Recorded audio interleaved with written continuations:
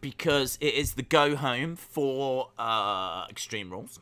And we're building towards what should be a very fun pay-per-view. I don't think, as a result, there's really much on tonight's show that's gonna get the pulse racing. I think it's just final touches.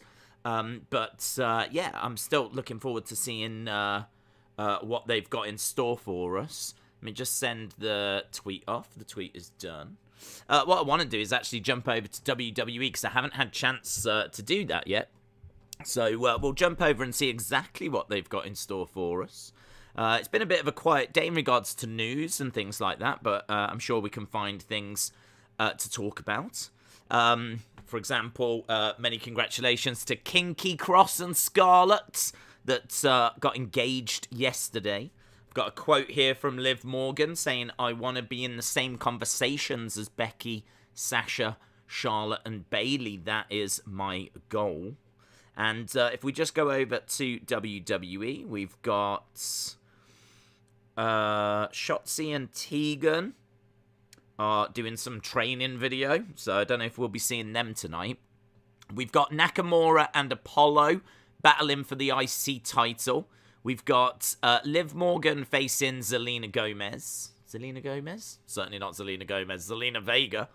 Can I just say, that's really annoying. This is something that always bugs me. Whenever you have a look at a Twitter post, they don't actually put the names. They tag people in it. So it says, "Ya only live once," faces Tria Trinidad. So in my mind, I have to work that out, right? So I'm going to have to sit Shinsuke N and WWE Apollo. I can work that one. But then you read, "At You Only Live Once," Liv Morgan, faces Tria Trinidad. It's such a test of what people's real names are. So that's going to be Liv Morgan taking on Zelina Vega. And we've got Happy Talk with Happy Baron Corbin debuts tonight. So there we go. If Austin is around, and I think I did see him, then he'll be pleased because we've got a new talk show segment featuring Happy Corbin. Happy Talk with Happy Corbin. So there we go. Happy Friday. Happy Friday to Jim. Barry said Liv Morgan is underrated.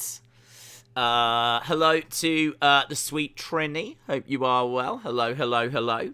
Brad said, "I'm so glad that we get Apollo versus Nakamura again. That's new." Retribution says, "Yes, I hate when they do that as well." I know, yeah. It's you have to sit there and try and decode it. I don't know. I don't quite know why they do that. I think it's so you can click on it and then find their profiles or whatever. But I kind of feel like maybe we could do that in a separate post. But it's not the biggest problem in the world. But my day today, wow, have I been busy. I've been doing research. I've got research, all my notes lined up for the big weekend. We've got UFC 266, a massive show, which will be live in 24 hours' time. Starts at 11 o'clock tomorrow night UK time, 6 o'clock Eastern time. So we've got UFC 266. Before that, we've got Anthony Joshua taking on Alexander Usyk, and I'm really excited by that fight as well. To be honest, I shouldn't be watching it, is the truth. I should be doing the football, having a little nap, and getting ready for UFC. But tomorrow we're actually going to do the football into the boxing, straight into UFC. It's going to work out that we'll be streaming for about 18 hours tomorrow. 18 hours worth of streams tomorrow. So that is going to be on a mixture of this channel and the football channel. So if you are watching UFC, we're here, we're live. If you are watching Anthony Joshua, we're here, we're live. If you are watching any Premier League football, we'll be on the football channel live as well. So big weekend. And then, of course, on Sunday, Extreme Rules. We are here for Extreme Rules. I've had a few people asking if we're doing it. Yes, we're doing it. Of course, we're doing it. So we will be here for Extreme Rules as well. Sandman 882 says, hi Days, I just came by to say hi. I can't stay because I'm at Smackdown. Wow, there we go, guys. Everyone asking, is there going to be any surprises tonight? Yes, there are. Sandman 882 is there. Sandman is going to be making an appearance at Smackdown, maybe cashing in his money in the bank. We'll have to wait and see. Have fun, Sandman 882. David said, Ryder Cup USA 3, Europe 1 in the first day. Yeah, I must admit, I'm not crazy about golf. I'm pretty good at being able to watch all sports. If there was nothing on and I was just kind of at a bit of a loss, then I would probably watch the golf. But other than that, I can't say that it's ever really grabbed me. So I've never played golf apart from the crazy version, which is the best version. But I've never actually gone and played golf. It's just, I don't know, it doesn't really speak to me. So I hope obviously Europe do well. Or not. But I will get over that very quickly. I just want you to know that. I will get over that very, very quickly. Anna Heel Doors. Shout out to Anna Heel Doors, who's been a member for 12 months. Anna, shout out to you. I'm loving this. I love this little new feature that members of the channel get. I like seeing you guys getting, like, you know, extra little bonuses. That's how it should be. Anna Heel Doors says, I'm here for Smackdown. I'm going to have to miss Rampage. Well, I did see Austin ask the question, does Days know that Rampage is 2 hours? And Days does know that. Days is not thrilled about that, if he's being honest. I kind of think that 2 hours is, fine for Dynamite. But, Rampage is quite late, isn't it? Not that it's a problem. Like, normally I'd be like, yeah, brilliant, let's do it. But I've got that day tomorrow, haven't I, that's like 18 hours long. And I was kind of looking forward to getting a sleep. So, AEW is robbing me of sleeping time. So, not impressed. Not impressed. Tony Khan, if you are watching, not impressed. Austin said, Days is a lurker. That is confirmed. Boy said, don't worry, Rampage looks to be a good show tonight. The show itself will be good, but tonight of all nights is not the night I needed it to be 2 hours long. So, but that's just a personal problem that I've got, what with tomorrow being such a big day. LSW said, fun fact, this is my first Super Chat style message. LSW, shout out to you. Been a member for 15 months. Amazing. That is long, isn't it? That is long. I mean, honestly, I can't stand myself after about 5 minutes. But yeah, you've been around for 15 months. That is wild. Trent said, Days, have you tried the new Mountain Dew? It's mysterious. You should try it. I have not tried the new Mountain Dew. I was not even aware there was a new Mountain Dew. And honestly, that's going to be something else that's going to make me angry now because there's nothing wrong with the old Mountain Dew. So I don't know why we need a new Mountain Dew. So, what is it? Is it a certain flavour, Trent? What's going on? Please respond. Primo said, Days, there was a lot of disappointment surrounding the AEW Grand Slam rating. What are your thoughts? My thoughts are that AEW is trash. That number was trash. They should all be ashamed. I think that it's a joke of a promotion. I think that that number is appalling. How they're still going, I have got no idea. They should shut it down, right? Honestly, if I was Tony Khan, I would look at that number and I'd be like, shut this down. Shut this down right now. This is, we can't even get a 1.3 with this card on a Wednesday night up against no competition. Shut this down. This is clearly not what people want. Shut it down. Like that. And then just go away and just start sobbing in the corner. I mean, I don't believe any of those things that I just said. But I did want to just kind of spruce up the stream a little bit. I thought if I throw that out there, I'm sure that'll get people's attention. But no, I the number's fine. The number's fine. I mean, the number is around that 1.3, which is their ceiling. I mean, they are maxing out, I think, what they can do the most. I don't think they can go really above that or much above that. Their debut was 1.4.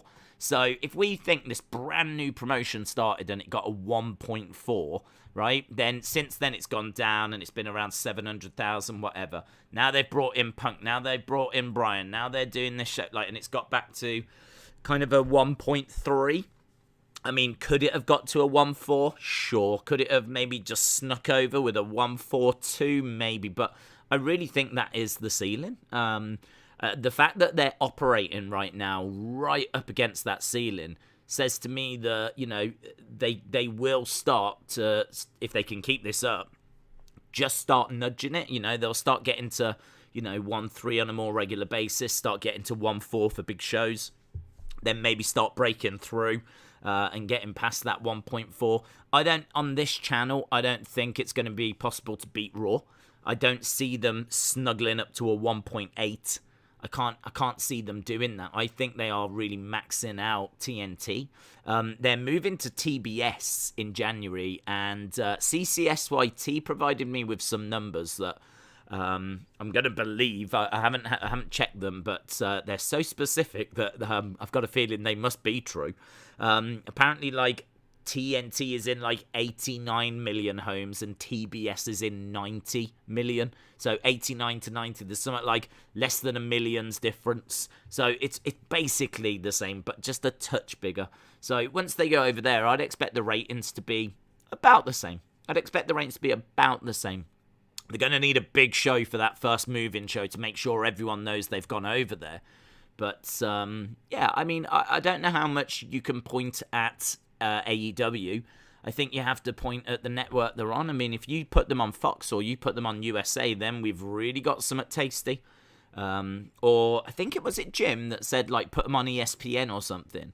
Then you've got something quite interesting. But I think the stations they're on with the reach that they've got, being anywhere around that 1.3 is probably what they're hoping for. I mean, in a way, they're at a point where they can't win. I think they're maxing out their audience. I don't think they can get much above where they are. So really, the only thing they can do is disappoint and go the other way. Imagine if this had come in at under 1 million. Imagine if the number was 950,000 or 1 million. Or how disappointed would people have been if it was 1,057,000. Those are disappointing numbers. But 1.28, I don't think that's disappointing. Let's try and read some of these out. Jensen said, this is a very cool new YouTube addition. Austin said, a free super chat party. I can't wait for happy talk. Miss Khan1 says, I like to drink mountain goats. Cool. Wrestler Dandy said, is a Rampage 2 hours each week? No, just this week because it is a Grand Slam. They're doing a Grand Slam Dynamite and they're doing a Grand Slam Rampage. Future Comp said Days is sexy. Well, look, guys, if you are going to use this free super chat function, I do expect you to put in facts Future Compilation has just done there. So Days is sexy. Matt said, my prediction for the London Derby, I'm saying 2-1. Come on, you Spurs. They play Arsenal, don't they, tomorrow? I don't know what time that is. Is it tomorrow or is it Sunday? Can't remember. I know that the first game tomorrow is Man City versus Chelsea. Those are the two teams that everyone expects to win the league. So Chelsea, Man City won the league last year. Chelsea won the Champions League. So we've got the best club in England taking on the best club in Europe. In the Premier League in the first game tomorrow. It is a massive game. I've actually heard pundits saying, and we will go back to wrestling, but I've heard pundits saying that if Chelsea beat Man City tomorrow, that's the end of Man City's title chase, because in order to claw they're already fallen behind. If they lose and they go another 3 points behind, Like, we're not even into October. It's going to be so hard for them to make up those points. Just because you don't see Chelsea slipping up. Chelsea just seem relentless. And Chelsea have got a hell of a run now. Chelsea's run coming up is immense. They've got such easy games. They've had hard games. Their hard games have been and gone, and they've come through, and they are looking amazing. So Chelsea are in a fantastic place at the moment. So yeah, if they end up beating Man City tomorrow, could be a real blow to Man City's title hopes. Taboy said, yo, what's up? Days versus Biden in a handicap match. Sure, bucket. Butterscotch says, Days, is your favourite movie Dazed and Confused? Do you know, fun fact, I've never seen that film. I know the film. It's like a 90s... I know the cover. It's a 90s film, and it's got kind of like a trippy, hippie kind of cover to it. But I've never actually watched it. There's loads of films, you know, that I've never seen. Loads of films that I've never seen. That I really should try and find the time. I want to see that Why, The Last Man. It's not a film, but it's on Disney Plus, and that looks fantastic. Like, it's got like very strong Walking Dead vibes to it. It's actually been converted over, adapted from a graphic novel, so I'm really do want to check that out. Pure sexiness everywhere. Lauren said, Days, did you know that United versus Villa is on at the same time? Yeah. Which sucks. I mean, to be honest, it doesn't suck too much for me because I can't watch it. It's the early game was already selected as being the Man City-Chelsea game. So that's the early game on TV here. The way that the Premier League works is a bit strange in England. So you get an early game on a Saturday, and we can watch that on TV. Then we can't watch any of the 3 o'clock games. And then there's a late game on a Saturday, and we can watch that on TV as well. So normally on a Saturday, you can watch 2 games, the early game and the late game in England, and that is it. So, and that's what's tomorrow. I mean, tomorrow we've got Man City versus Chelsea as the early game. Liverpool-Brentford, I think, is the late game. So Man United were on at 3, couldn't watch it. Now they've moved it to early, but Man City are on TV, Man City Chelsea, so still can't watch it. So yeah, Man United versus Villa. Just miss out on that. Days, I'm considering painting Just Bleed on my chest for the Nick Diaz return tomorrow. Going full on like the that infamous dude. Yeah, that's cool. That's we had him actually as a little GIF. We used to have. Do you remember when we had the voiceover woman and when people made donations? We had a little pop-up thing. Like, we've fallen a long way. Like this, we used to be super professional around here. But one of the things we had for UFC was the Just Bleed man. I had that as a little thing that would pop up. So, yeah, a few people in our community should be familiar with him. Jim said, I read the first paperback for Why the Last Man. It was boring. I hope the TV series is better. The trailer looks good. And because I'm now at the point where I can only watch Walking Dead once a week, because I'm all up to speed with it, I just saw the trailer for that, and I was like, I need to definitely get on that, because it looks really cool. And it looks like my kind of thing. So I'll check it out, but if it underwhelms, it underwhelms, you know. I won't be checking it out this weekend, though. I know that much.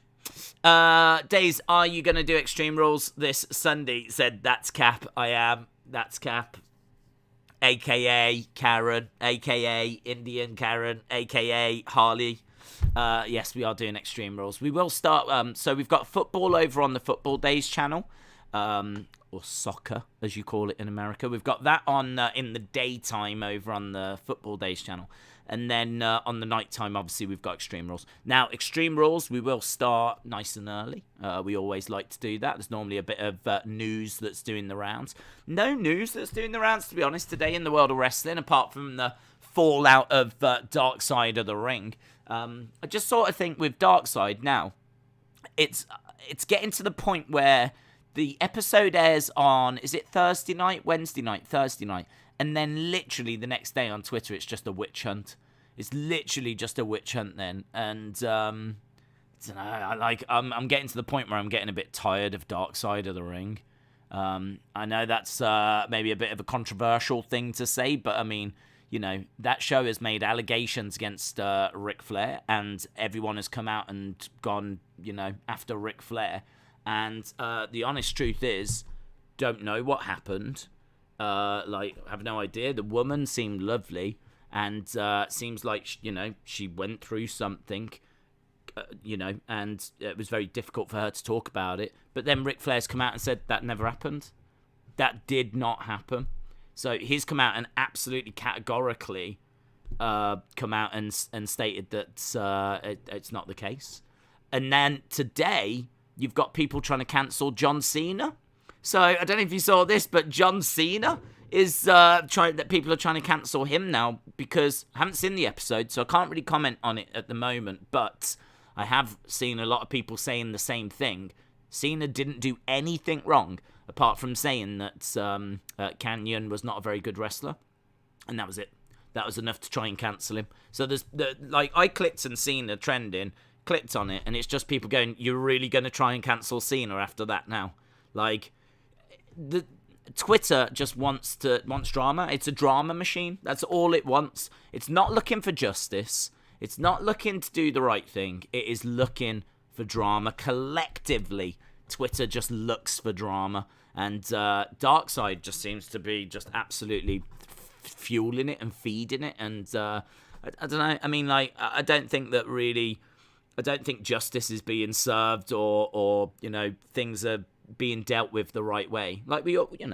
There's right and wrong in the world, and it's good that Darkseid is shining a light on the bad things that happened, but I don't know, it's turning into this massive witch hunt every single week. I don't even know what next week's episode is, but there'll be another witch hunt the next day after on Twitter and on social media. I mean, we're seeing Tommy Dreamer getting cancelled, Ric Flair getting cancelled, Undertaker today is cancelled. I don't know if you heard this news. Undertaker's cancelled now. Undertaker, forget liking Undertaker, that's done. You're not allowed to anymore, he's been cancelled. So Undertaker's cancelled, Ric Flair's been cancelled twice. I think Goldust was cancelled. I don't know, at this point I'm trying to figure out who's left. So, apart from that, that's the only thing that's really been going on in the internet wrestling community. Or certainly that I've seen. JS17 said, I know you're not into superhero films, but one day when nothing's on, you should watch the original Spider-Man trilogy. It might get you into it. There are films that I really like that are like superhero ones. So I do like the Batman Dark Knight trilogy. So I went to the cinemas to watch those, and I enjoyed those. What else have I seen? I mean, I did go to the cinema to watch X-Men, and I was like, it's all right. I didn't hate it. I didn't start crying in my seat or anything. I just watched it. There were some big explosions, and then we went and saw Senna straight after, which is a fantastic film if you've never seen it. So I've seen that. I'm trying to think what other ones I've seen. I mean, honestly, when it comes to Marvel, very few. Very, very few. But, no, I mean, I don't know. I mean, we have a little bit of a laugh and a joke with it, and I can see the appeal. I get why people are into it. I might like the Iron Man films, because I don't think he's got, superpowers. He's just got, a crazy cool suit. So, it's a bit more like science fiction.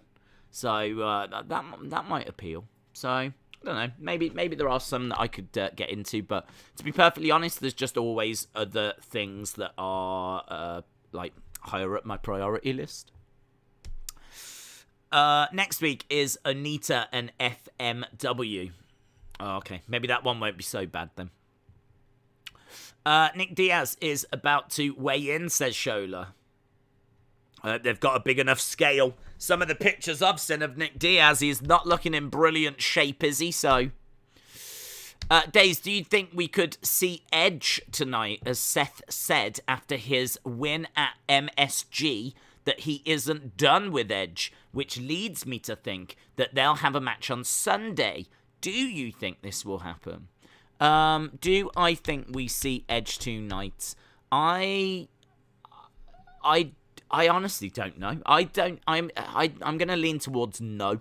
I'm gonna lean towards no because like the original reports I read was that Edge is out now for a few months and he's not going to be around for a while. So Seth saying that he's not finished with Edge and all this kind of stuff, I really expected someone to interfere last week and no one did. And so I couldn't quite figure out where they were going. So it's a really good point that you've made. Like, what is the plan?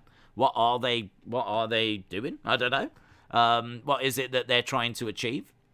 So I think that we will get Seth and Edge one more time, but I don't think it'll be for a while. I could be a million miles off. I am literally just basing that on the reports that Edge is out for a few months. And honestly, like, my mind was blown last night when randomly, right, I was just, so I did a Wrestling Escape Pod episode, which was a lot of fun. So big shout out to everyone that checked that out. I hope you enjoyed it. So we did a Wrestling Escape Pod. I did a member stream. And then I was like, I kind of need to do something on this channel. And I was really like, I don't know what to do. And I actually uploaded a Finn Balor figure video. So what I wanted to do with that is I wanted to get a figure video on the channel because people keep asking for them. And what with Finn Balor in the main event, it made sense to do him.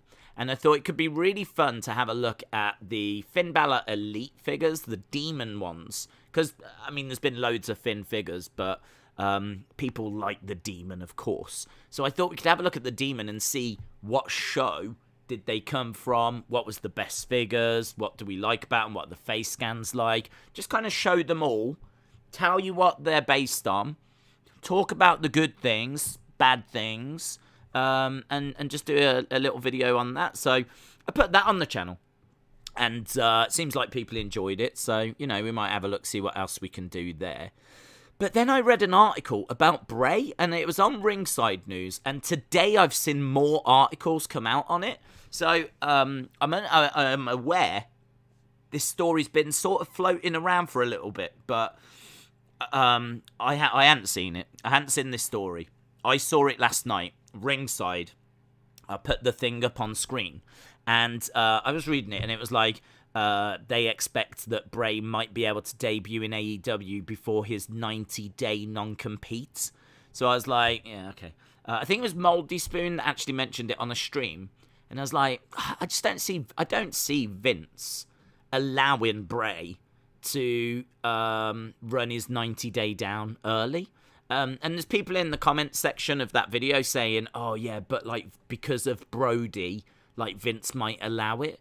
I think people are giving Vince way too much like credit for him to do that. Like, Vince is a businessman that thinks business and puts WWE above his own family.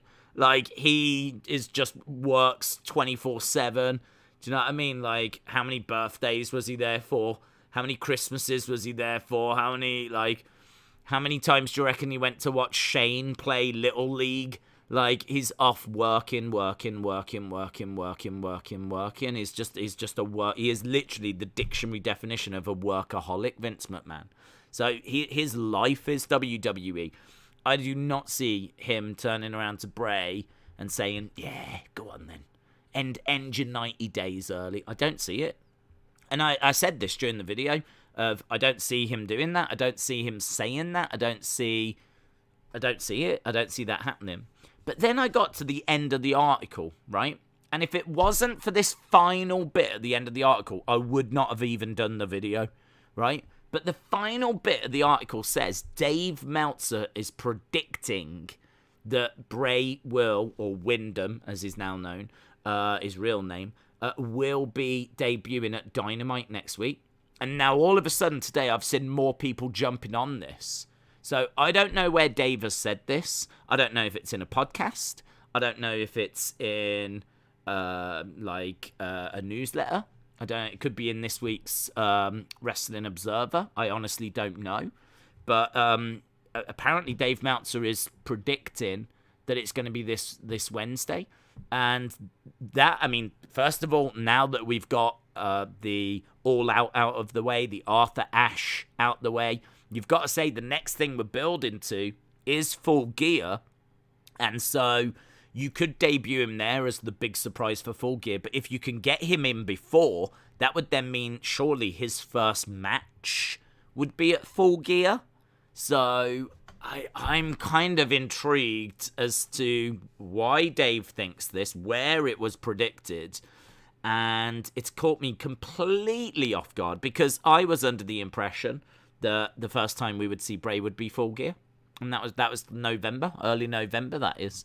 So very early. I mean, we're about 4 to 5 weeks away. 4 to 5 weeks now, I believe, till we get to about Full Gear. And I would say that's a big talking point.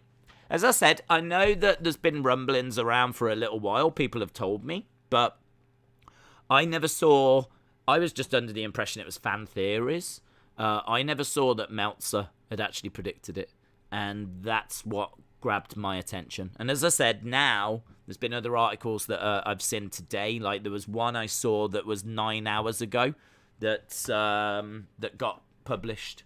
So this does seem like it's a story that's just kind of, I don't know. It's a very weird one. It's a very weird one. If we search Bray Wyatt, there we go. There's one there. Let me show you so you can see that this is the Sportster. This was 6 hours ago. Latest on Bray Wyatt possibly debuting in AEW. And then we've got another one here. WWE Bray Wyatt to potentially debut in AEW. That was 10 hours ago. So even that was only done at, 2 o'clock UK time. So 10 hours ago, Give Me Sport reporting it. Sportster 6 hours ago. I mean, I haven't actually read this. Let's see what it says. It's almost been 2 months since Bray was released by WWE.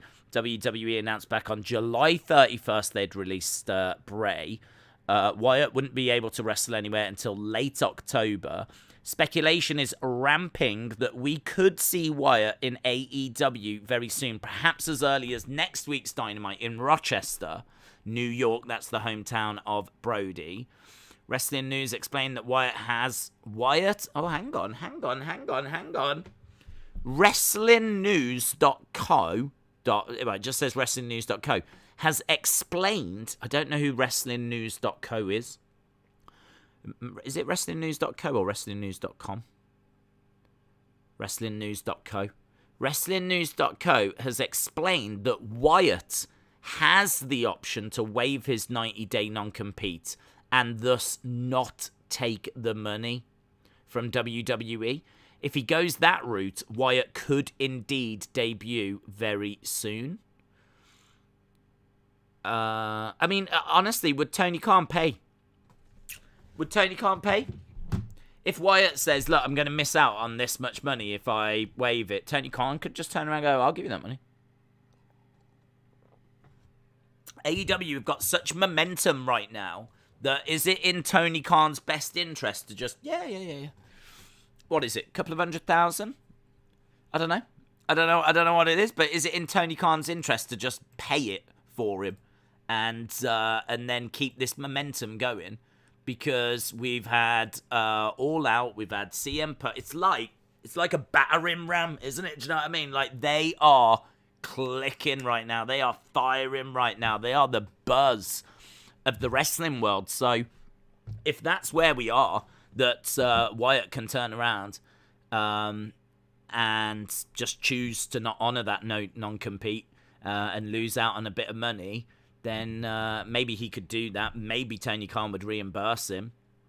I mean, what with the fact that Rochester is Brody's home, could that be on his mind? Could he choose to do that? And it's interesting, isn't it? I mean, if nothing else, you've got to say it's definitely interesting. Days, it depends on the actual non-compete. If you take it into consideration, Brody hasn't competed since WrestleMania. I don't think that, though, to be honest. I don't think that plays a part because he's still under contract. I think the no-compete would come in as soon as your contract ends. As soon as WWE terminate it. So as soon as they terminate the contract, then there's the 90 days that begins. So up until WrestleMania, he's still under contract. They didn't announce that he was done until July. So I don't know that Bray would go, okay, well, I've already done my 30 days of, like, non-competing. It's like, well, no, because you were still under our contract. If we wanted to use you, we could have. So I don't know. I don't know if that would be a factor, to be honest. Could be. I'm not going to completely rule it out because, honestly, I didn't even expect to be having this conversation right now. What are the chances? Vince has been told AEW ratings are stuck around 1.1 after Punk Brian Cole and said have at him. I mean, it sounds to me that this is not Vince's decision. I think there's a 90-day non-compete in Bray Wyatt's contract. I think now it's got nothing to do with Vince. I think the 90 days is there, right? I will put my flagpole down there. I think the 90 days is there. So I think that if Bray is going to debut before, he's going to have to choose to lose money. He's going to have to choose to break that contract and break that agreement, which means he'll lose a little bit of money. I don't know the amount. Of course I don't. I have not seen the contract. But I don't know, will Tony pay like the money that Bray misses out on? Will Bray even do that? Or will Bray just think, well, you know, we need a surprise for Full Gear anyway. I might as well be that surprise. Do you know what I mean? Like, they always need surprises. Or is it more valuable to keep this ball rolling? Is it more valuable to, you know, just keep trying to get whatever you can right now so that you can't help but tune into AEW because they've got Punk, they've got Bryan, they've got, like, you know, a match of the year contender now. They've just been at Arthur Ashe, great all-out show. Now, oh my God, they've got Bray Wyatt. They've brought in Ruby Soho. Like, I don't know, like, do you run the risk of it just dipping down a little bit of that momentum and then you bring Bray in? Or would that even be a problem? Maybe it wouldn't. This is a topic I never expected us to talk about. In my mind, Bray goes to AEW early November. Not, wow, he might be debuting next week. Vape Ross Vape said, are we sure they want Bray? They passed on Murphy. I think they're very switched on to social media. I think AEW do a very, very good job there. I think, you know, you only have to look at the Suzuki incident or the way that the Young Bucks use their Twitter bios. You know, their kind of interaction with, you know, look at Brody as well with its Wednesday, you know what that means. He used to tweet that out all the time, didn't he? And it's Tuesday, you know what that means. He used to just do that all the time. And now you hear it like, I think, didn't the Arthur Ashe shows start with JR saying it's dynamite, you know what that means? Or something along these lines. Like, they use that line a lot because that's what he used to tweet out, and it was a lovely little, you know, it's just a little reminder, little mention, a little honorary mention of Brody. But their use of social media is fantastic. WWE's use of social media actually isn't very good. It's big, it's a monster, but it's very, we're going to tell you this, now we're going to show you that it's not as interactive. So it's very much like, here's a clip, here's a graphic, here's some information about tonight.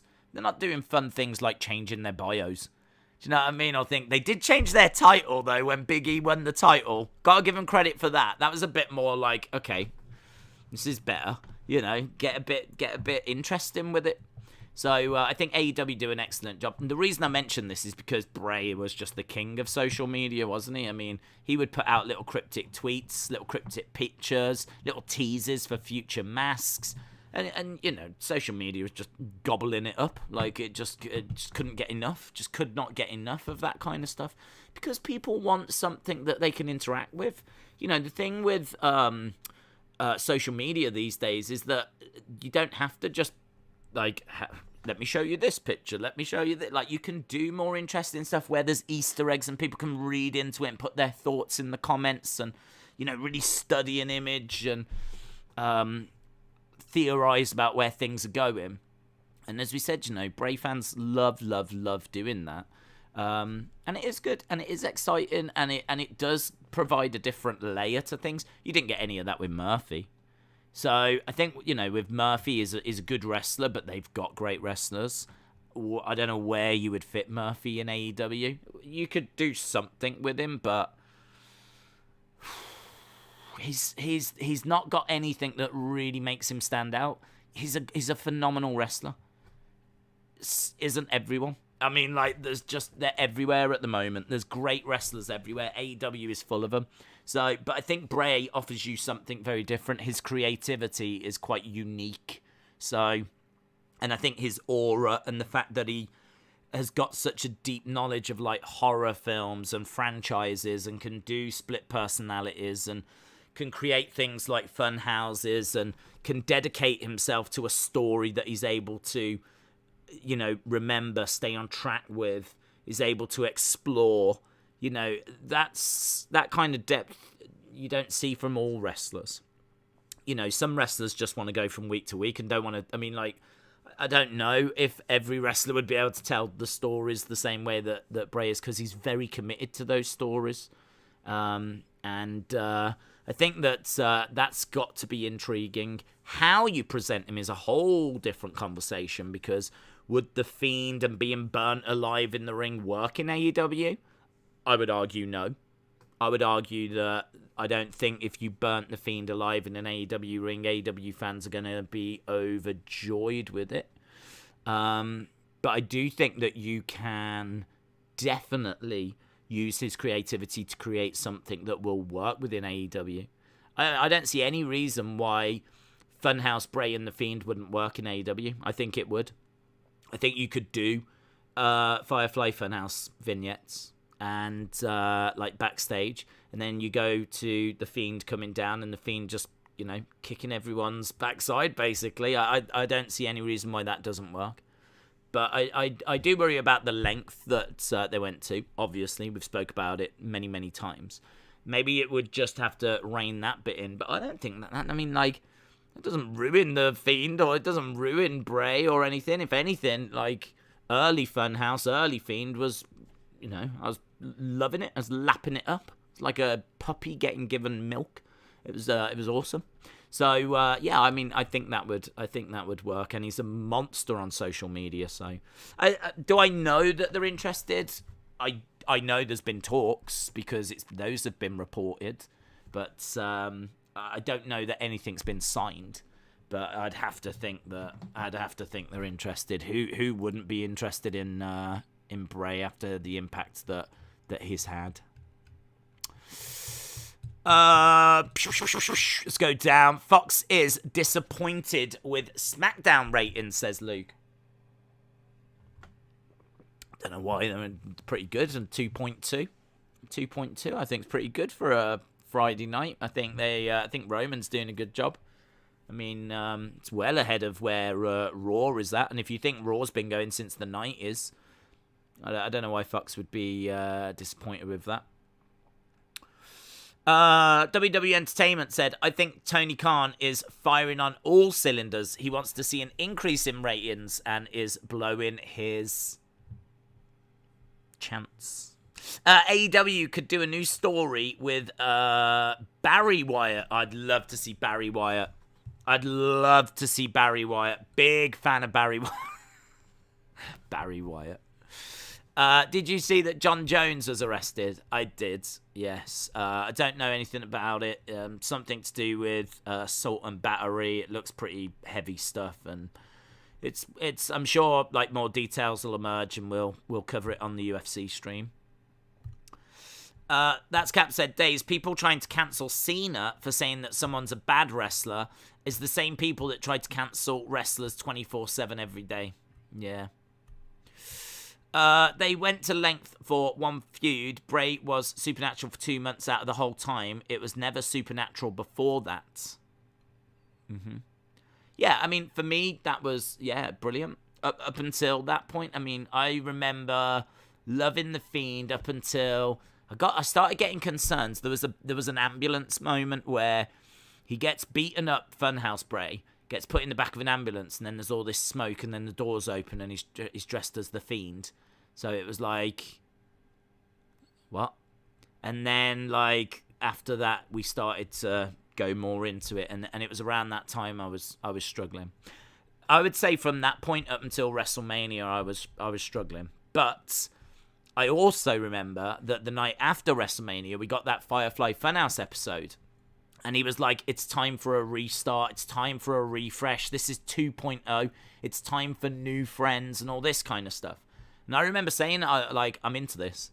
This reminds me of where we were before. This feels like we're getting back on track here. It feels like we're you know, I didn't want to see him going after Alexa. Not interested in that. Because I just don't, personally, I don't think the Alexa thing should be happening anyway. I just don't, I think she should be doing a different character.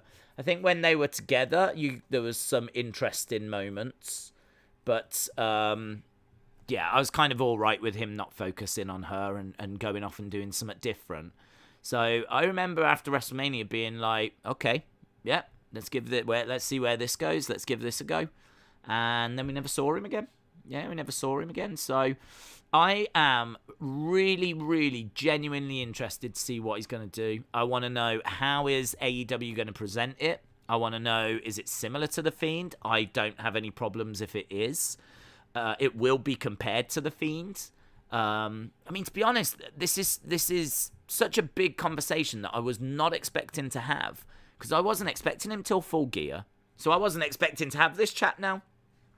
So we could definitely do like just a separate stream where we just get like people's thoughts as to what they want to see, and you know how they would bring him in, how they would book him, all this kind of stuff, because it's not a conversation we've really been having. It's been so far into the future.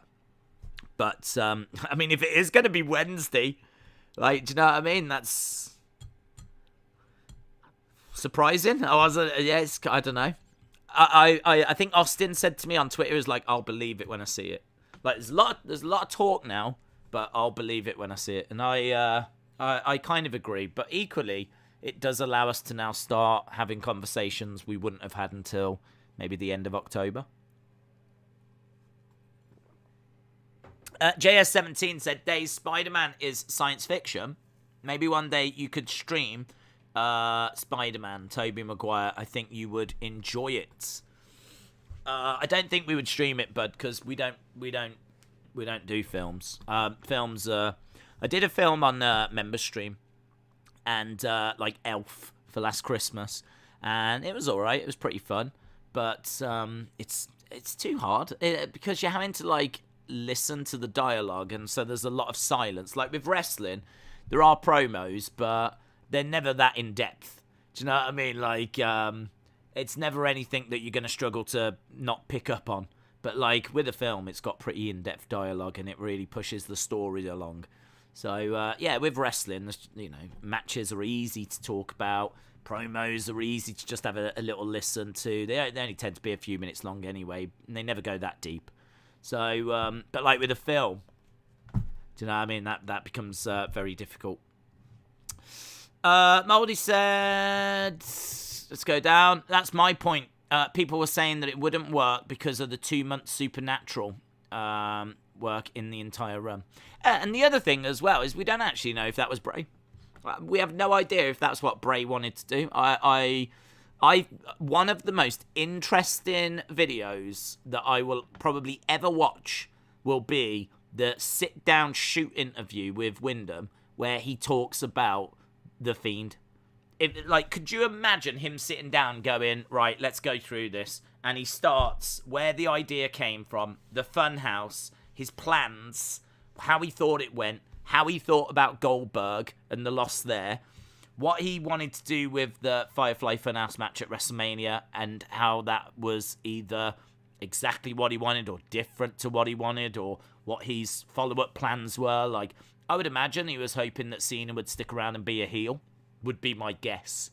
Or maybe that was a plan, or I have no idea. I think actually the plan was that they were going to do it in the ring, and then when it turned out that they were going to have to do it in the Performance Center in front of no fans, that's when the opportunity came to do something different, and I think they just went for it.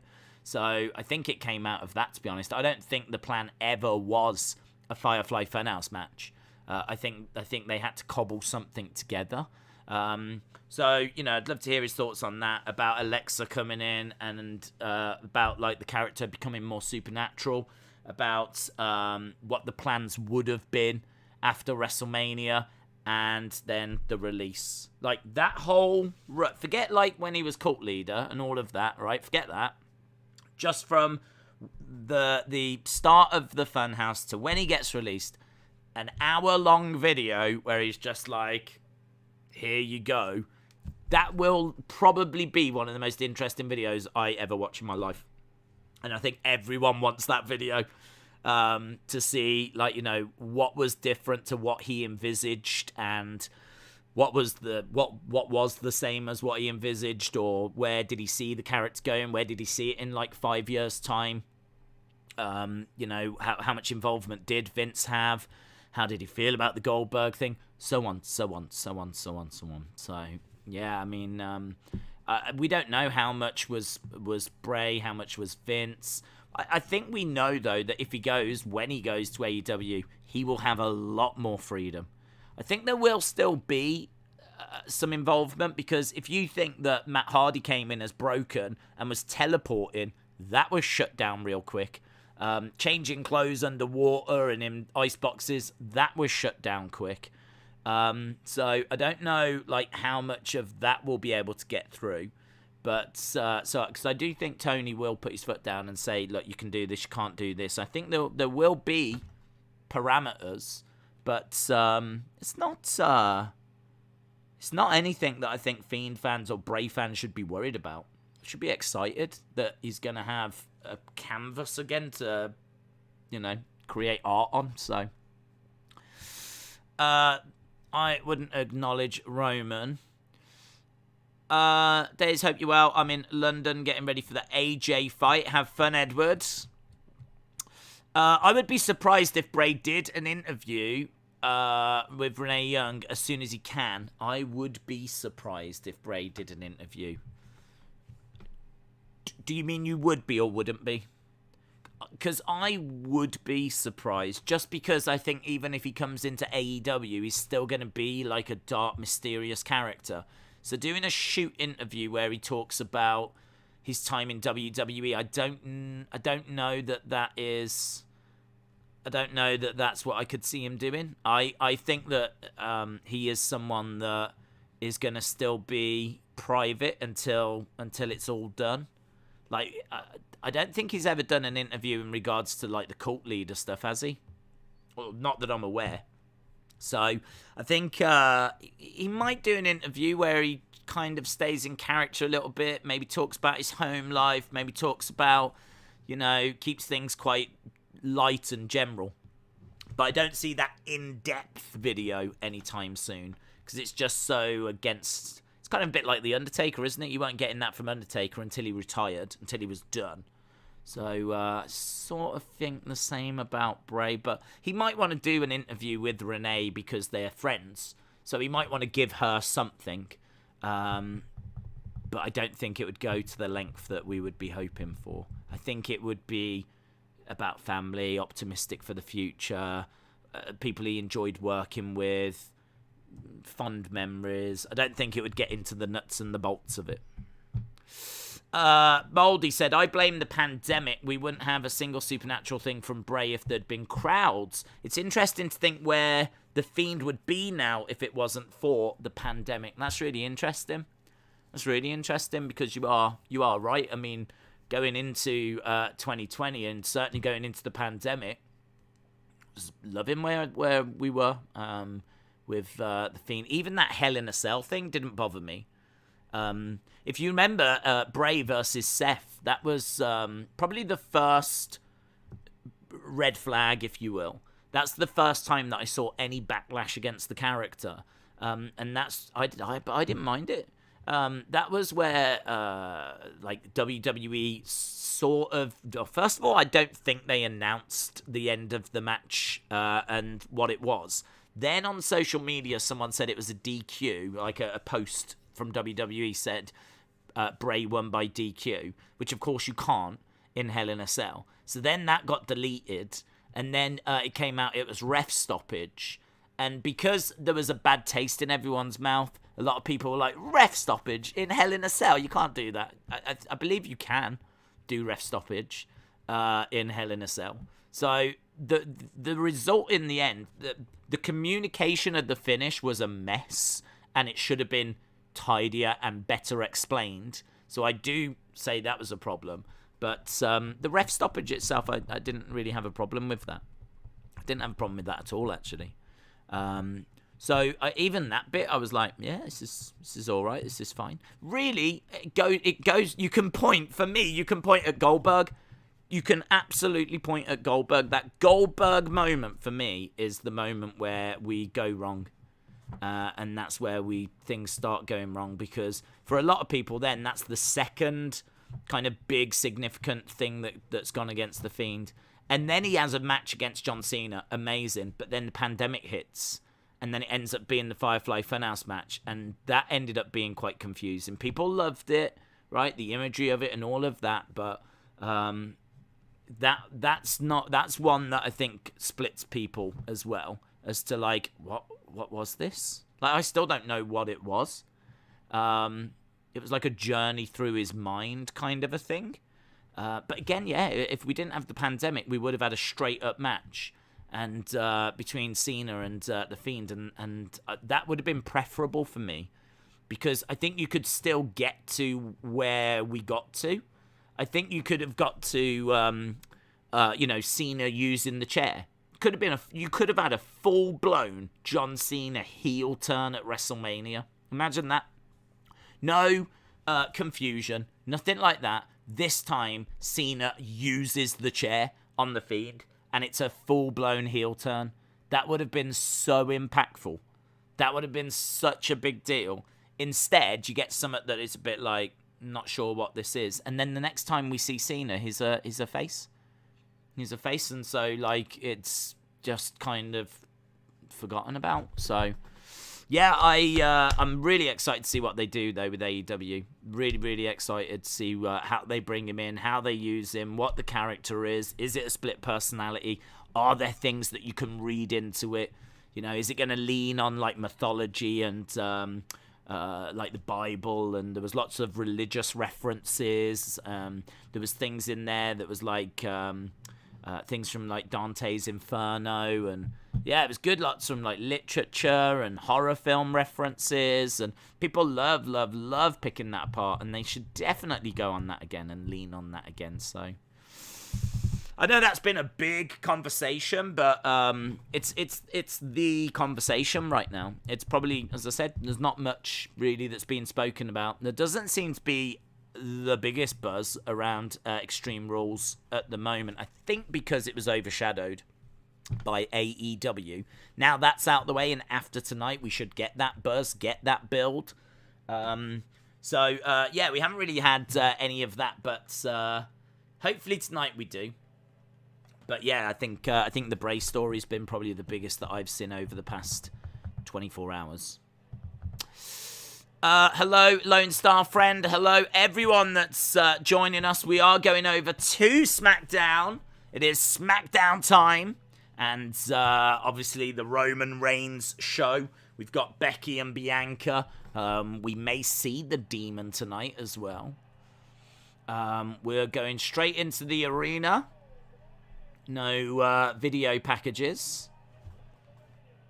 We've got very passionate, very boisterous crowd jumping around and cheering.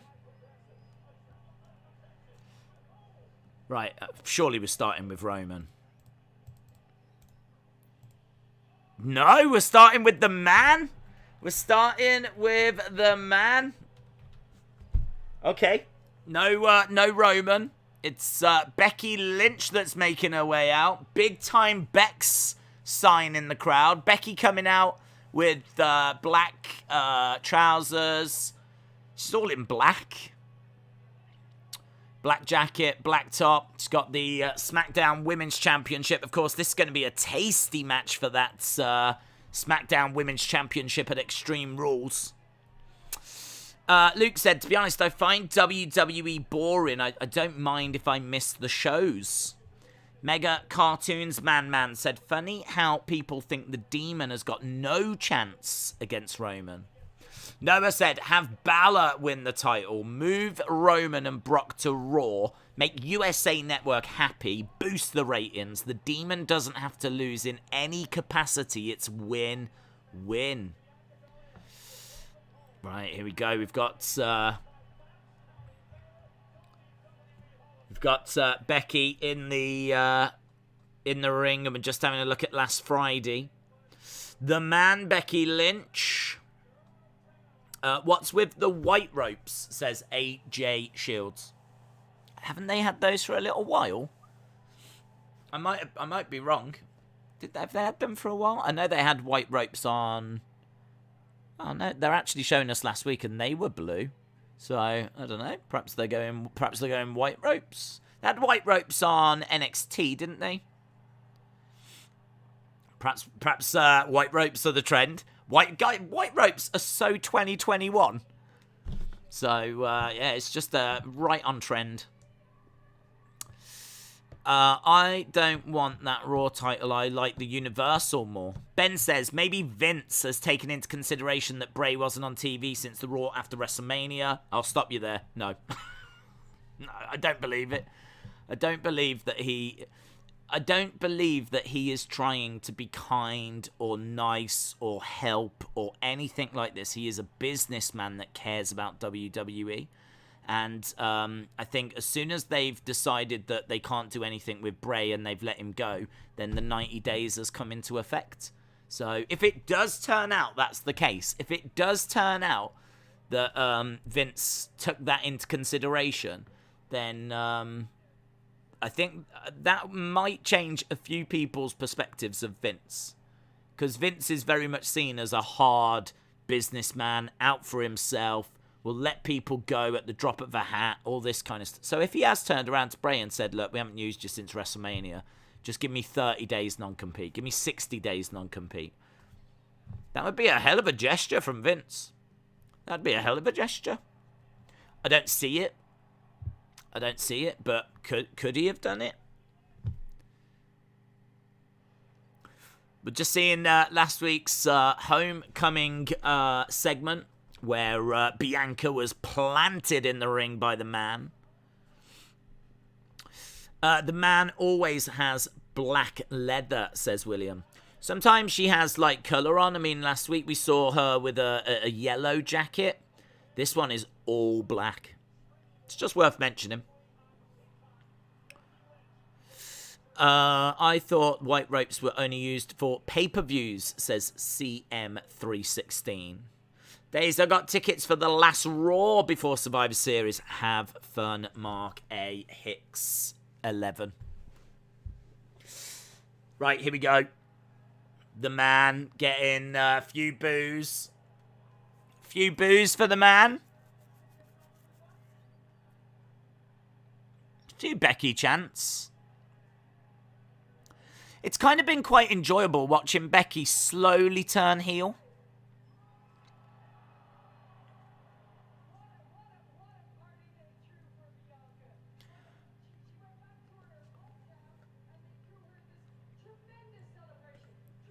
They threw her a tremendous celebration.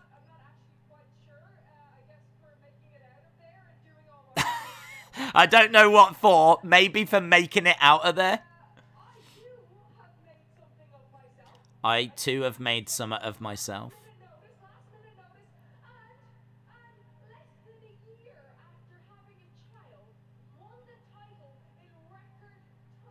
I won the title in record time.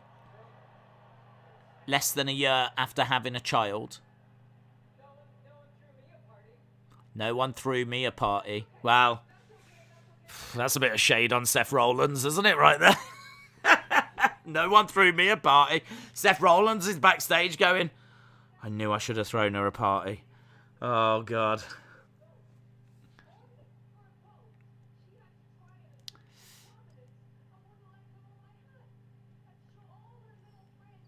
Becky Lynch says she wouldn't let go of my hand. So she's saying that Bianca provoked her. Greatness isn't made in the body, it's made in the mind. Do you think SmackDown is the #1 show? It's got bigger superstars.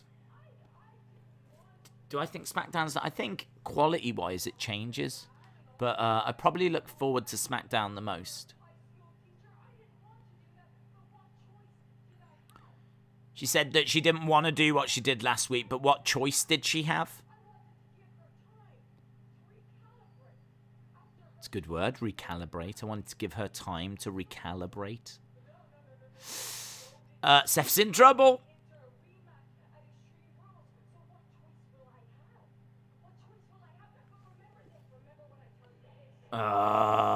Becky says, remember this. Remember when I tell you this. And out comes Bianca, interrupts.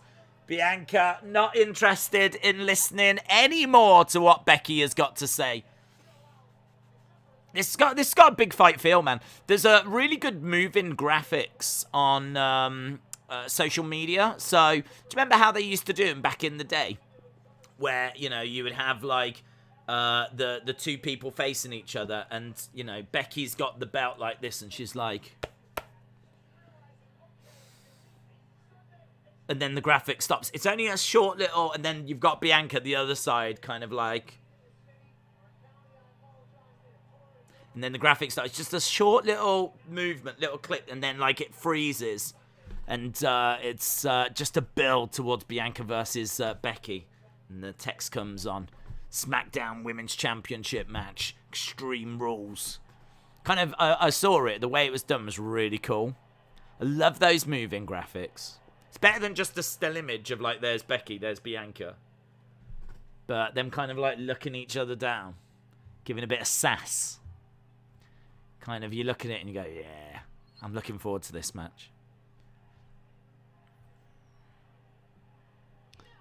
Right, here's Bianca.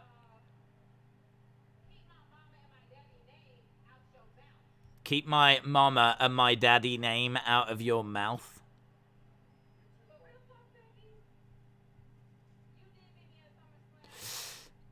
Bianca will lose because of Sasha. They're going to continue their feud. Becky will win the fight with some surprise newcomer, says Vin.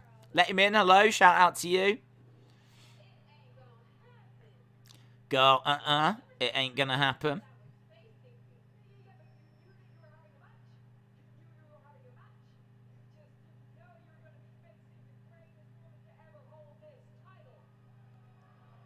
Do you remember back in the day, they used to have like Mean Gene on a platform, and he'd be like, ladies and gentlemen, like, and he'd bring them out, and then like Becky, or well, back in the day it would have been Hogan, would have come out, and you know, he would have interviewed them like in front of the fans, but not in the ring, on a little platform by the entranceway.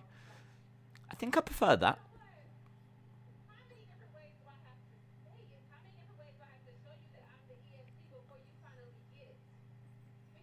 Instead, this is just like a back and forth little squabble.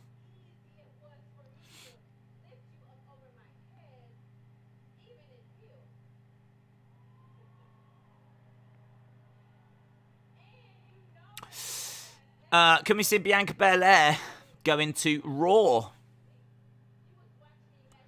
Maybe. She really fits on SmackDown, though. I always see SmackDown as being kind of like the sporty, athletic show. And she definitely fits over here. I see Raw as being more the comedy, sports, entertainment show.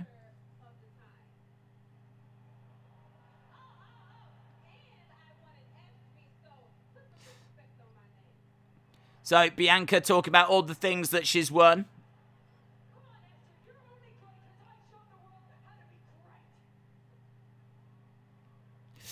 Days, hope you are well. I'm good. Shout out to you, Legend Killer. Hello, Europeans, says the Joker. Hello, USA. Hope you are well. Hope you are enjoying this opening segment. Best believe this ain't going to end in 26 seconds.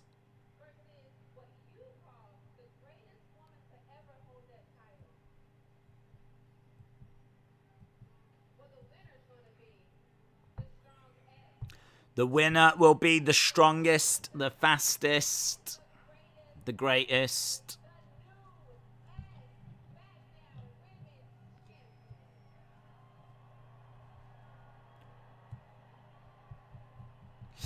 Boring. Yeah, it is a bit flat. It is a bit flat.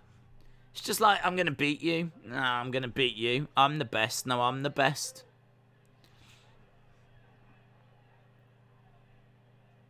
Oh, that's good, though. She just slapped her in the face. Becky slaps Bianca. Bianca can't believe it. Bianca's like heads turned like this. She's like, ah. Bianca sells that like a dream. Look at it. That is brilliant. Look, you can see the cogs going around in Bianca's head. Becky slaps Bianca. Bianca like goes. And you can see she's like, have I just been slapped? She's like trying to work it all out. She's like, I think I've been slapped. Go! And then she like slowly, that's it. She goes after Becky, hurls her into the corner. KOD. KOD by Bianca Belair, planting Becky in the ring. She's taking her jacket off, rolls out the ring, leaves Becky lying in the ring.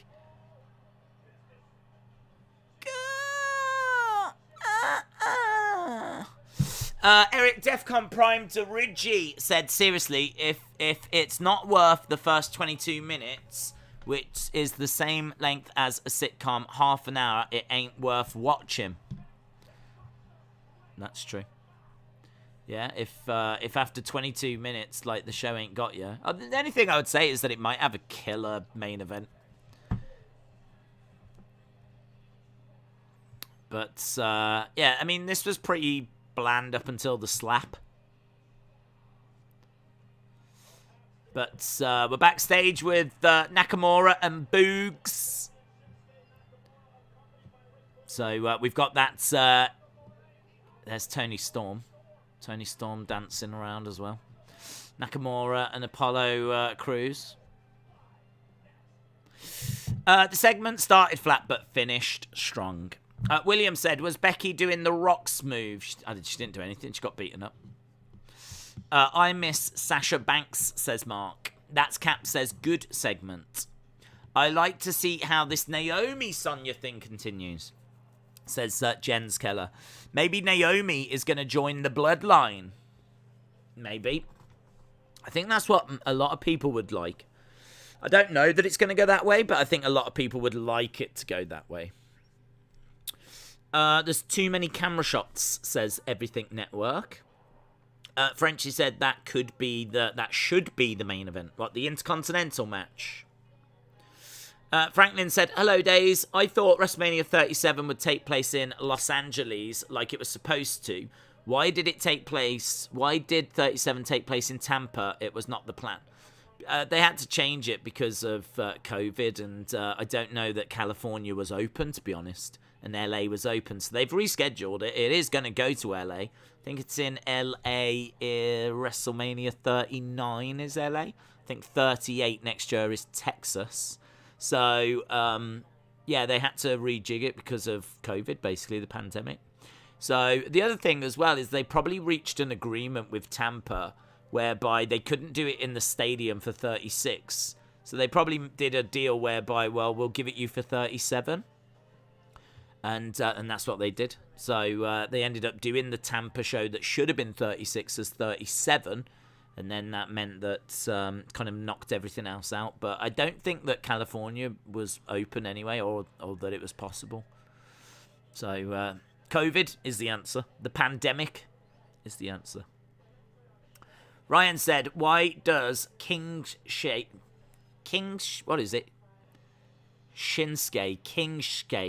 crown look like he stole it from He-Man? They've always had questionable crowns in WWE. So, yeah, that one's another kind of prop crown, isn't it? Kind of thing you'd get from like a fancy dress shop. I can tell you now, the Queen does not have a crown like that. Wrestler with Andy said, are you going to get the AEW trading cards? I might be tempted to get like the signature ones. I'd definitely be interested in the signature ones because I do like getting the wrestling signatures. I don't think I have a Kenny Omega yet. So, yeah, the answer to your question, yes, I would. I would be interested in getting the AEW ones. But maybe not so much. Maybe like the, I don't know, maybe the odd rookie card, maybe. Maybe. But I didn't get that, I didn't get the CM Punk one because I didn't realize you got an actual card. Like, it was all like e-cards. I'm not interested in e-cards. Forget e-cards. Not interested in that. Not until there's like a whole thing set up where like an eBay for e-cards. I haven't seen that exist. I don't know if it's out there. I could see the future being e-cards, definitely. See that being the future. Like getting packs and opening them like virtually and then getting cards and whatnot. I can see that being the future, but Topps have got an app, haven't they, for e-cards for WWE. But I just haven't seen the whole infrastructure start yet or it really catch on. So yeah, if they're proper cards, I'll get them. I'm a boomer. I'm not moving with technology. Right, we're going to this match now, actually. This Nakamura match. Nakamura. Right, Boogs. Boogs is in, Boogs in wrestling. Well, is he in wrestling attire? He's kind of got knee pads on. He could wrestle. That looks like his wrestling attire. Right, King Nakamura versus... Is it Happy Corbin? Do you know, I don't even know who he's facing. It's Apollo, isn't it?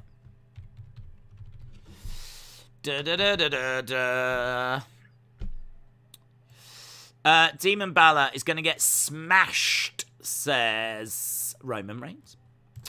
Do you think John Jones' domestic abuse was against a prostitute? I have no idea. I haven't read it. All I saw was that he's been arrested and there's like domestic abuse and all this kind of stuff. And as I said, that was enough for me to go, I'll have a read of this tomorrow. It's not something that I think we need to bring up during a SmackDown or AEW stream, talking about John Jones and domestic abuse. Do you know what I mean? Keep it light. Keep it light. Who have you got? Becky or Belair? I've got... Who have I got? Becky or Belair? I've got... Who have I got? Probably leaning towards Becky. Probably, I don't think we'll take the title off her yet. So, I'll lean towards Becky. Ben said, I'm actually looking forward to Extreme Rules. Last year, when the show was the horror show, I was excited for the Wyatt Swamp fights. Mm-hmm. Alex said, I've got Topps set a few months back celebrating The Undertaker. It came with several of his classic moments and a bunch focusing on the streak. The Punk one said Undertaker versus best in the world. Did it really? So it didn't say CM Punk on the card. Right, we've got Aziz, we've got Apollo. This gimmick has kind of stalled a little.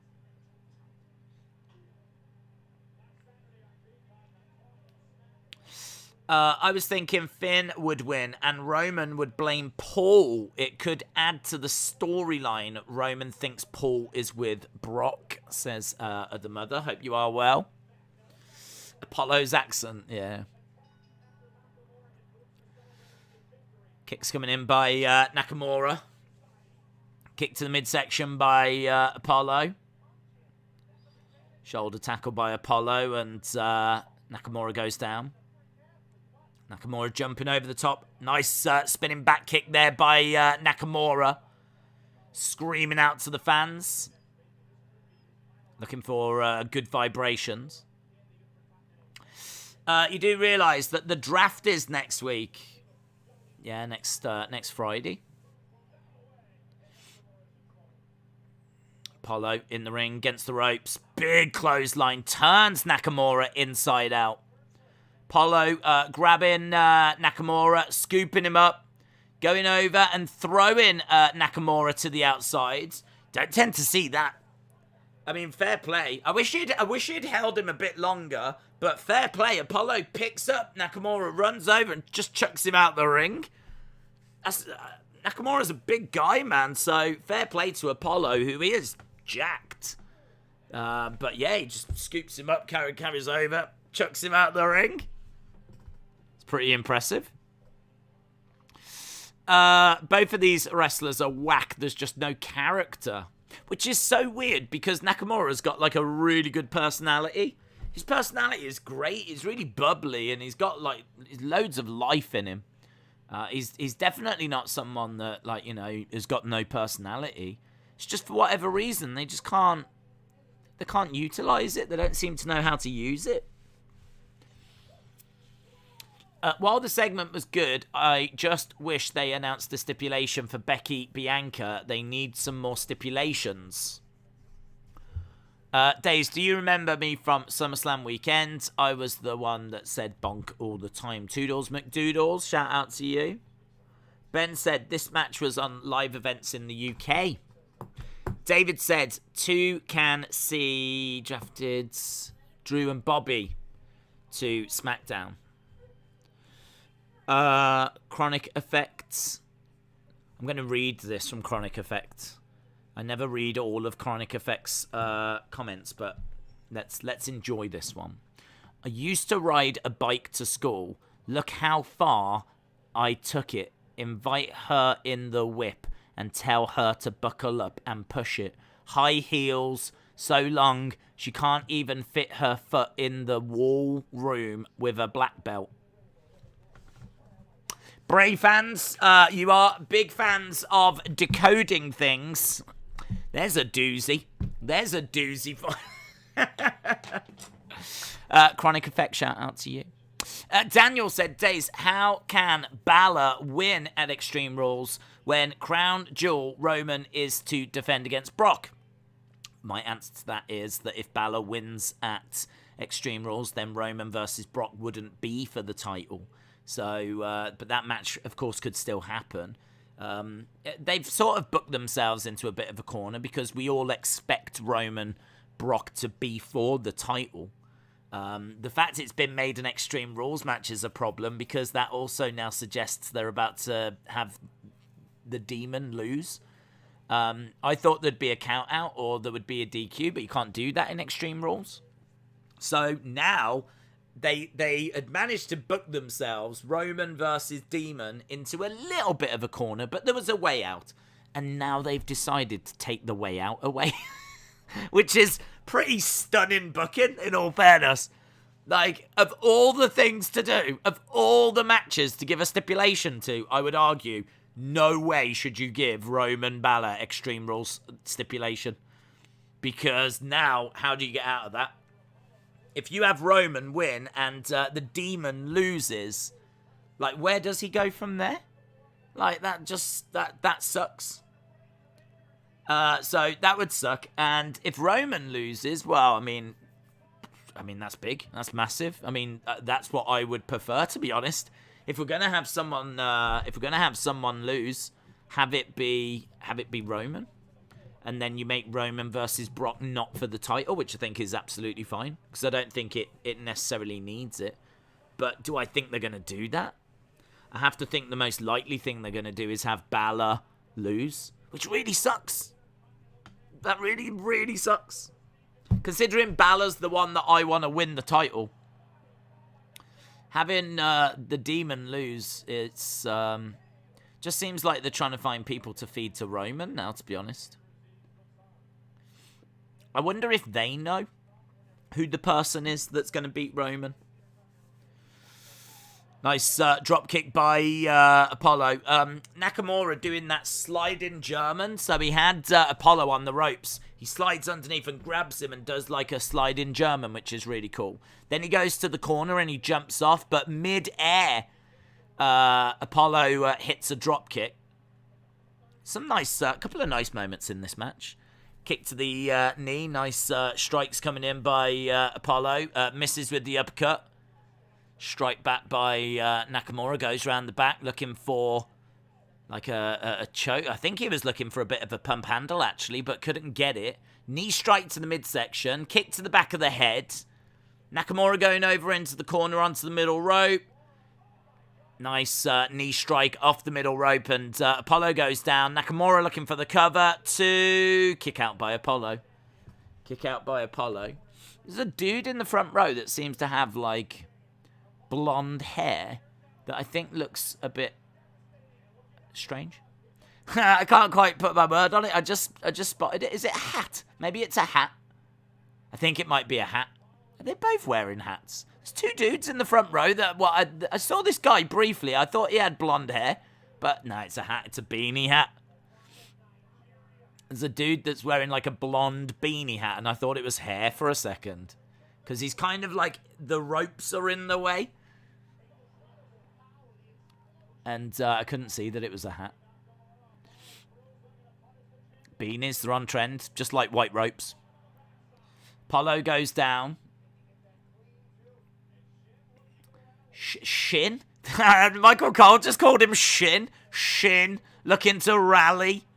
Justice for Shinsuke. Skay, justice for Skay. Shin is looking to rally. Shin on the outside with knee strike to Commander Aziz. Commander Aziz shouting at Nakamura. Boogs spins Aziz around. He tries to pick him up. Wow, throws him. Fair play. Shin gets back in the ring. Knee strike by Apollo. Nice. Arm drag. Roll. Working on the arm. Looking for the pin. 2, 3. Shin wins. Nice. It's a Days beanie guy? Yeah. He's got a WWE belt on as well, that dude. I think AEW's pay-per-view last night. I don't have the live stream for it. It wasn't a pay-per-view. It wasn't last night either. It was Wednesday night. It was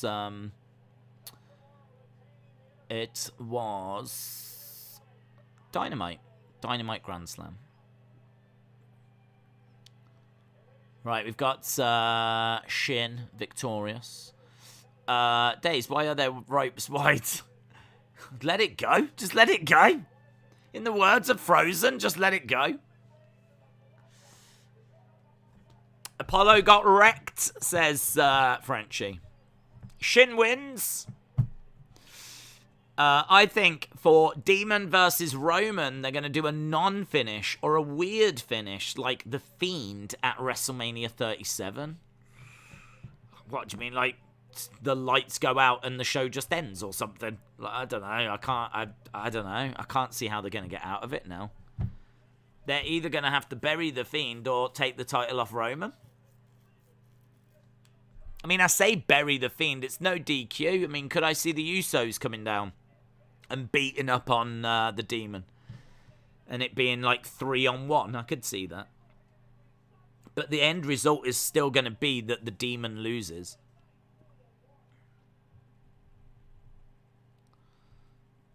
Right, we got Kayla Braxton backstage. Eli Baker, shout out to you. Here's the Street Profits getting ready for their match at Extreme Rules against the Usos. The Demon's going to be choked out, says Roman Reigns. Does Cody have a stake in AEW? He is an executive vice president, but I don't think he has a stake. I think it's he's got a position, he's got a title. But I think it's all Tony Khan's money. I don't think he's invested any of his own. No, they will bury Balor, just like The Fiend at Hell in a Cell 2019. Nelson said, I'm okay with Fiend losing. Roman should be a champion for a long time. Seth versus Fiend Hell in a Cell was no DQ or anything like that. And look how that match ended. Well, it ended with ref stoppage. It ended with Fiend... Who won, actually? Seth, was it Seth won by... Let me go back to it and see what Wikipedia lists it as. Is it a Seth win by ref stoppage?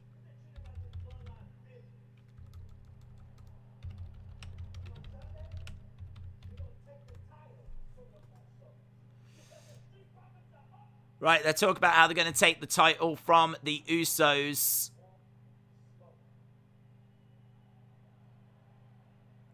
Okay, Wikipedia lists it as match stoppage. So Seth versus Fiend ended in match stoppage, but I don't know what that means, to be honest. Ref stoppage is where a referee basically says this person can't continue. It's the same as a submission.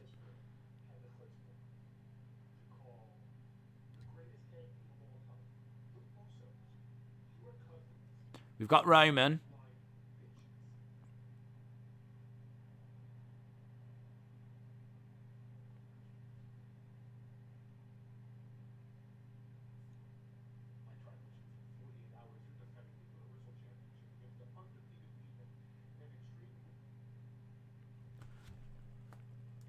Paul Heyman just talking to Roman.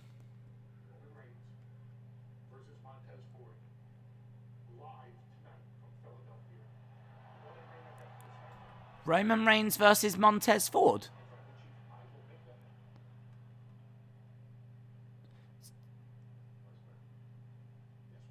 Wise man. Why are you still here? So, Roman versus Montez Ford. I mean, that'll be a fun little match.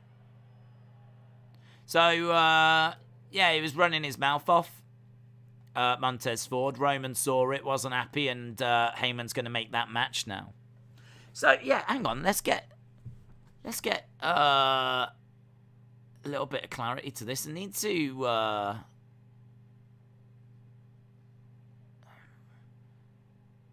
During waiting for the main event, blah, middle of the show took forever. Stated how Cell may go down as one of the most disappointing finishes. It's a bad show, blah, blah, blah, blah, blah, blah, blah. Okay, so, on Wikipedia, Seth Rollins versus The Fiend is listed as a match stoppage. It actually doesn't list a winner. So, if you have a look at it, it says Charlotte defeated Bayley, right? Chad Gable defeated King Corbin. It says the Kabuki Warriors defeated Alexa and Nikki. Randy Orton defeated Ali.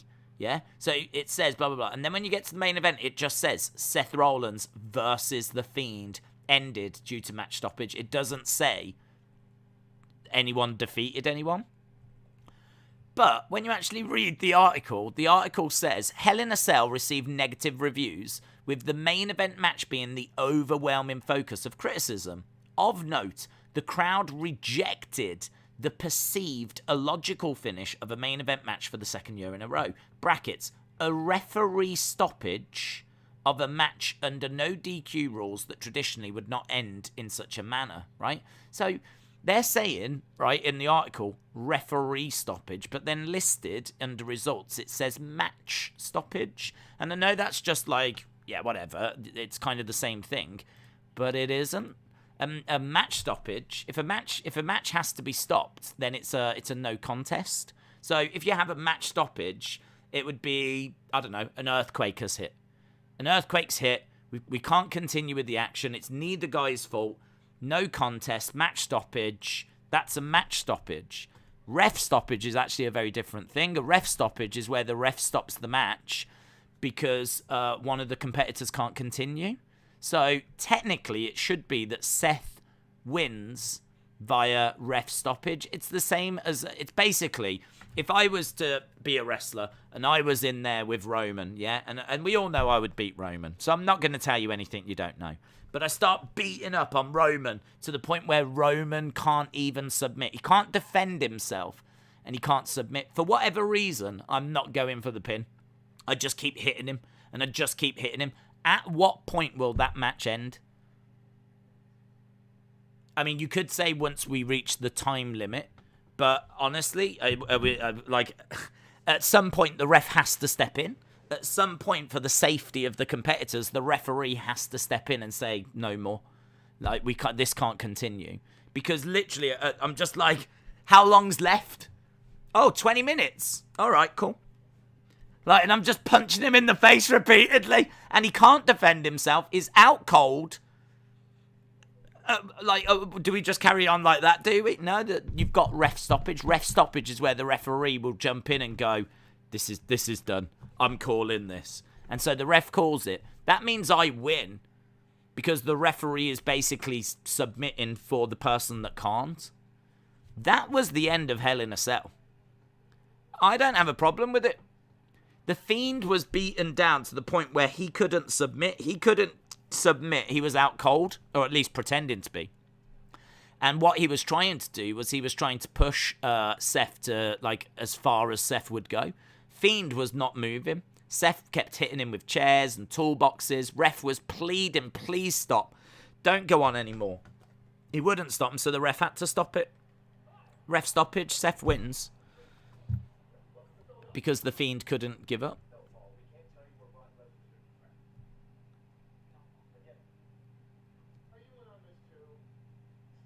Hang on, we've got Heyman. Let's see what's happening here.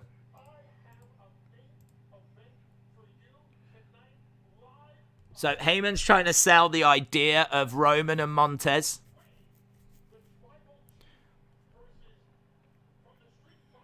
Why is Sonya wearing, like, Burberry? As soon as I see that now, I think MJF.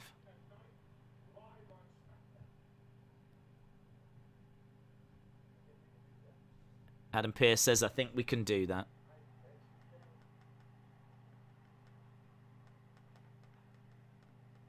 Heyman's back. After the match.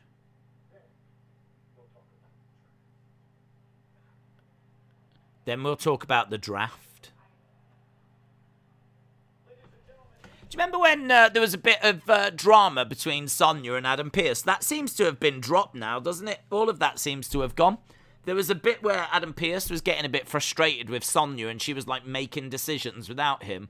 Like, we seem to have just moved away from that. So, I don't know what the plan was for that. Hopefully we haven't moved away from Sonya and Naomi. And hopefully we do see something there tonight. Because I'm looking forward to that.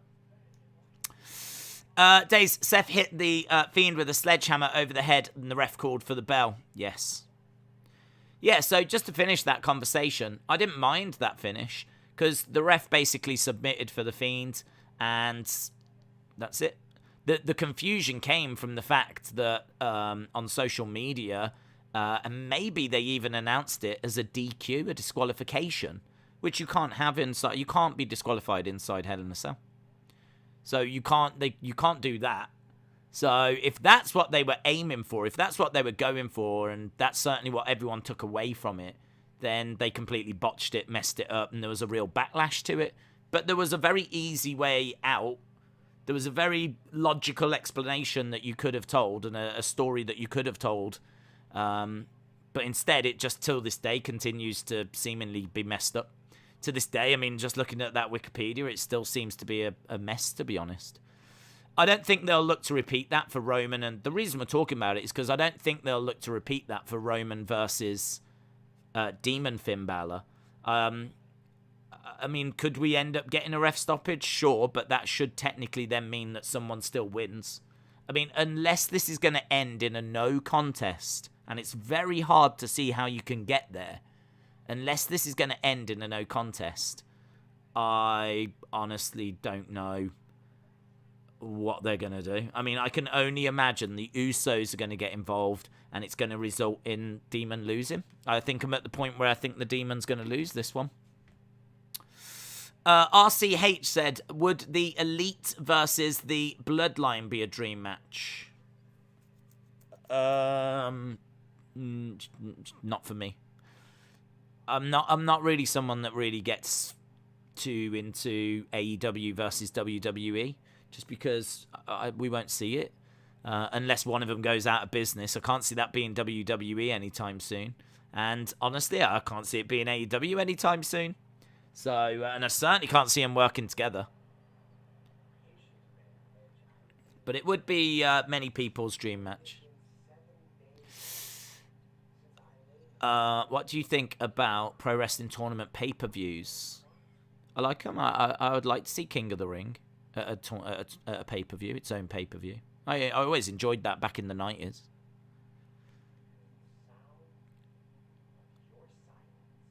We've got Seth in a red suit with a pink shirt.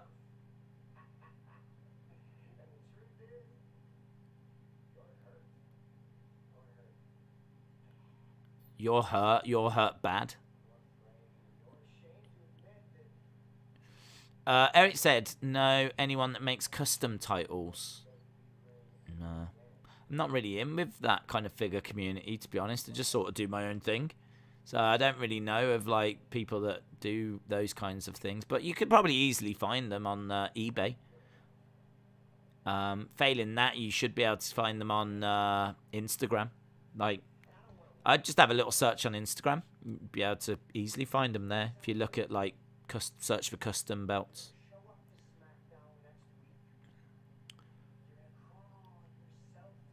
He says you're going to show up to Smackdown next week. You're going to tell the world the truth. That I am not edge light. He's really upset about that, isn't he?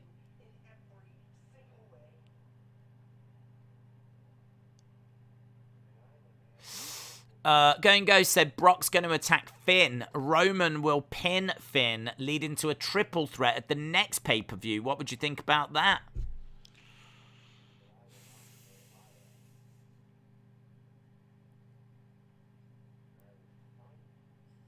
I would take it because it keeps him in the main event scene. I just don't like Demon losing, to be honest. I just think if you were going to have Finn lose, why bring the Demon back?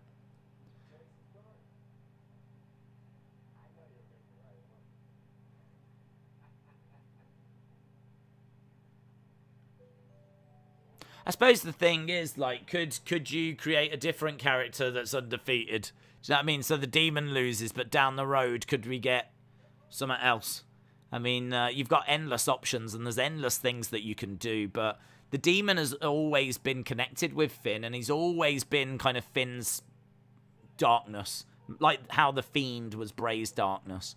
And I don't know, I don't really get the point in, like, we easily could have booked the rematch. We easily could have booked something where Finn said, I could beat you, and you know it, and Roman's like, all right, well, Extreme Rules then. We'll do an Extreme Rules match or something like this. We didn't need the Demon if the Demon's going to lose.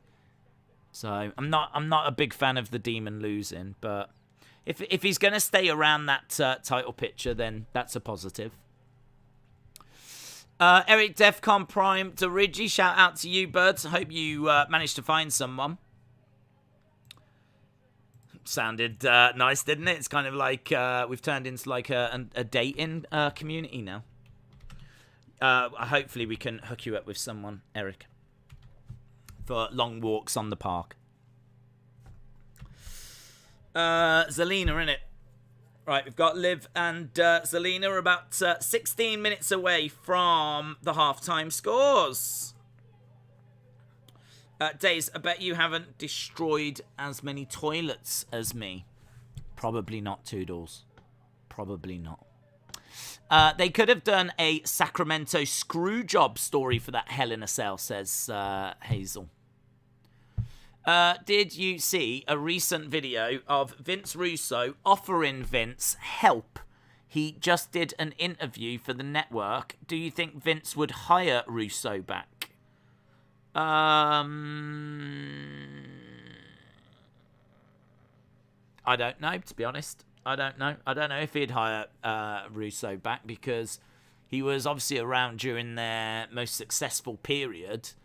But I think that things have changed and evolved, and I don't know. I mean, like, if he thinks that they need some of that shock TV kind of stuff, then he'd be your go-to person. But I just think the world is a very different place now. Like, if you used to do a lot of what happened in the Attitude Era these days, it would not be received very well on social media at all. Like, the world's a different place. So, I don't know, would he go that way? I'd have to think not, because that option's been there for a long time and he hasn't gone back to it. So, I don't see why he would go back to it now. I think where you've got sponsors and you've got all these, like, responsibilities, you have to be really careful with what you put out, because if you upset a sponsor and the sponsors start going, or you upset advertisers, like, you're in big trouble. You can't afford to do that. And a lot of what Russo did was very controversial. So don't know that Vince would want to go down that road. Andrus said, "Who do you think's going to be the first pick?" Well, yeah, I mean, you've got to say that Roman is going to be the top pick. I think Roman stays on SmackDown. I don't think Fox are going to want to lose Roman Reigns. The whole show is built around him. So I don't think they'll want to lose Roman. Be interesting to see who the first pick for Raw is going to be. I suppose they'd have to go with their champion, wouldn't they? So at the moment, would it be Big E? If Roman's the first pick for SmackDown, I wonder if Big E becomes the first pick for Raw. I mean, I really like Big E, but I don't know, he's just not got that, it hasn't been around the main event. Like, he's literally just exploded onto the main event by cashing in. But we haven't seen Big E, like, main event in shows, so he doesn't feel like quite a main event. He doesn't feel the same level as Roman. So, yeah, we definitely got a bit of work to do with Big E. Liv Morgan in the ring, and Zelina Vega making her way down. Jim said, if the draft was after WrestleMania, I would have been more interested in it. Having a month or so before Survivor Series makes it less interesting to me. I do agree with that. It doesn't really make much sense to do it at this time of year, does it? It's kind of like that you're doing it now so that you've got a roster for 2022. But wrestling doesn't really work that way. Like, they keep telling us the end of the season, if you will, if it was to have an off-season, would be WrestleMania. WrestleMania would be the final show, and then you'd have an off-season. And then we would come back and start again and build towards WrestleMania, which would be really good if you think about it. Like, I think you could definitely... imagine that. Imagine if it did have an off-season, and they just literally sat and for, 8 weeks... just started thinking about, like, okay, what stories are we going to tell? Who do we want where? You start with a draft. That'd be really good. So it would be, kind of like end of May? Say early June? Something along those lines. You start early June, and you start with a draft. And then maybe your first pay-per-view is, like, Money in the Bank or something. So you can get that sorted. Your first big show is obviously going to be SummerSlam. And your draft's all in place, and you know what you build into that WrestleMania, and then you get to that WrestleMania, you've told the stories you want to tell, and then boom, you go for another off-season break. Honestly, other sports do it, and I know wrestling's just like all year round, but I think it would really freshen things up, and it would give them a chance to just go, right, what do we want to do? What's worked? What didn't work? Maybe just give them a chance to stop and analyze. We got Carmella making her way down. So Carmella on the outside, drop kick by Liv Morgan. We got 10 minutes till we get to the halftime scores. Liv running over, drop kick to the back of Zelina Vega's head.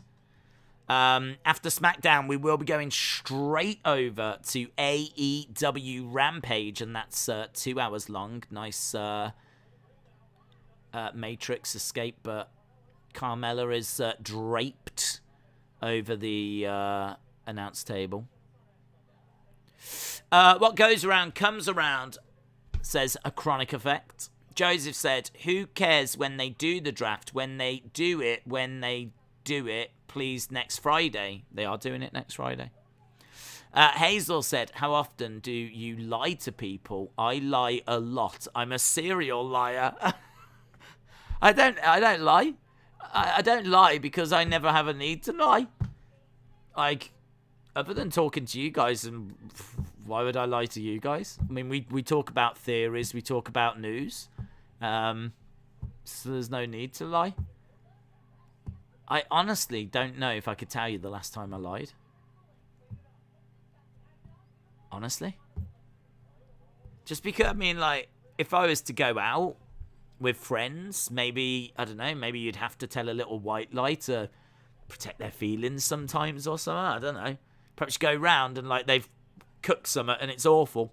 And you're kind of like, oh, this is nice. I don't know. But with the pandemics and everything's been going on and the amount of streams we do, the only people I could lie to would be you lot. So, and trust me, I get in enough trouble as it is for being truthful. We've got Liv grabbing Carmella by the hair, kicked to the side of the head by Zelina.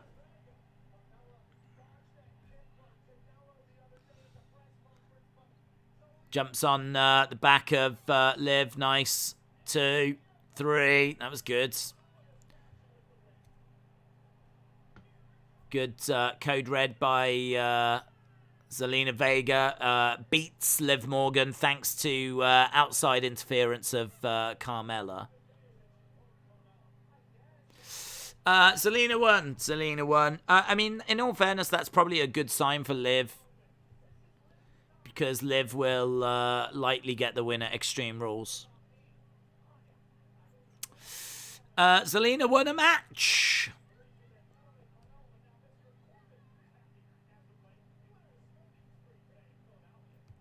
Hello, what's happening now? Digital exclusive. Happy Corbin. Corbin said he's back in the money. And we're just seeing him getting a new suit.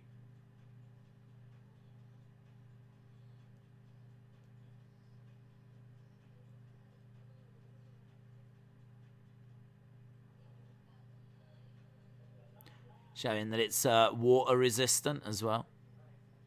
It's got a nice watch.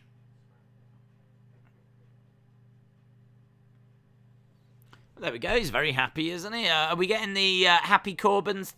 Yeah, here we go. It's the Happy Corbin segment, guys. It's happy talk. Time for some happy talk. Happy Corbin is here.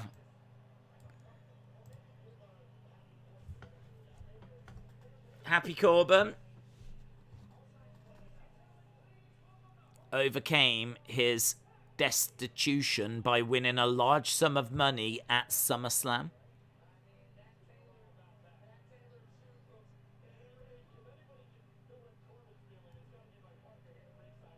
Corbin. Happy Talk with Happy Corbin coming up next. Get that Happy Corbin to the ring. Austin said, Happy Corbin makes me happy.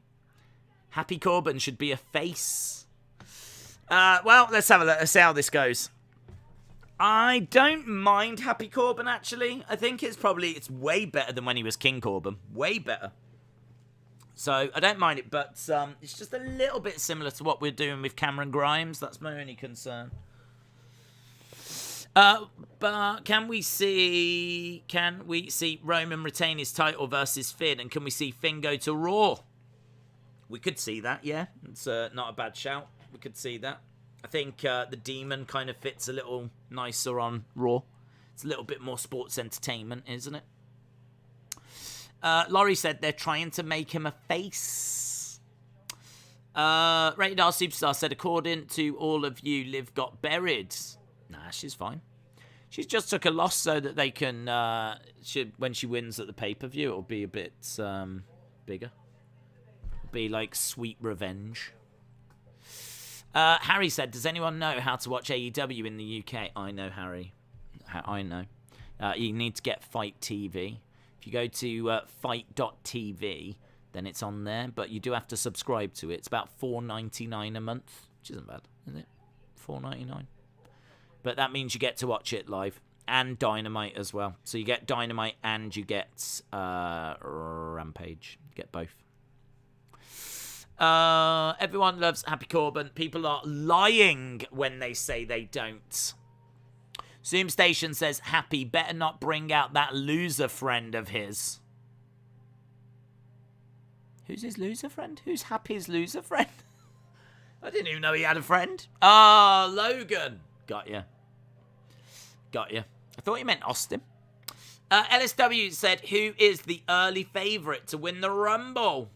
Well, not Adam Cole, which would have been cool. Early favourite to win the Rumble.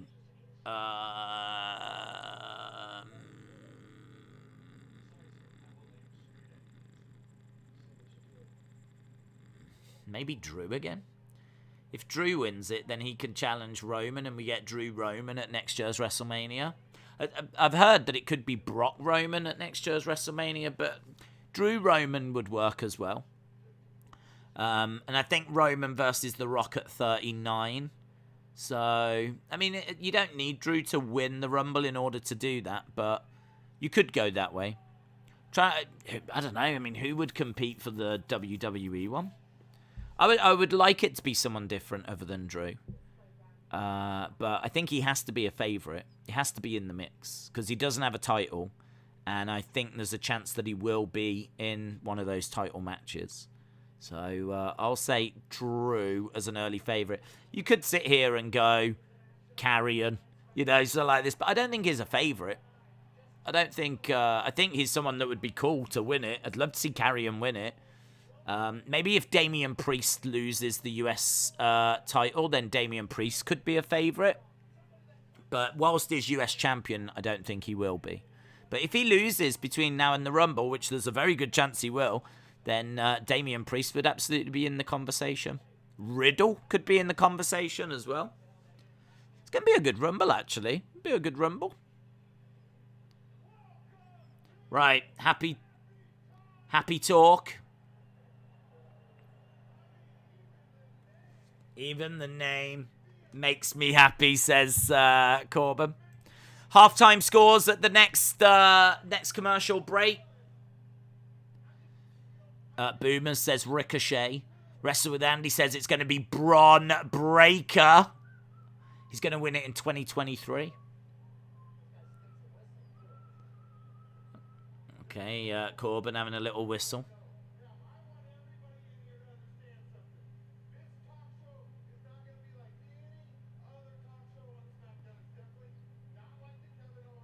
It's not like the Kevin Owens show. He breaks them down and makes everyone sad. This is about happiness. It's about putting smiles on people's faces. Okay. It's got a couple of lovely chairs.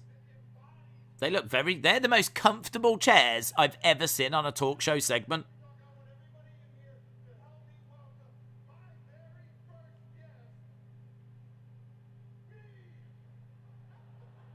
Happy Corbin said his first guest is going to be himself.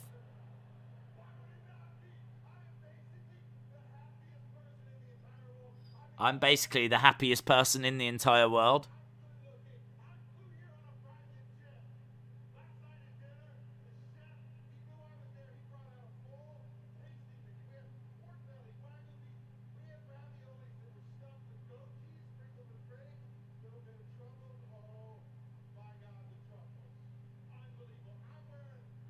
So he's talking about the food that he's had, the private jet he's been on, the watch that he's wearing. This is certainly no face turn.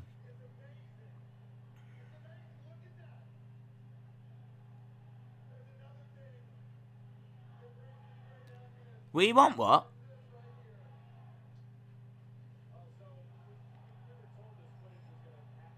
I don't know what they were chanting, but there was a "we want something." Who is your captain this game week, and have you done setting the team? Yeah, I've got Salah as my captain, and I brought in Sarr of Watford because he did really well. He scored twice, and they've got Newcastle, and there's goals to be had against Newcastle. So I've brought Sarr into the midfield. I might actually, do you know what? I might have brought in Vardy. I might have took another 4-point hit, which I hate doing. But Vardy is, quite tasty. It's the second highest scoring forward, and he's only 10 point something million.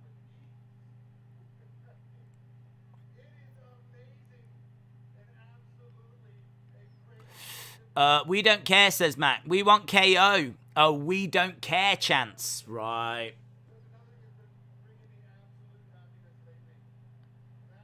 So, we were just seeing him beating up Kevin Owens. Here's Kevin Owens making his way down.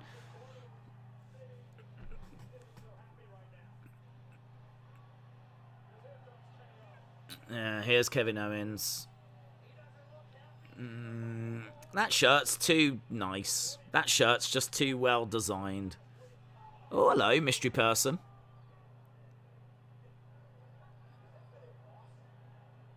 Riddick Moss?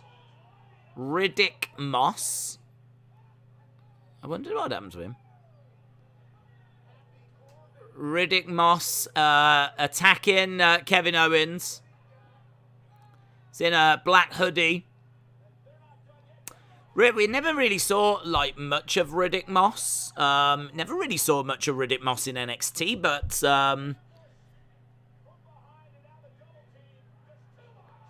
he's sort of a little bit like Jackson Riker. Like, I would put him in that kind of same bracket. Like, he's not someone that's a massive name, but someone that's got a decent size that you could do something with.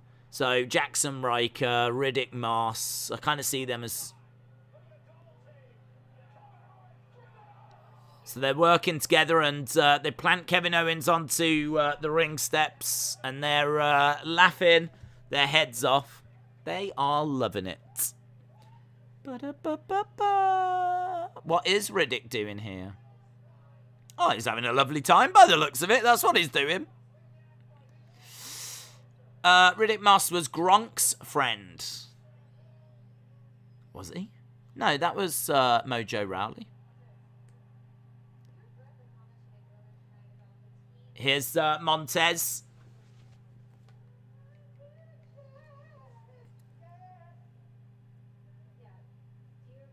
Right, here's Kayla.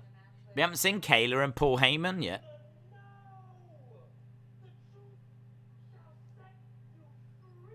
The truth shall set you free.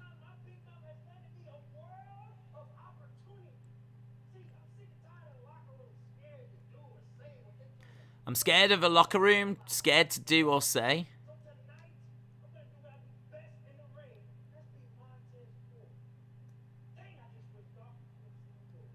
Tell you what, I'm looking at Montez now and I'm like, imagine if he was a solo star. I want the smoke.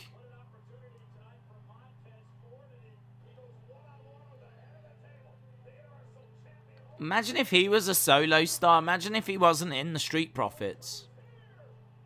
I'm sure he will be one day. Could be really good. Nikki ASH is here. This is my brutality. Good reaction for Rhea. The women's tag champs are in the house. This is my...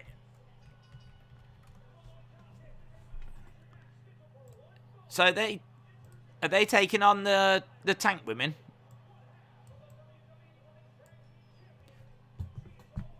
This is my... he's got a lot of charisma.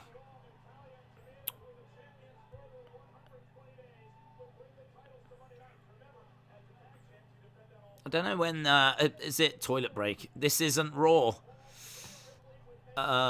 Nikki and Rhea. Where is Bearcat? Where is Bearcat? Bearcat Keith Lee. The Bearcat.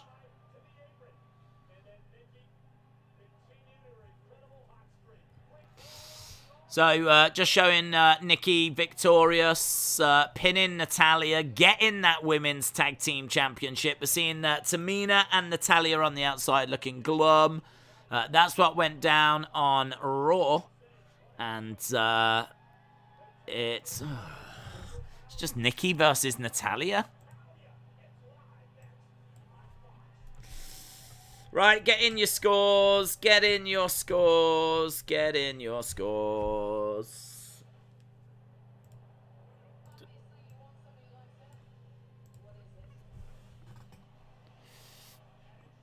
At Extreme Rules.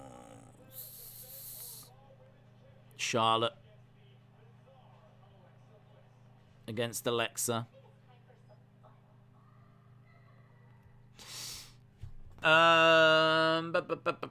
in your halftime scores. 6 says Lone Star Friend. 7 says Hazel. 6 says Attitude Era Fan. Austin said 7.5 because Happy Corbin and Liv losing. C. Rayford says 6.5. Carl says 6. Ben Bailey says 5. Brony says 3. Future Comp says 7. 6 says Kyle. 4 says Matthew. 5 says Gary Lee. Shola said 7.5. It was better than last week. Sonny says 6. 1987 Big Fan says 5. Butterscotch says 7. Zachary says 7. 6.5. Sonny says 6. Ryan's going to Extreme Rules. Have fun. William said no Fiend or Alexa. 4.8. Halftime score 5 says Frenchie. 5 says Matt Davis. Boring so far tonight. JP said, I don't know, I've only just tuned in. Airflow Games says 6.25. Seb says 4.5. Legend Killer says 6. Nelson says 7. Burn It Down says 8. Draco Our Soul says 5.5. Justin says 4. Scott says 6.75. Brony says 3. 5.42. Not happy with Corbin's out of 10. Nicholas says 2. This is raw level bad. 6. 5.42 says John. Butter Spark says 5. Jadus says 6. Kofi should win the Rumble to make things interesting. That's interesting, Hazel. 6 says Legend Killer. 675 says Scott. Kenny says 2. Trey says 575. The one thing I would just say is this is a go home. Not that that should really be an excuse, but it is a go home. So, you know, going into it, I suppose I should have been a little bit more, not fearful, but a bit more aware that this probably wasn't going to reach its usual standards. So, yeah, I mean, for me personally, I agree. This is below where we would expect SmackDown to be. I think that the opening segment was a little bit bland. The Nakamura match had some all right moments, but it didn't really set pulses racing. Liv lost by a distraction. We got Riddick Moss, but I mean, I don't think that's something that's going to really get people's pulses racing. Like, there's really not much here that's going to get people going, wow, I'm so glad I tuned into SmackDown. It just feels like a go home, really. So, I don't know. I suppose it is what it is. We know that next week we've got the draft. So we know that next week's SmackDown's going to be absolutely massive. This one just feels like, let's do what we've got to do to get to the pay-per-view, put the final touches in place, and get through to Extreme Rules. I'm glad it's better than last week. I didn't like last week, says Shola. Felix says, acknowledge the head of the table, Montez Ford. I tell you, I do look at his promos and think, oh, imagine if he was. Edge has tweeted, see you at SmackDown next week. So he is going to be at SmackDown in whatever condition is in. Edge tweeted, see you at SmackDown next week. Here's Tamina and Natalia making their way down. So, yeah, I do look at Montez and get quite excited for the future. That's Cap says 775. First segment was good. Got a title match. The first match was decent. Backstage segments were good. Paul and Seth won. Liv Zelina was bad. Happy Corbin was okay. I know the best way to bring Mia Yim back. I would have her as a missing person and then have the fashion police go find her. Yeah. I mean, there is a problem with that plan. Kick to the midsection by Natalia. Got Nikki over in the corner. I mean, I have no idea what's been going on with Keith Lee and Mia Yim. I don't know where Mia Yim's been. But since their call-ups, it's been a real disaster. mean, certainly whatever's happening, we can agree it's not gone to plan. We can agree that much. I really hope that Edge is out for at least some weeks. I really hoped Edge was out for some weeks. Brony said, Roman is Mr. WWE. Do you agree? Do I agree Roman's Mr. WWE? I would say Vince is Mr. WWE. I think Roman is the face of the company, though. I think he is their biggest star. Keith Bearcat Lee is better than Keith Lee. Sam says Rhea is hot. Natalia throwing in some strikes on Nikki and lovely little snap suplex. I've seen YouTubers and people on Twitter and journalists saying, imagine Montez Roman. That could be really good. Imagine no more. Imagine no more. Hello, Brony. I'm not a big fan of the women's tag team titles. They look like kids' belts, says Ryan. I like the idea of women's tag titles. I'm not a big fan of the look of these ones. I think the bigger problem is that we don't really have any proper women's tag teams. Like, I would like proper women's tag teams that are together and that this is what they do.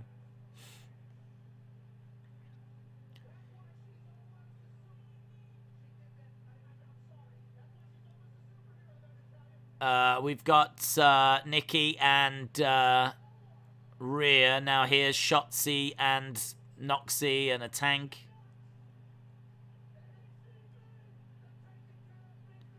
TCB.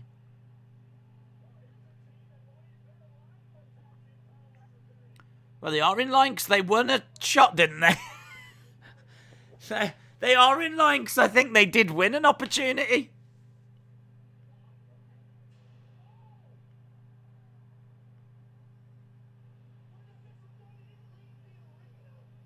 Wow.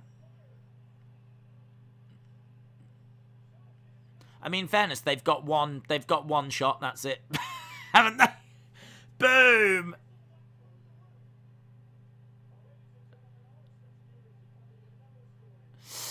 Brock wins the Universal belt. Shotzi, Notsy, and Tanksy.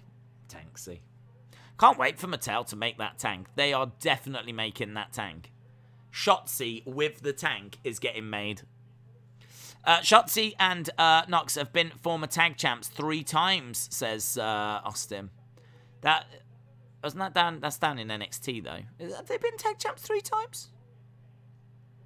Hang on, let me reread it. Shotzi and Nox have beat the former champs 3 times.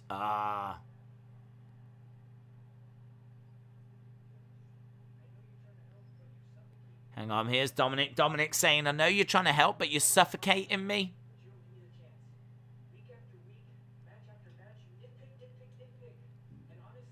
Honestly. If you weren't ringside, I would have beaten Sami Zayn. Shut up. Shut up, would you have beaten Sami Zayn?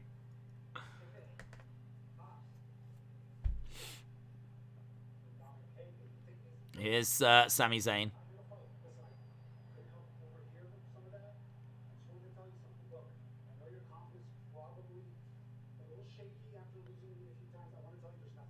Nothing to be ashamed of. I am one of the very best to ever do this. You've got the tools to be as good as anyone.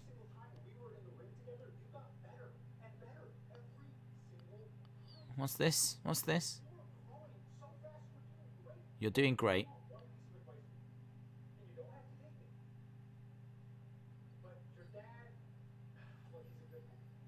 Is he trying to drive a wedge between him and his dad?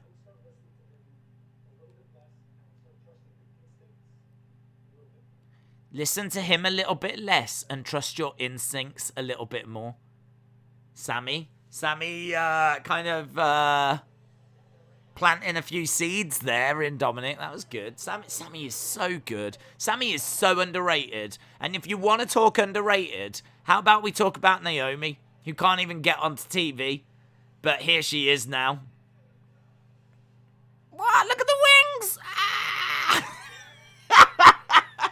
came out like this. Poof.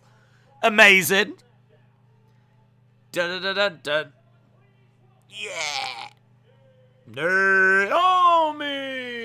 You've never seen nothing like me. You've never seen nothing like me. Look at that bird woman. Vate Ross Vape says Shane Thorne has now got a crocodile hunter gimmick. Straight. Sami Zayn's amazing. Naomi's amazing. I want those wings. Perhaps she had some Red Bull. Backstage, she's been sipping on that Red Bull. I never quit. Oof.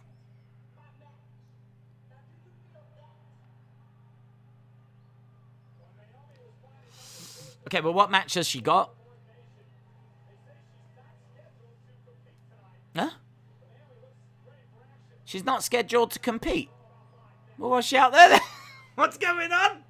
She's not scheduled to compete. Oh my god. I mean, she's got some wings and she is going to use them. That's what's gone down here. Imagine Becky beats Naomi in 26 seconds. I don't know why I read that as 27. You think I would have learnt numbers by now? Hazel said, read the whole thing. Brock wins the Universal title. Big E has the WWE Championship. Kofi has a chance to take revenge from Brock because he took his belt. Or turn on his brother, Big E. That'd be interesting. The only problem with that is that Roman loses the title to Brock. That's my only problem. I just think whoever beats Brock, unless Finn beats Roman and then Brock beats Finn, but that would mean that Finn only gets a very short title reign. I like it. I don't know quite how we get there. Apart from Brock just beats Roman, but that would make me do that. That would make me go, oh, no one's beaten Roman and now we're going to have Brock be the one. I love Brock, but he shouldn't be the one. Febin said, since Keith Lee is now Bearcat, his finisher should surely be the bear hug. What are your thoughts? I'd love that. Bring back the old moves. We saw the full Nelson come back and become the Hurt Lock. So yeah, just bring back the bear hug. Why not? Could we see Rey Mysterio and Dominic being on different brands? Yeah, sure. We could see that. Did you realise the Mysterio shirt is upside down Wu-Tang Clan symbol? I didn't. I knew it was based on the Wu-Tang Clan. I didn't realise that it was an upside down Wu-Tang Clan symbol. That's cool. But you could tell that it was based on the Wu-Tang Clan because of the kind of font style. But I didn't know that it actually had the logo. I wonder if they're allowed to do that from copy. I mean, like, I know it's slightly different because it's upside down, but even so. Days, why was Seth covered with black tar or Hershey chocolate syrup? Was that Edge's idea? When was this? What is this? What are we talking about? I have not seen this today. Since July 16th, when fans returned, SmackDown has been amazing. And sometimes watching SmackDown, it's hard to believe it's the same company that run Raw, considering how bad that can be, says Ben. Jim said Charlotte never received a fine for bullying Sonya. Well, hang on. Let's see what we've got here, because we've got Naomi, but she's not scheduled to wrestle. We've got 40 minutes left of this show. What have we got? Naomi.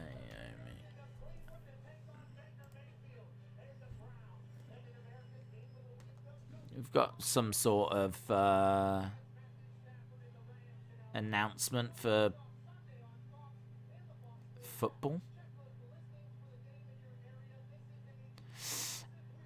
I'm watching Friday Night Smackdown, Legend Killer. Shout out to you. Right, Naomi's in the ring. Naomi in the ring. Feel the glow. Dancing around.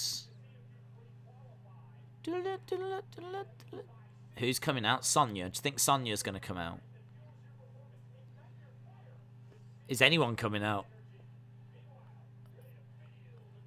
Feel the glow. Okay, she's got a microphone. She's about to promo.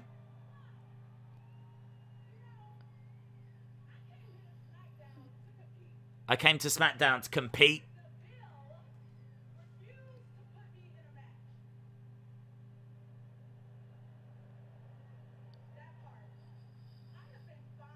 I've been fined. I've been disrespected. I've been insulted. I've been ignored. I want a match.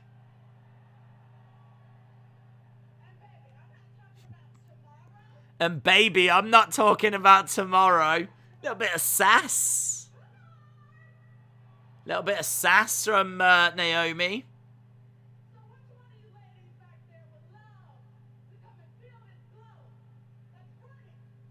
That hair is long. Look how long her hair is. Here's Sonya.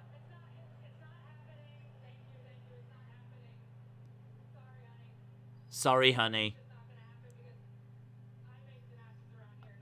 I make the matches.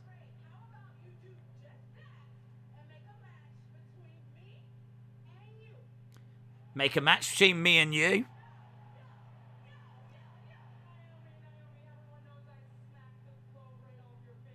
Everyone knows I'd smack the glow off your face. I'm no longer a competitor.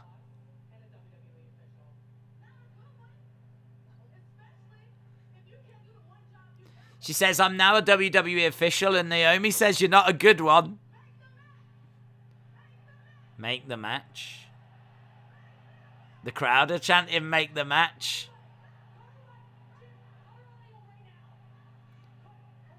Jim. Do it, Jim. Do what you told, Jim. Cut her audio, Jim. Make the match. Make the match. Make the match. Oh, Jim. Jim's done it. Now we're getting security coming out. Oh, my God.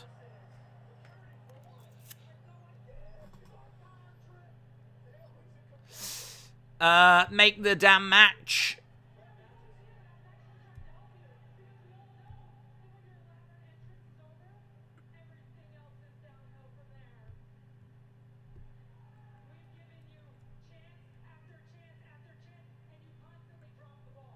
We've given you chance after chance and you constantly drop the ball.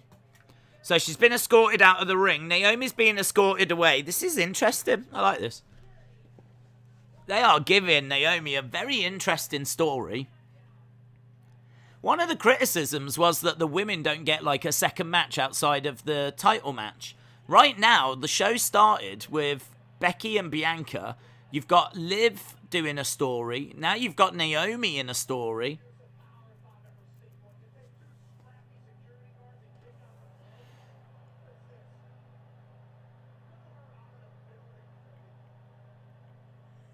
Sonya smiling. We go backstage. Paul Heyman. I thought he was wearing a boxing glove then. The way that Roman came out with that red gauntlet, I thought it was a boxing glove. Got the Usos, got Heyman, we got Roman.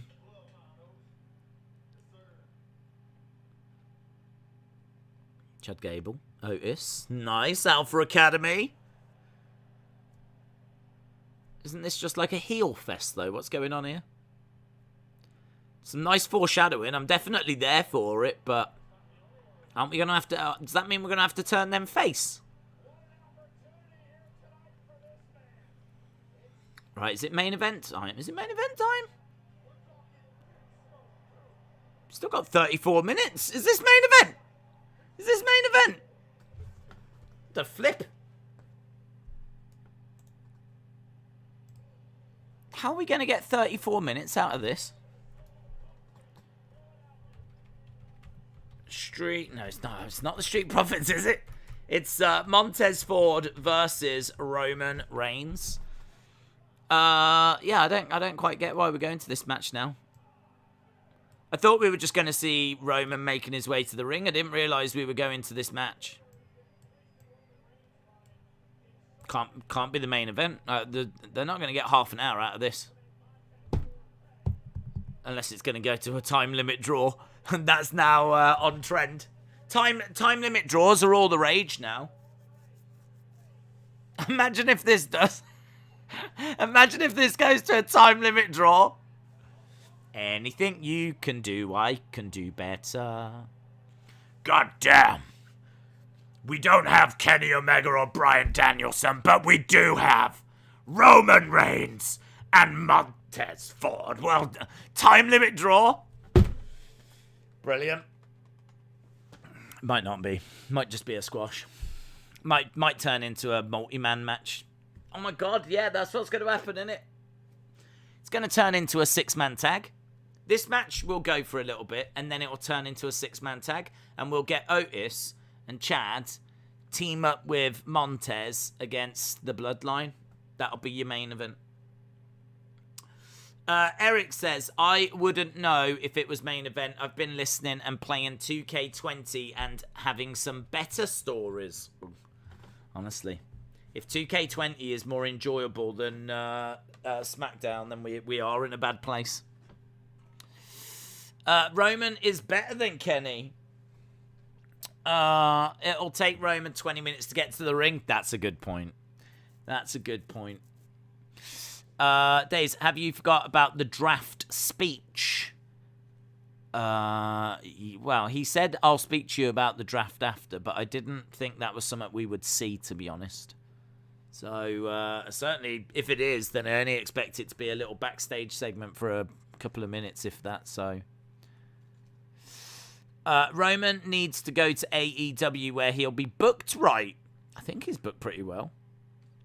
What's Sonya's problem with Naomi, says LD Cool.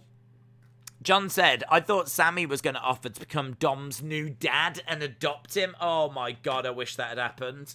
That would have been the best. That would have been the best. From what I've seen tonight, I want a Ford singles run, says Kenzie. Alpha Academy could turn face, and that would be refresh. Yeah, that would be cool. I do like. I don't want Otis giving me the caterpillar though, and all this kind of stuff. I'm so over that. I just want him to be, kind of like Chad could be big and fun and like, yeah, we're Alpha Academy, and like just have Otis as kind of moody, but like badass. That would be cool. I don't need the rubbing of the bellies and the oh yeahs and the caterpillars and all this kind of stuff. I actually really like Otis right now. This kind of like edgier Otis. Because he's a bigger guy, we should treat it, you know what I mean? Kind of like that.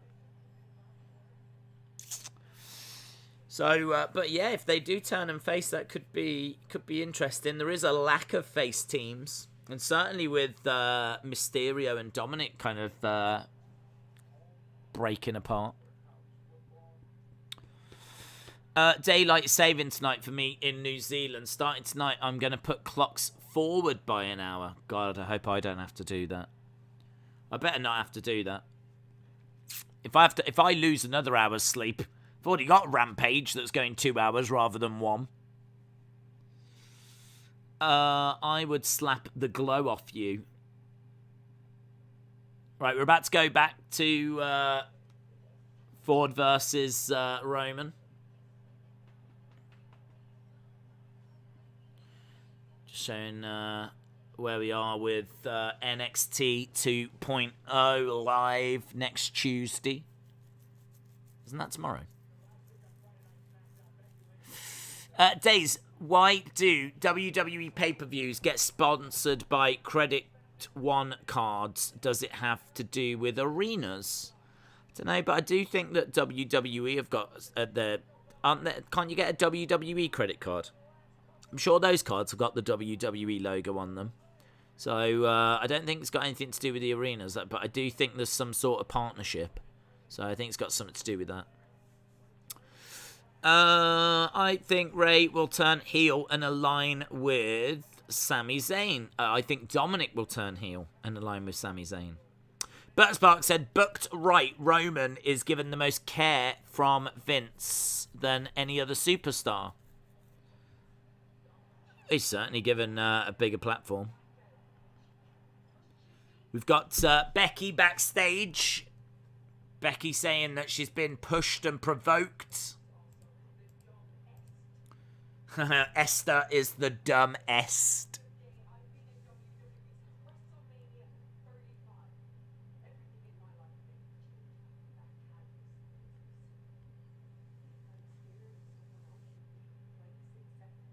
You think I'm scared of someone I can beat in 26 seconds?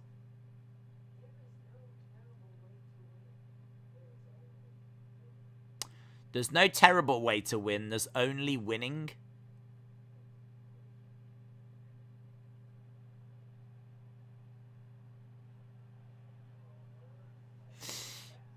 Boo Becky. Dun dun dun dun dun. That was weird. Cringe, says Black Dino.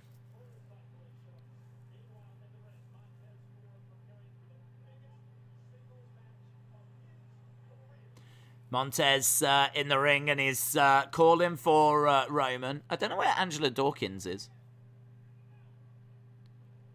Yeah, he's coming. He's like, bring him out, bring him out. Yeah, he's coming. Has anyone seen Cena sign in the crowd? Here's Roman.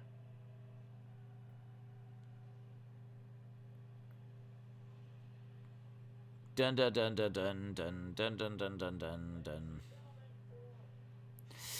Here comes the boss, the tribal chief.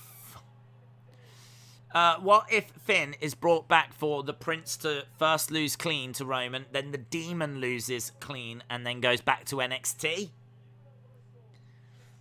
Here's Roman making his way down with Paul Heyman by his side. I mean, obviously we're building towards Roman and Finn, so it does make me wonder if we will see Finn at some point at the end of this show. Days, in an interview in 2011 with Matt Striker, Ray, when asked some of his dream opponents, said he'd love to go toe-to-toe with his son if he ever chooses to wrestle. I just don't know how we get there. I don't know how Ray would ever convince me of that match. I mean, I'm sure he would like to wrestle his son because he can show him stuff in the ring, take care of him, kind of, make him look amazing. Do you know what I mean? Like, he'll bump for him like you would never believe. So he would do everything in his power to put Dominic over, and tagging with him is one thing, but wrestling with him, he can do stuff in that as well. But how do you get there? How are you ever going to make me believe that Ray, who bursts into tears just talking about his family, is ever going to actually get to the point where he will have a match? I mean, it would have to get to quite a dark place. It would need to be that Dominic, threatens to attack his sister or something like this, unless Ray gives him the match. There would have to be, Ray would have to have no choice but in order to accept it. Otherwise, I just don't know how we would get there. Becky Lynch versus Bianca at Extreme Rules. It's not the nice moving graphic. I don't know why they haven't used that. Triple Threat United States match. Jeff Hardy versus Damian Priest versus Sheamus. Gary said, I acknowledge that Heyman's hair is horrible. He's got a horseshoe head. Play and pain.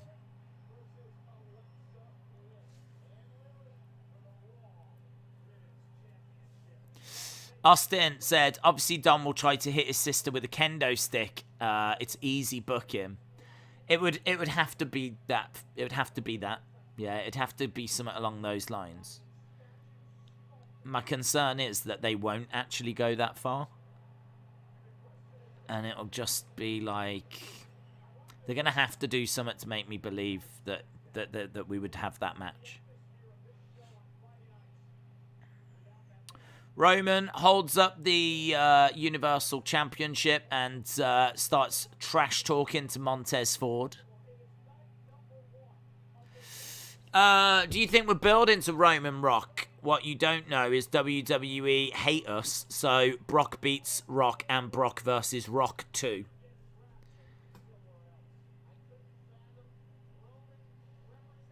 Right, we've got Roman in one corner. We've got Montez in the other. We're about to get underway with this. We've got 23 minutes to go. I'm thinking this will turn into a 6-man, and then at the end, Finn will come out.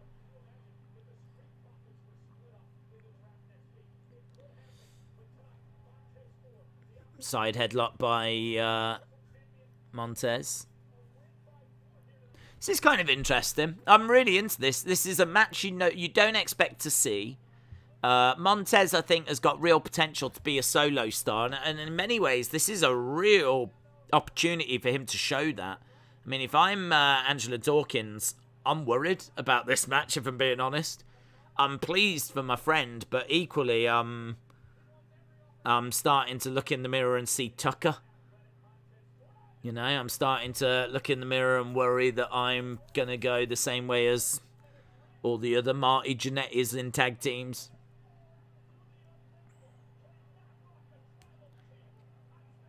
Dropkick by Montez Ford. Roman goes to the outside and we go to commercial break. Montez should drive a Ford truck at Mania, says Big Boy Chugs. Jens Keller said Montez Ford should call himself the Fresh Prince of Bel-Air. Why does WWE hate us, says Banana Grapes. It's just you, Banana Grapes, actually. I saw an interview with Vince, and he just said that it's only you. He really likes the rest of us, so... I don't know what you did. Perhaps it's because you're named after fruit, and he's got no time for that. He's very suspicious of fruit. So perhaps it's something along those lines. Eric Defcon Prime Dorigi said, entrances took 12 minutes. Naomi versus Belair books itself, and that gives us a connection to these two. That'd be good. That would be good. Brandon is chanting for NXT. David Hall says, and we all know what happened to Tucker. Yeah, I don't know. I mean, this is going to be a real opportunity for them to have a look at Montez Ford, see what does he look like as a solo star, how's he hold himself in there, you know, what does Roman think? You know, if Roman goes backstage and goes, this guy's got it, it's just planting them seeds, isn't it? Yeah, maybe the Street Profits aren't long for this world, I don't know. Finn Balor versus Roman Reigns. Finn Balor will come out on top. Second half has been a little bit flat, says Shola. I did like the Naomi bit. I thought the Naomi segment was alright. I certainly didn't mind that. Adil said WWE should book Bianca and Ford versus Becky and Seth. In fairness, if you do have Ford as a solo star, you've got a lot that you could do. You can do Jimmy and Naomi. You can do Bianca and Montez. You can do Seth and Becky. There's a few options.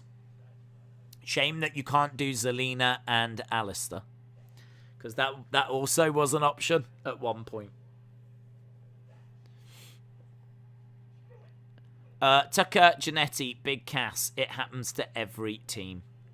DLR Succeed says, Dace, do you remember in WWE, Dominic's father is Guerrero? What if he goes that way, saying that Ray isn't his real father? Well, yeah, he could do that as a reference. They could call back to that story, but I don't think him saying that would be enough for Ray to now have a match and want to beat up his son. You know what I mean? That's what we were saying. I think it needs to be something where Ray has no option. And that would be, you know, Dominic attacks his sister or his mother or something along those lines. We've just got this weird advert for vaping.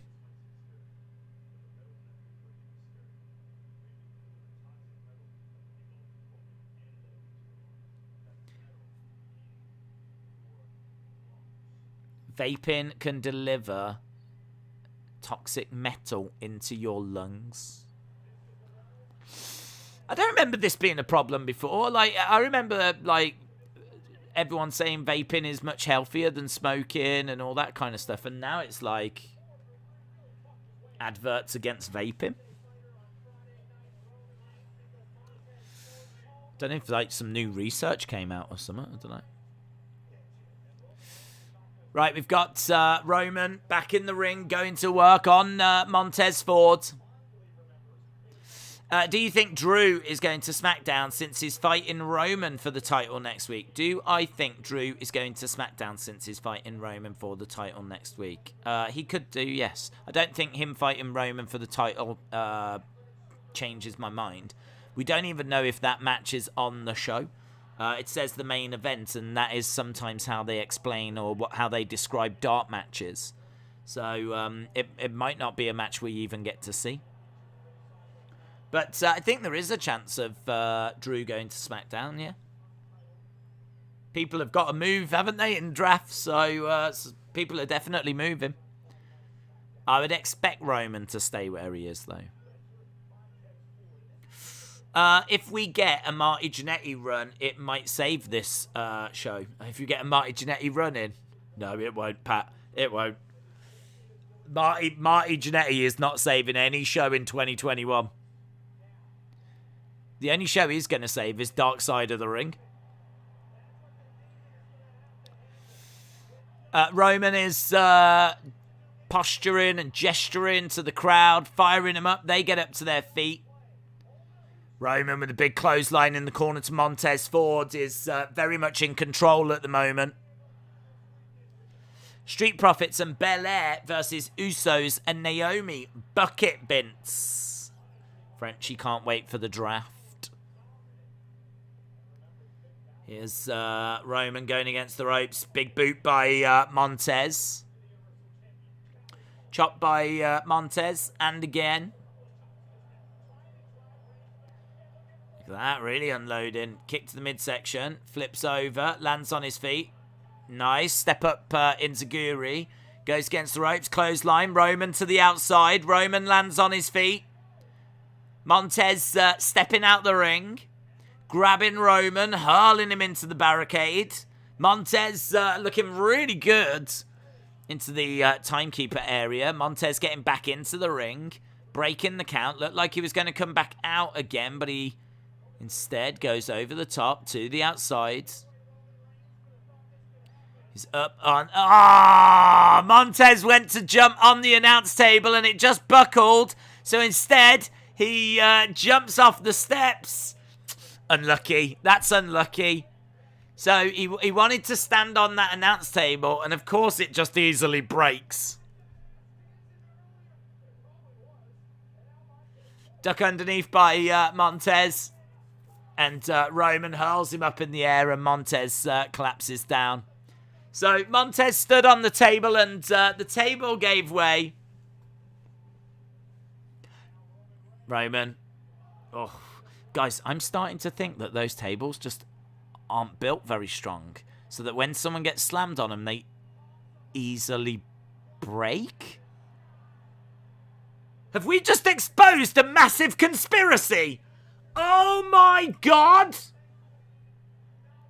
I think that's what it is. I think those tables are like easy to break on purpose or something. That's what I think. And I didn't think that before until Montez just exposed the truth. Vape Ross Vape said 95% healthier than smoking, but not as much tax. Is that what it is? Is it tax? Is it a tax thing? That was sitcom comedy worthy. That's a major botch. Fluke accident. Table botch. I am the table. That's the best table ever. We need a botch emoji. Cheap tables due to budget cuts. I can't believe it, says Brony. Guys, this is what I think. Honestly, I'm really starting to think this now. I'm starting to think that I always thought those tables were reinforced. I always thought that those tables were like you'd need to get an elephant, drop an elephant on them, and they still wouldn't break. That's what I always thought. I thought they were reinforced steel brackets and all this kind of stuff. And now I'm starting to think that they are a little bit shoddy. Maybe even they break on purpose. I don't know what to think anymore. I don't know what to think. Alexa Bliss is going to SmackDown. Days, just to let you know, the commentator said the Street Profits could be broken up next week. The table turned heel.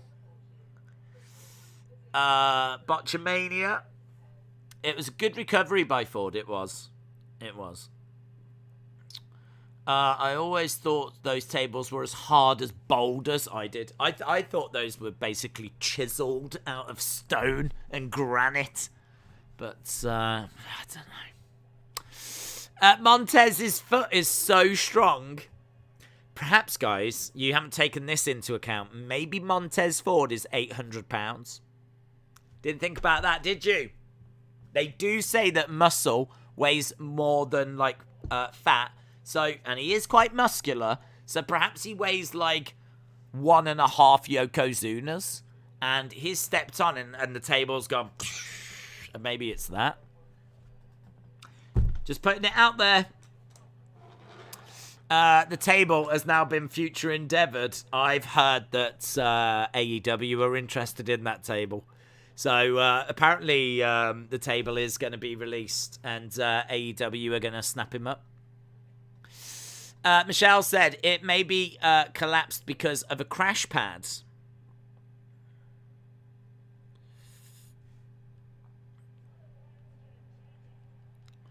Right, we are just coming back. The draft. We got a commercial for the draft. An epic 2-night event.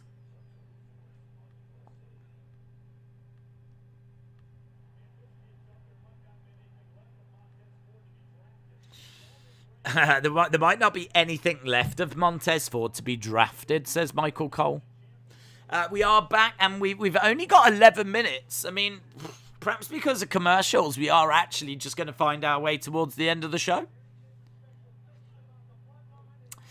I am not the table. Roman isn't the head of that table. I don't think anyone wants to be the head of that table. There goes the table spot for later. Yeah, I wonder, is that going to count against Montez, do you think? Nice top rope enziguri. Springboard crossbody by Montez. 1, 2. 2 count. Maybe Ford should just have a stomp as a finisher if he can take out a table that strong. Into the corner. Roman comes over. Cartwheel into a backflip. Oh, he botches that as well. Oh, Montez. Blockbuster. 2. So, I mean, he did a cartwheel into a backflip and he didn't land that. He kind of, fell down and there was, Roman just sort of looking at him for a second, what are you doing? Don't know. Sometimes when it's not your night, it's not your night. Roll through. Picks up Montez. Side slam. 1, 2. Roman is really good at kicking out at the last second. Acknowledge him. I love Roman.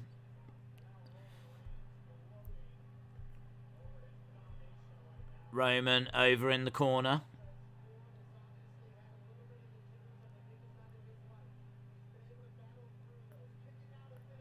Here we go.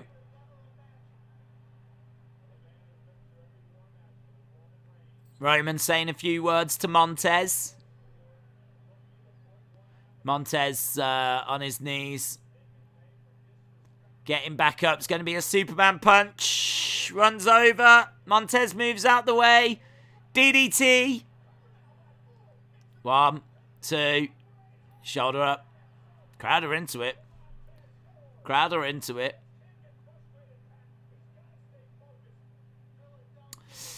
The table says to acknowledge it. If you... I've acknowledged Roman the day since he came back, says Brony.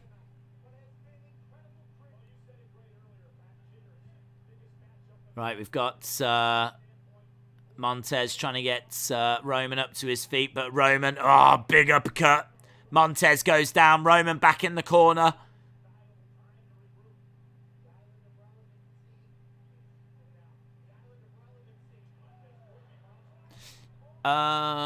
Days, guess what? I can walk through the depths of hell. Well, that's where Montez Ford's been. Kick to Roman by Montez. Montez to the outside, grabs Roman, hurls him into the ring steps. Montez climbing up top. Looking for that big frog splash, but knees up by Roman. Into the guillotine. And the guillotine applied by Roman. That'll be it. Surely that'll be it. Yeah, he taps. Tippity tap. Tippity tap tap.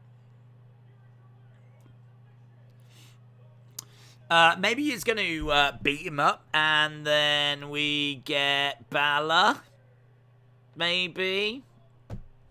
There's a sign in the crowd that says, I'm a Paul Heyman guy. Montez taps. CCSYT said, you thought the table breaking was a botch. No, that was the table just acknowledging Roman. That's true. Everything was against Montez in this match.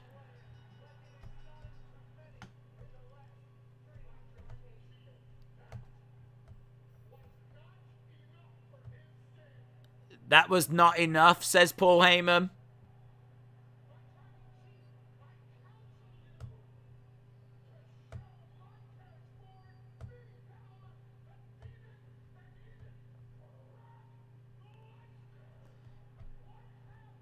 Show what happens. Show what happens when Roman Reigns takes it to the extreme. Show what happens when Roman Reigns takes it to the extreme.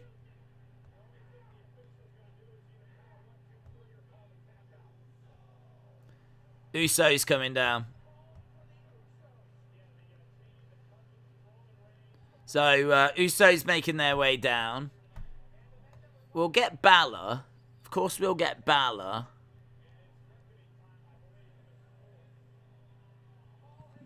Will we get Chad and Otis now? I don't know. I mean, that's all I'm trying to... Which way is this going to go?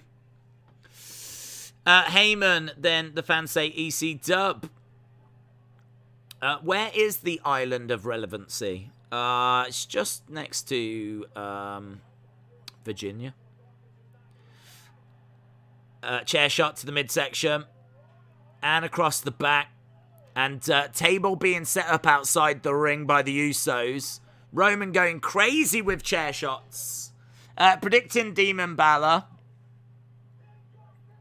The only problem with Demon Balor being there is... Does that mean that Finn was just sat backstage in his body paint all the time? Like, is it... I don't... Like, if Finn Balor came out... But, I mean, like, what's he doing now? Just like, quick! Get it on! Get it on quick! Ah! Is that all he's doing backstage? Just put some teeth here quickly. I've got to go out! Ah! There we go. Lights go out.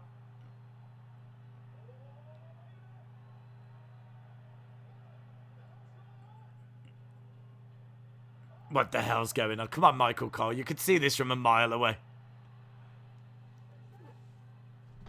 Balor is on top of the turnbuckle. So he's not actually come down. He's done a crossbody off the turnbuckle. He's grabbed a kendo. Looks cool, doesn't he? Balor's cool. Look at that. The teeth and the tongue. It's a great design. And that, because we haven't seen him, it's still so fresh, isn't it, to see the Demon? Demon in the ring. Roman grabbing a chair. Sling blade. Balor. Demon striking Roman with that chair, beating him down, hurling the chair towards the Usos. Love that design. So he's got like teeth kind of going all around here and then the tongue coming out here. It looks really cool. I love the crosses on the eyes as well. The crosses on the eyes looks really cool. It's good design, that is.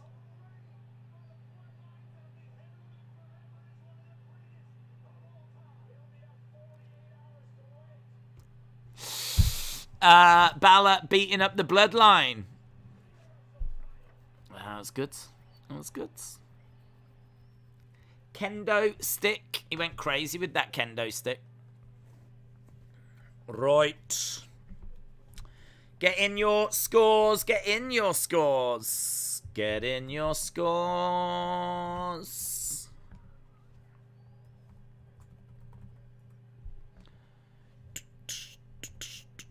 I'm going over to Rampage, which I need to find.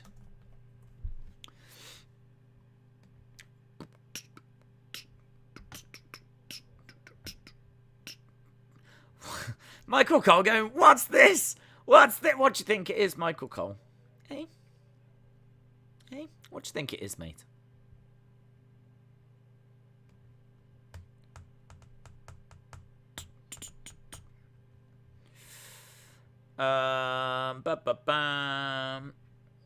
What is this rubbish on Fight TV where it says part 1 and part 2? What's this rubbish?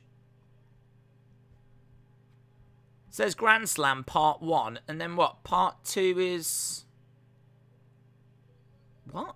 At 5 o'clock? I don't know what this is. I don't know what this is. Boring, inoffensive. What would you do? They can't have the Demon lose clean. Yeah, well, I mean, they've booked themselves into a corner, haven't they? Silly billies. Look at that. Straight over. I had it set up in advance. Nice. Nice. So, yes. I would say... What would I say Smackdown was? Smackdown... 6.5. I'll go with that. About that. Actually, it was about 5-ish. About the halfway point. I thought the main event was alright, actually. I like the Naomi segment as well. So, that just, like, pushes it up a bit. I like the Otis and Chad tease. But it's a go-home. It's a go-home, and I think the show was... below where I'd want it to be. Normally for SmackDown we're in the 7s. This, I think it's right we were in the 6s. This one felt like it was a step down than normal. So about 6.25, 6.5. I'd be around that ballpark. Right. It's Friday. You know what that means. And we are at the Arthur Ashe Stadium. 2 hours.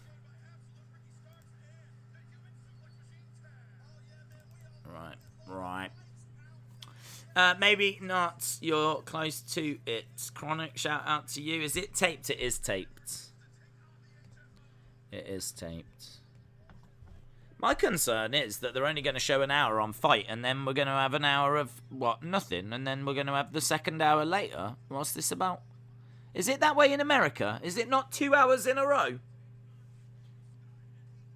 Yeah, there's people on Fight going, part 1, WTF is this?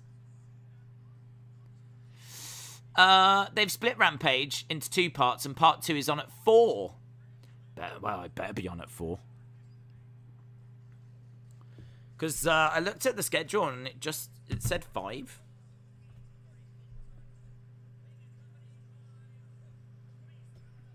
Right, Powerhouse Hobbs making his way out. Powerhouse Hobbs. James Chadwick, shout out to you, buds. CM Punk. We got a CM Punk match now. CM Punk.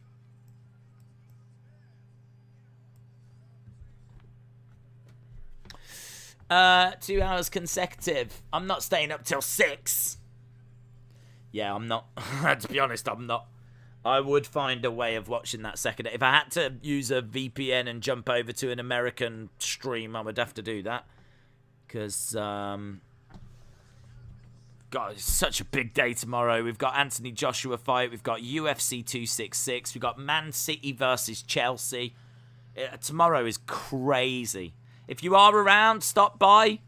Drop a like and say hello. And it's a big, big day. And then obviously we're building towards Extreme Rules on Sunday. And we are definitely here for that as well. Can't you see? Cult of personality. Dun, dun, dun, dun, dun, dun. CM Trunks. It is CM Trunks. I didn't know he had tattoos on his legs.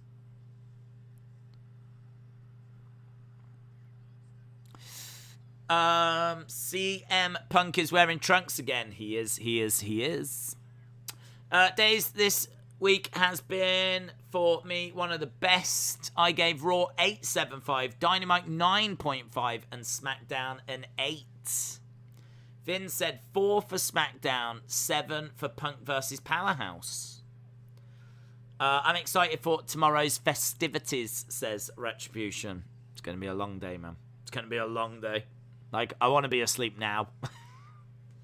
SmackDown's done. I want to be asleep now. Yes, I want to be like that. CM Punk, you're right. CM Punk should hit the GTS on me. Here you go, Days. Go to sleep. Thank you. That'll suit me to a T.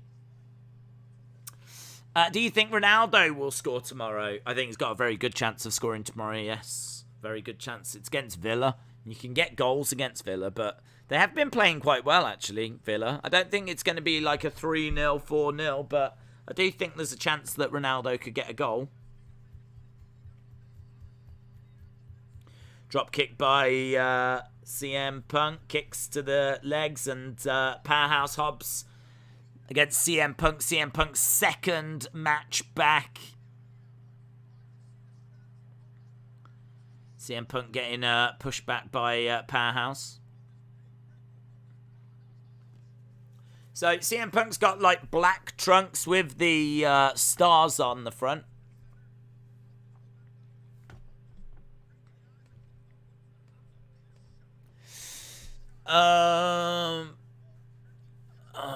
Won't have that table botch. I'd love to see Punk in his trunks again. That table botch, man, it was fun. The trunks are back, says Heather. Hobbs is built like Scott Norton. You can't tell it's pre-recorded. I remember that guy with the ECW shirt. Yes. I can get Chelsea at plus 110. Man City, and think about paying a few units on it. Who's watching on TNT? I'm watching it on Fight TV, and as I said, hopefully it does just go from part 1 to part 2. Hook's on the outside. Hook's getting a bit of a cult following now, isn't he?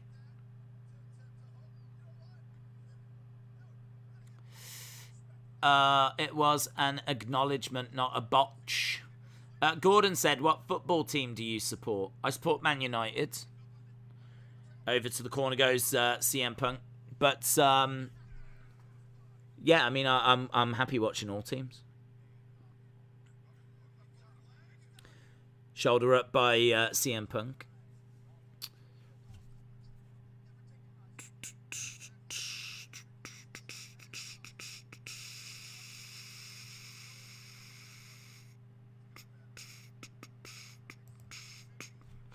CM Punk is pretty smooth in the ring, yes.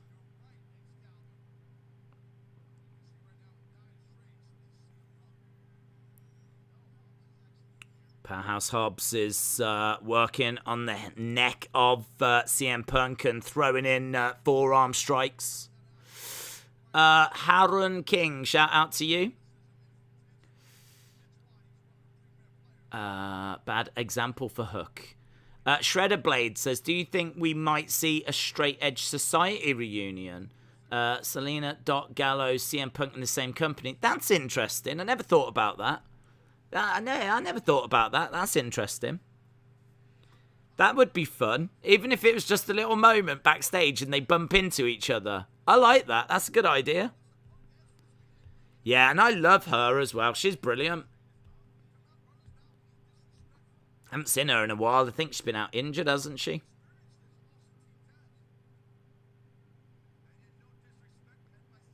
Big strike by Powerhouse. I think Ricky Starks is semi-retired. I think his neck injury was worse than they led us to believe, and now he's on commentary full-time until they can find a way of getting the FTW belt off him. I hope not. I hope not, because he's got a really bright future.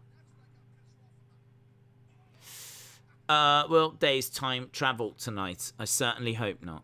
I certainly hope not. That's a moment for being the at least. Hobbs is the world's strongest man. Sorry, Mark Henry. Corvid said a year ago, Will Power Hobbs was wrestling in front of 75 people. Now he's in front of 21,000. He is very, very impressive. I think you could actually make an argument for him winning this, you know. I said that the other day on the Wrestling Escape Pod.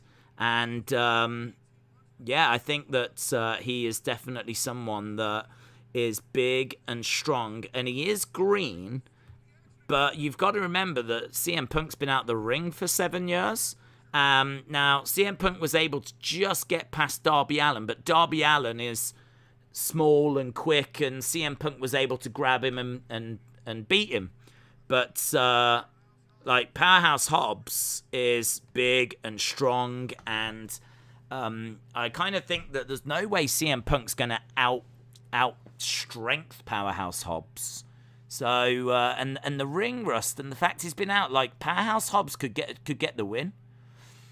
I mean, I don't think he will, because I think that CM Punk, they've invested a lot of money in him, and he goes around calling himself the best in the world. If he was to lose this, it would have people a bit like, huh? But I think you could have that shock value. You could have Powerhouse Hobbs, who's big and strong, actually go on to win this match, and that would be kind of significant. I suppose the first person to beat CM Punk, though, would get, you know, a bit of a push, a bit of notoriety. But yeah, I think Powerhouse Hobbs could have been that person. I mean, he's a young guy, big, strong. CM Punk come back, beats Darby, only just gets past Darby, and now he's in there with someone who I think we're all excited for. I'm excited for the future for Powerhouse Hobbs. I'm very excited. So I'm interested to see how this match actually goes. At the moment, CM Punk's getting battered, getting destroyed. The pacing has just fallen away because I think you guys were at commercial break.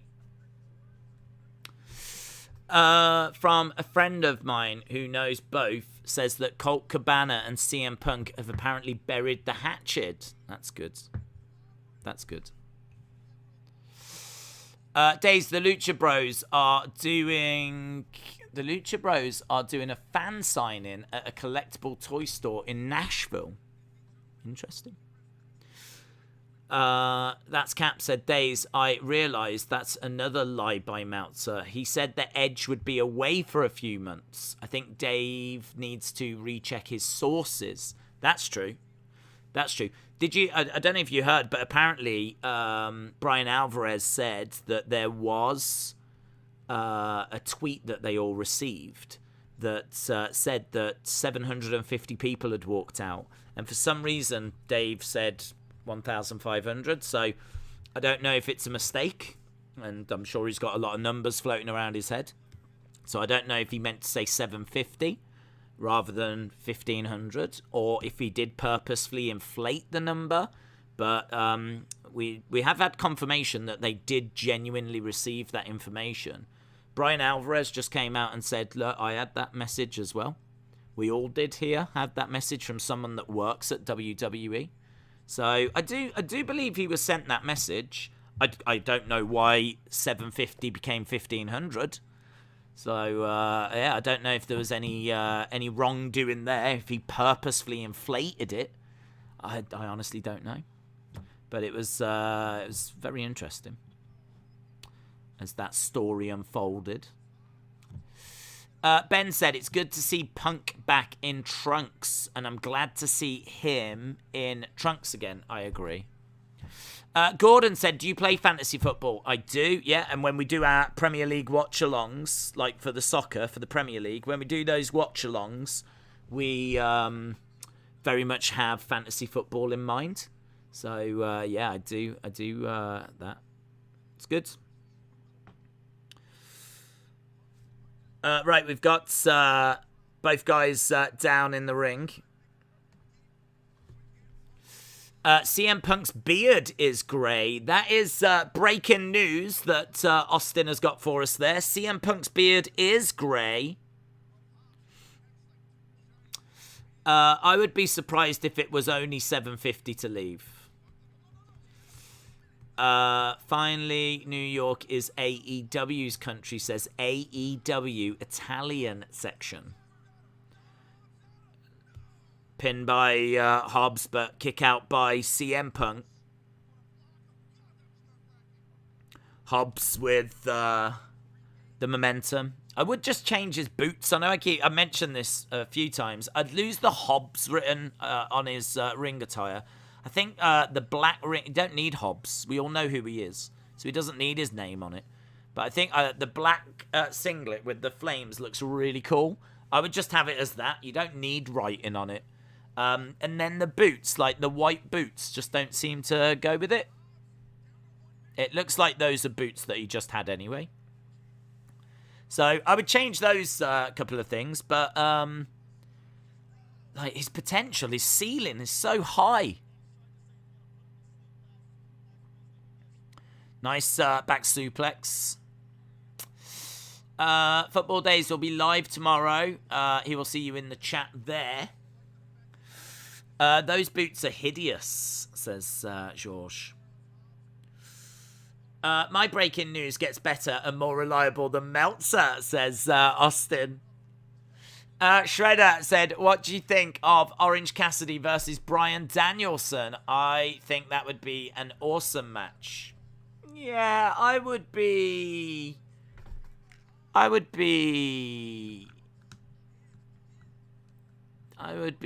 it.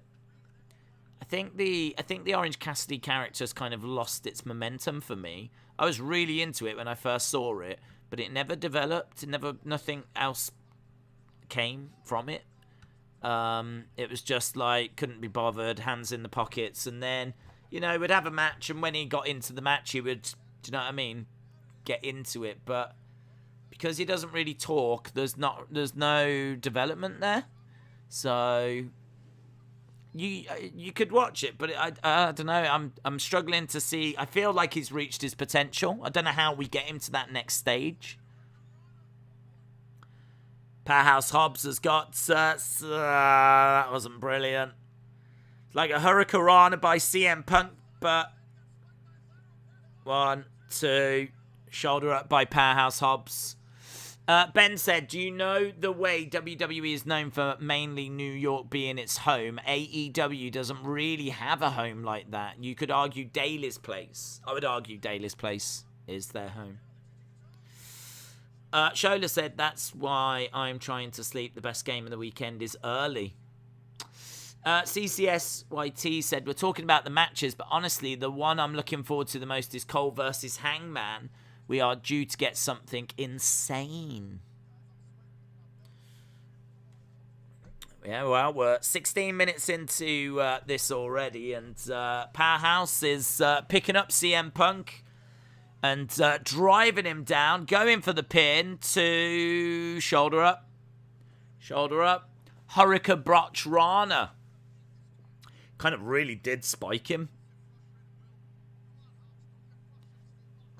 Crowd don't seem to be crazy into this. I'm trying to hear the... Yeah, it's not a loud crowd. In all fairness, they had sat through 2 hours of Dynamite. So, as a result, they might have been a little bit burnt out, but...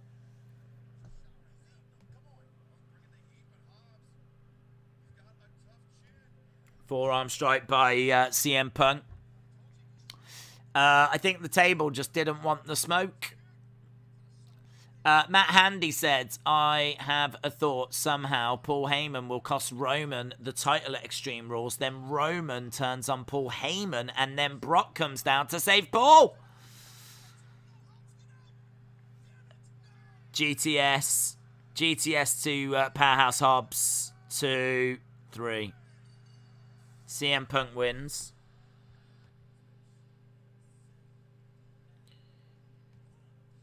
CM Punk wins with a GTS.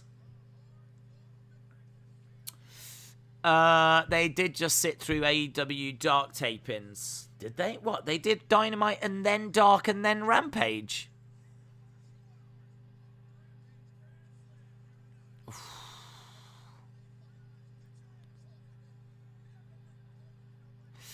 CM Punk versus Malachi Black.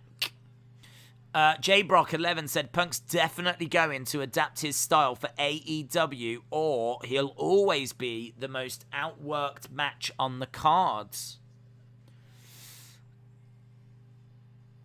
Hobbs getting GTS'd and Punk with a smile on his face.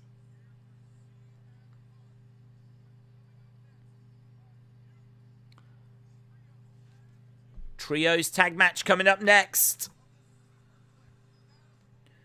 Up next, Adam Cole.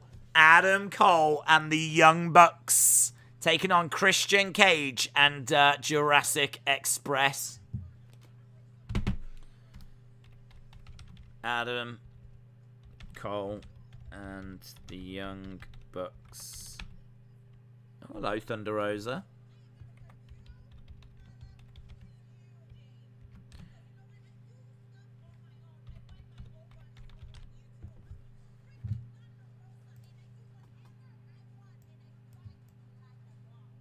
I fight like a dog.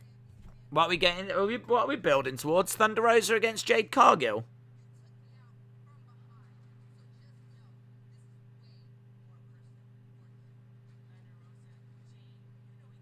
What are we building towards? A triple threat?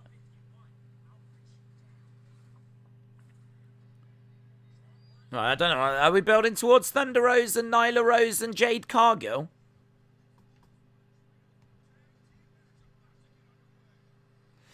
Right, here's the Bucks. Good matchup. The Elites. Austin said, I love how Rosa cuts a good promo. Love Punk, but he has got to get his cardio in order, says Heather. Heather, shout out to you. I hope you are well. Thunder Rosa is good at promos. She is good. She is good at promos. Right, here's the Bucks.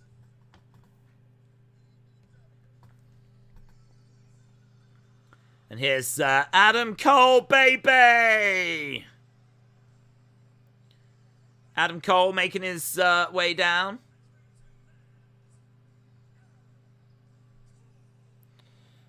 Adam Cole's got Super Click shirt on, so we've got new shirts that say the Super Click. Trending top 10 in the iTunes metal chart is Adam Cole's theme song. That's pretty wild, isn't it? So, Adam Cole. Super, super popular. Super over. Rampage Grand Slam.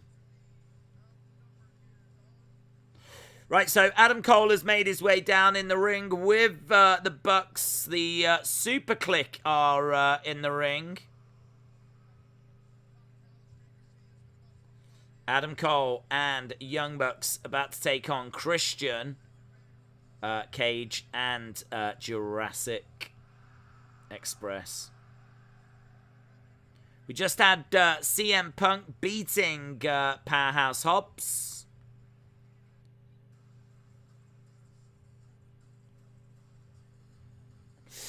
Does anyone think Cody needs to turn heel?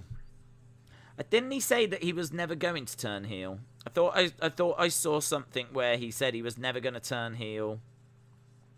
He doesn't want to let down his young fans. Blah blah blah blah blah blah blah blah blah.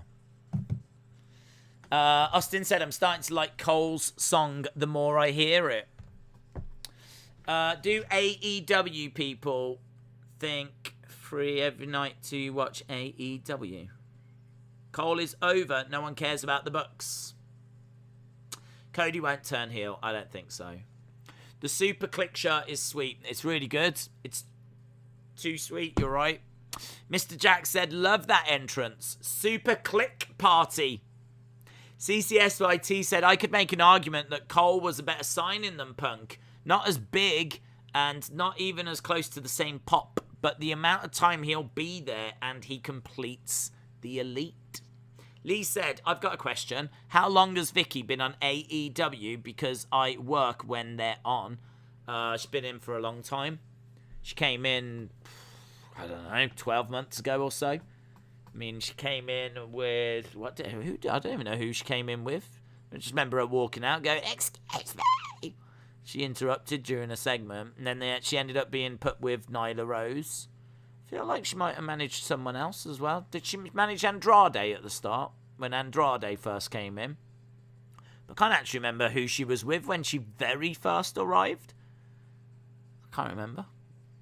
But she's been with Nyla Rose for quite a while now. My wife said I should do lunges to stay in shape. That would be a big step forward. No, that's good. Chronics, effects. That's good. That's less cryptic now. I feel a connection now. Part 2 is on Sunday at 4, according to Fight. Might have to switch to watch wrestling.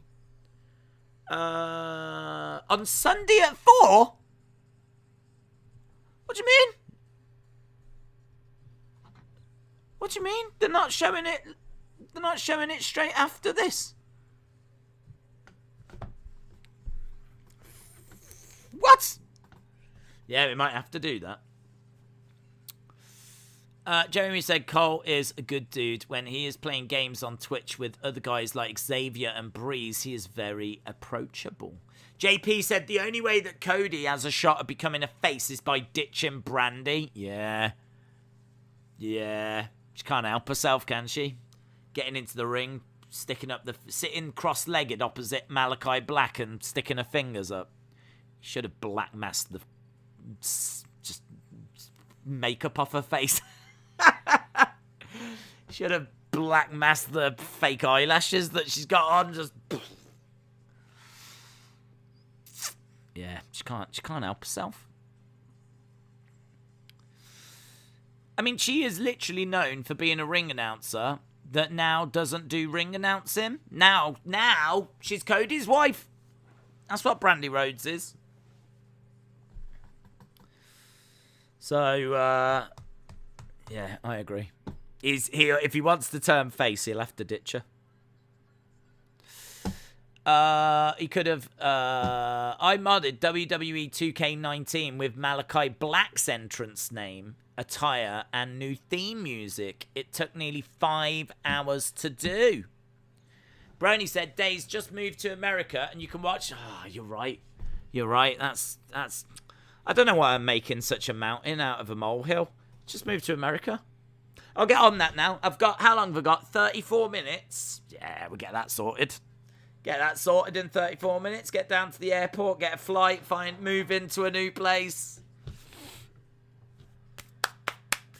I do like this entrance ramp, by the way. The Jurassic Express music's just hit, and now it's got like a bit of greenery and a nice path down the middle. Looks really cool. Here's Jurassic Express.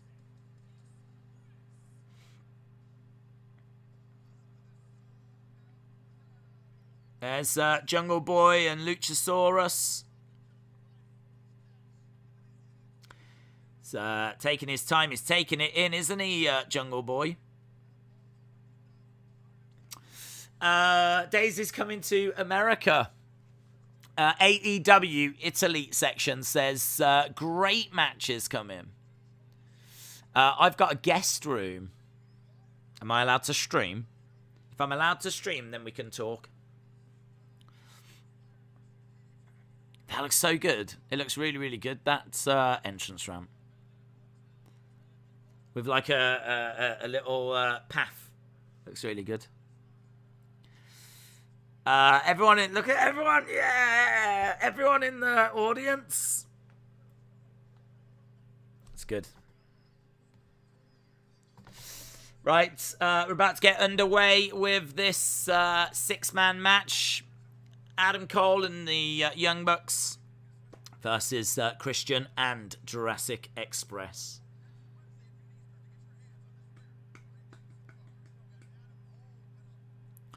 Best company in the world, says AEW Italy section.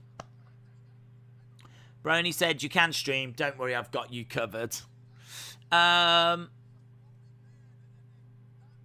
I only know 25 letters of the alphabet. I don't know why. Nice. You're still firing them out there. Nice. All right, we've got Matt Jackson starting us off with Christian Cage.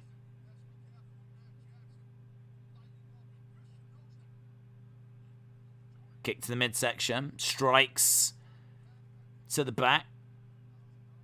And Matt Jackson taking his shirt off and swiveling the old hips. Christian gets hurled over to the other corner. Adam Cole has got pretty eyes, says Sam, a.k.a. Other Mother. That is breaking news. Someone in the crowd has got a sign that says, hey, Braun, we're waiting. Is that the same dude that ran down before? It is! I think it must be a kid. It's got to be a kid. It's got to be a kid. I think there's a kid that's running down the steps to get to where the camera is and keeps holding up a sign. But I couldn't quite make out what it said the other day. But I think that must be the same sign. It says, hey, Braun, we're waiting.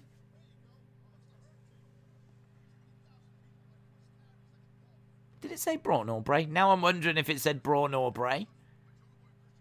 Be a bit strange if he's gone for Braun over Bray. I'd expect hey, Bray, we're waiting. But I'm surprised that hey, Braun. Come back! Come back! Come back down the steps. I want to read your sign again. It's gone. I'll keep an eye out for him. I think it must be a kid, and he tends to be on the steps to the right. There's 2 sets of steps, and he tends to be on the steps at the right where the hard cam is. I saw him a few times during Dynamite. We're not waiting for Braun. That kid is. That kid is. He's made a sign. Nice. Double arm drag and kip up by Jungle Boy. Jungle Boy looking over at Adam Cole Bay. And Adam Cole Bay saying a few words to Jungle Boy. It's weird, isn't it? It's weird seeing Adam Cole. Super kicks by the Bucks. That's one big kid. Is it a big kid? I don't know. I didn't see. Kick by Luchasaurus. Big right hands coming in. Why would that kid be waiting for Braun? Is he secretly the Fiend? Perhaps it wasn't a big kid. Perhaps it is Bray.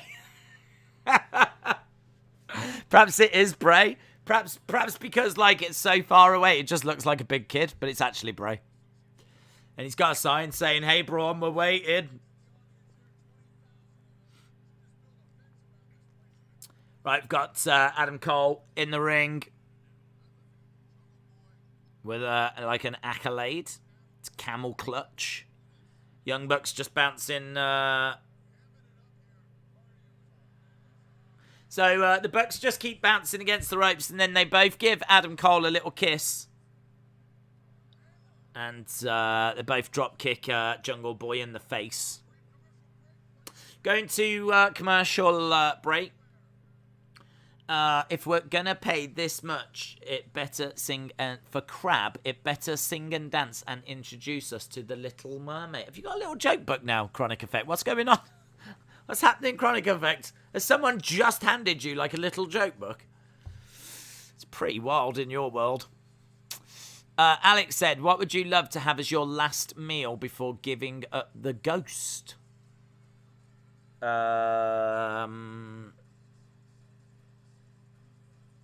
I would have an everlasting gobstopper as my last meal. I'd have an everlasting gobstopper, and I like this, and they'll be like, "Are you done yet?" I'll be like, "No." Give me about. Come back in 5 minutes. And then they'll come back and they're like, "You done?" And I'll be like, "No." I don't know how long these things last for, but give me another 5. And then they come back, and I'll be like, "Nah, yeah, still not done." You might need to rearrange this for tomorrow, because this ain't, do you know what I mean? It's still as big, just as big as when you gave it me. Yeah, we'll rearrange it for tomorrow, and we just keep doing that. So, that is if ever you find yourself on death row, that's how you get out of it. You have an everlasting gobstopper. Or they'll probably just rip it out your mouth and be like, "No, enough of this." And then you're screwed. Zack's Attack said, "Are you gonna eventually collect AEW figures?" Probs not. Probs not, because I managed to fight get in season 1, and I don't think there's anything that's going to tempt me any more than season 1 did. Season 1 was really tempting because they're super collectible. If you look after them, it might be worth some money in the future. I thought the figures looked pretty good as well. So, yeah, I mean, I don't CM Punk figure you can get in Mattel. So, if I want a CM Punk figure, I can get a Mattel one. I can get a Mattel one of pretty much quite a few of, the AEW ones. Adam Cole, I could get one. No, I don't know. I don't think so. Let's put it this way. I don't have plans. Jim Gore said The Last Jedi is the worst Star Wars movie ever. Controversial. I haven't seen it, so I can't say. Jim said the Taco Bell crispy chicken sandwich looks yummy. Tharuka, shout out to you. I hope you are well. Shout out to everyone that's joining us. We've got an hour and 25 minutes to go. An hour and 25 minutes to go. We've already had CM Punk taking on Powerhouse Hobbs.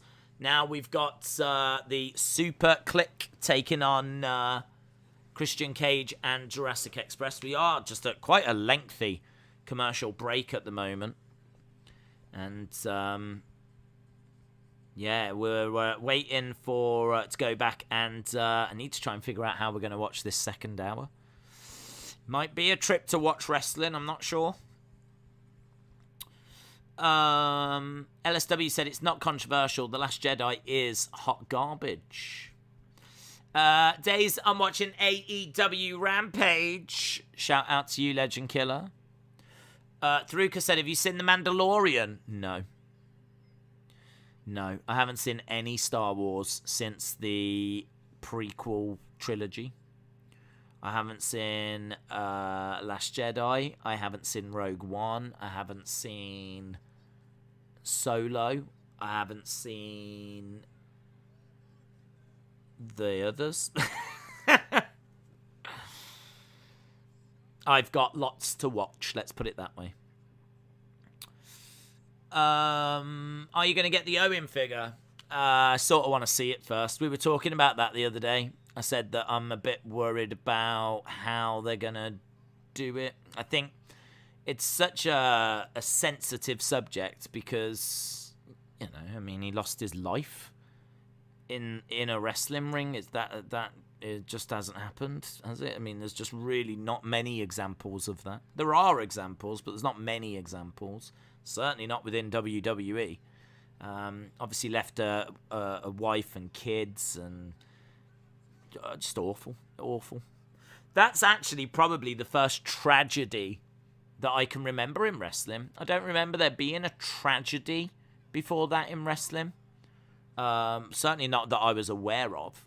So I remember that one hitting quite hard.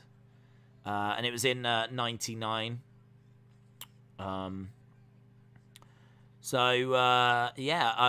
I like the fact they're going to bring him to a whole new generation of people. But I don't know how I feel about, like, figures and him being in the video game and all stuff like this. So I just want to see it first. I'm certainly not going to sit and go, yeah, I'm going to buy 5.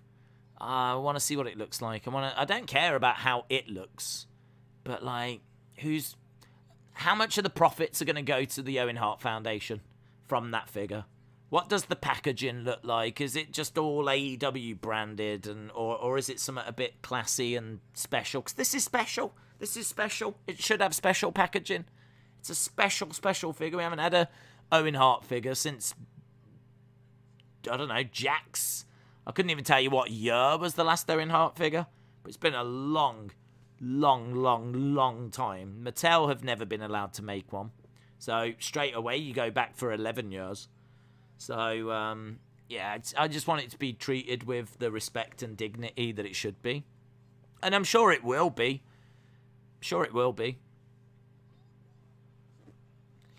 Nice suplex by Jungle Boy.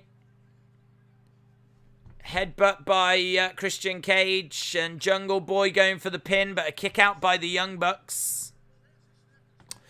Smackdown was great, says Mickey B. No Name said, do you prefer Moxley as a face or a heel?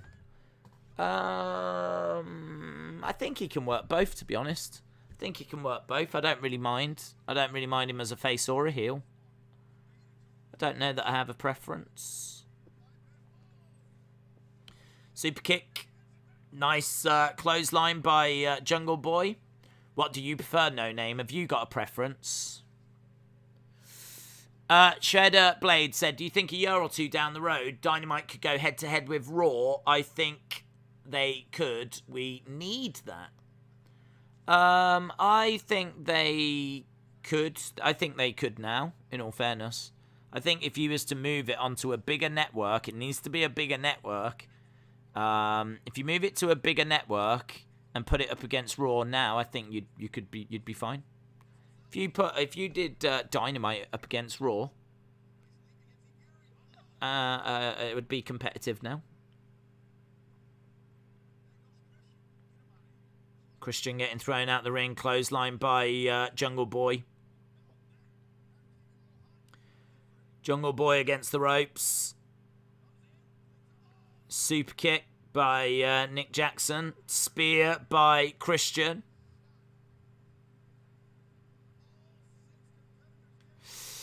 If Montez goes his own way, then maybe his partner could betray him and become a member of the Hurt Business, says J.P. Thorne. Austin said, I've got so many notes for UFC, and I'm still unsure who to pick on some of the fights. I've got some notes. I mean, in all fairness, I've had today, and that's about it. And I've had to try and do some boxing research as well. So, I mean, I did spend, no word of a lie, about 8 hours at least doing research today. Luchasaurus sits up in the ring. Adam Cole goes over, kicks at Luchasaurus. Luchasaurus tries to pick up Adam Cole. Adam Cole with a kick to the knee. 1, 2, kick out by Luchasaurus. Another kick by Adam Cole. Adam Cole climbing up to the middle rope. Comes down. Panama Sunrise. Wow, that's amazing. Panama Sunrise to Luchasaurus. Last shot. The what? The boom. Did he call it the boom? So it can't be called the last shot. Adam Cole gets the pin on Luchasaurus after hitting Panama Sunrise and the boom. Did he call it the boom?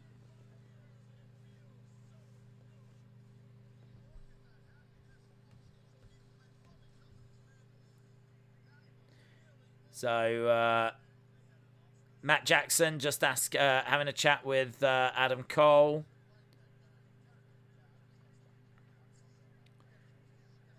There's Jungle Boy. Jungle Boy is... Adam Cole comes over and he's saying a few things to Jungle Boy. I like this. I really like this. You don't see much of this, in all fairness. Adam Cole just going over and saying a few... He crouches down. He doesn't attack. He doesn't attack Jungle Boy. He crouches down and says something, but we don't hear what it is. I really like that, because that is what would happen. Just goes over and is like, you know, I told you that we were going to destroy you and your friend. You need to stay out of our business. Have you learnt your lesson now? Or something along these lines. I like that. That's really good. You see, that to me is a lot more impactful than him going over and just beating up Jungle Boy. Like, it's a bit deeper. Means a little bit more. In fact, he's just gone over and said something to Jungle Boy. Jungle Boy clearly upset about, you know, what's just happened. And you can see the arrogance on the face of Adam Cole. That was good. I like that. Match was alright. Yeah, match was alright.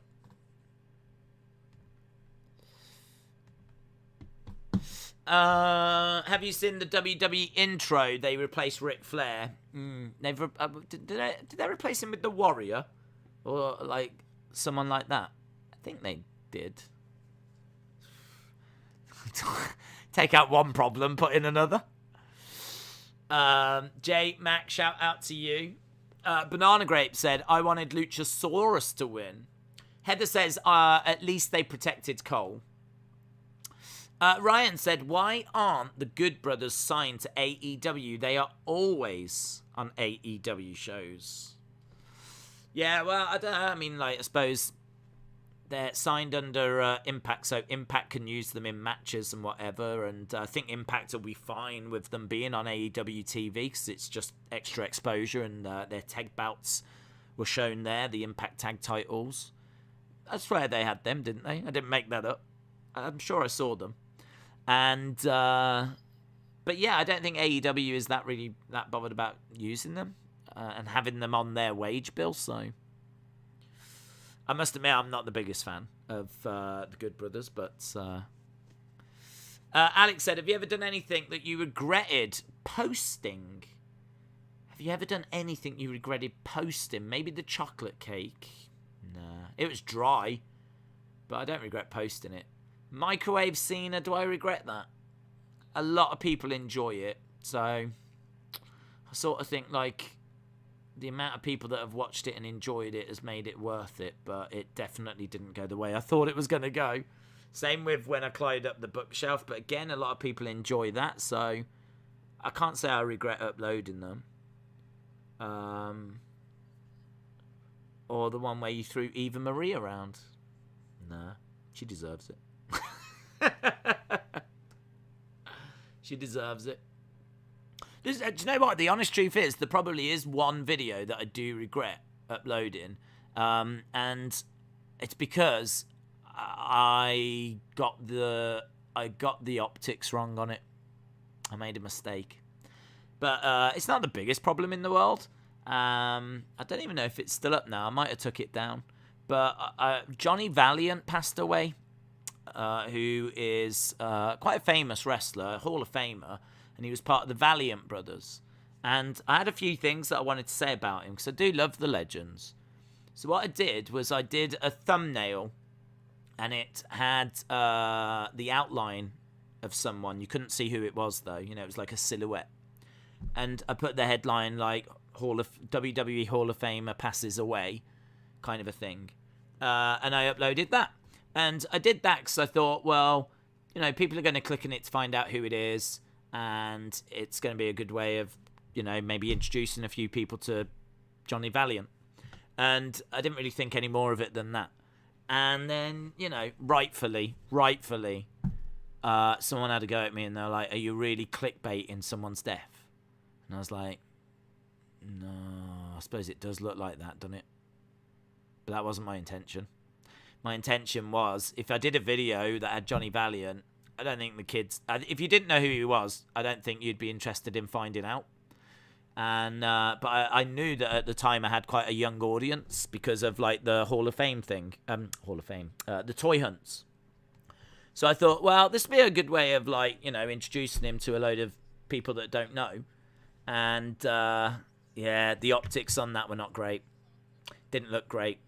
And as soon as it was pointed out, I was kind of like, yeah, I've got that wrong. I've misjudged that one. So I don't regret doing the video. I regret the thumbnail.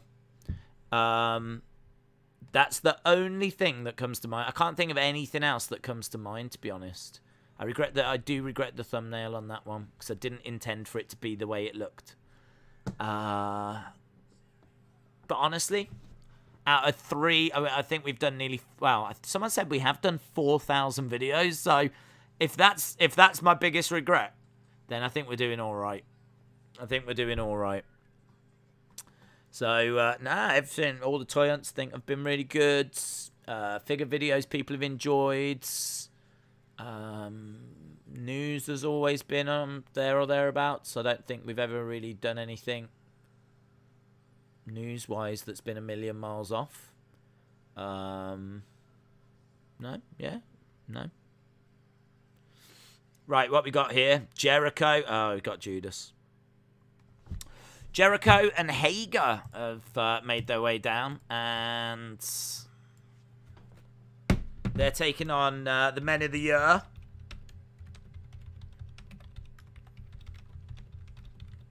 There we go. Days, is it a bit behind? I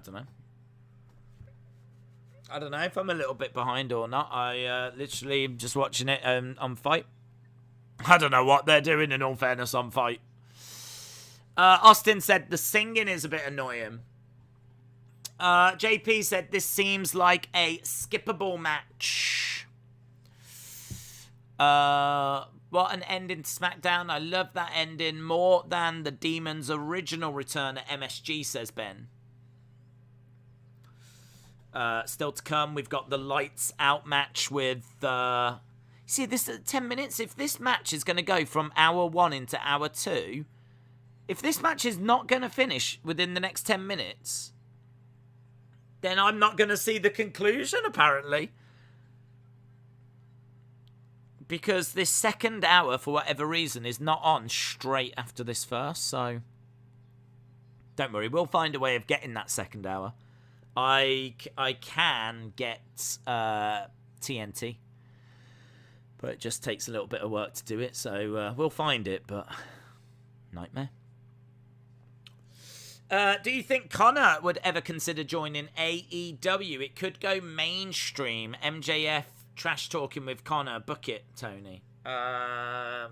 He could do one day, but I think he's got an affection for Vince. He likes Vince. So I think if he was going to do Summit, he'd likely go to WWE. Because that's taken from Vince. And he's trash talked WWE before, and got to think they would pay the money. The ending of this match got spoiled for me, says J14. Heather said Fozzy is playing in Nashville next Thursday. They've advertised that gig all summer. No one should spoil it, but there's said to be a surprise in the main event. Lauren said, I'm going to get some sleep. I've got to wake up for the City game. I know, same. Jay Swiss said, I would love to see the Ascension in AEW. Who are the men of the year? It's Ethan Page and Scorpio Sky. They've obviously been with American Top Team and Dan Lambert.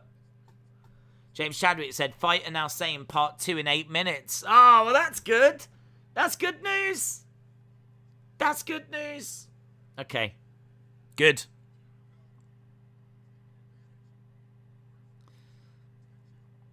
Belly to belly.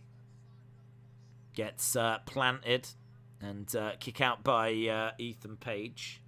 So we've got Hager.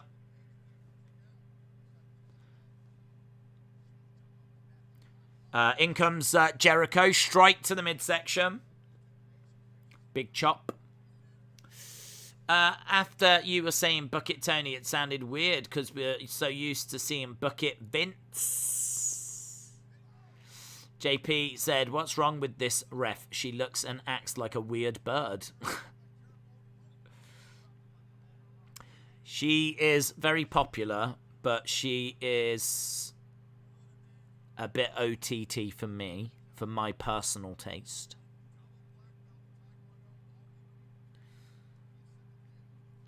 We've got leg across the back of Jericho. That's terrible. I always want there to be drama for you. Oh, Austin, don't worry about that. Don't worry about that. Just because we got rid of one little bit of drama doesn't mean there ain't a ton more that'll be just a little bit further down the road, I'm sure. It's just non-stop. No sleep for you, no sleep for you, no sleep for you. You get no sleep, and you get no sleep. I know, the annoying thing is that, like, I don't even think I'd be able to go straight to sleep right now. So, in about an hour, I really do need to just go to sleep. Because it is going to be 5 o'clock here in the UK, and I think, I don't even know what time the next stream starts. It's at like 12, so that's 7 hours. I mean, that's a decent chunk of time. I mean, that's a good night's sleep right there. That is perfect for me. You know, get 6 hours sleep, wake up, set up the stream, whatnot. I mean, that is absolutely fine. But I hope I can get to sleep quick. We got Scorpio Sky in the corner with Jericho looking for the superplex, but couldn't get it. Jericho pushes him down. Jericho up top, crossbody by Jericho. That should be known as the cross boomer. The cross boomer! Scorpio Sky jumping onto the face of Jericho. I heard that unicorns are more real than sleep. Zachary said Men of the Year need this win. Ronald said, is it me or does Drake Maverick dark turn scream he will be Keith Lee's new heel manager? That could work really well. That could work really well. Hang on, what Drake Maverick dark turn? I didn't see a Drake Maverick dark turn. Was there a Drake Maverick dark turn? Dark turn? When did this happen? When did Drake Maverick's dark turn? Make him sound like he's become the new Fiend.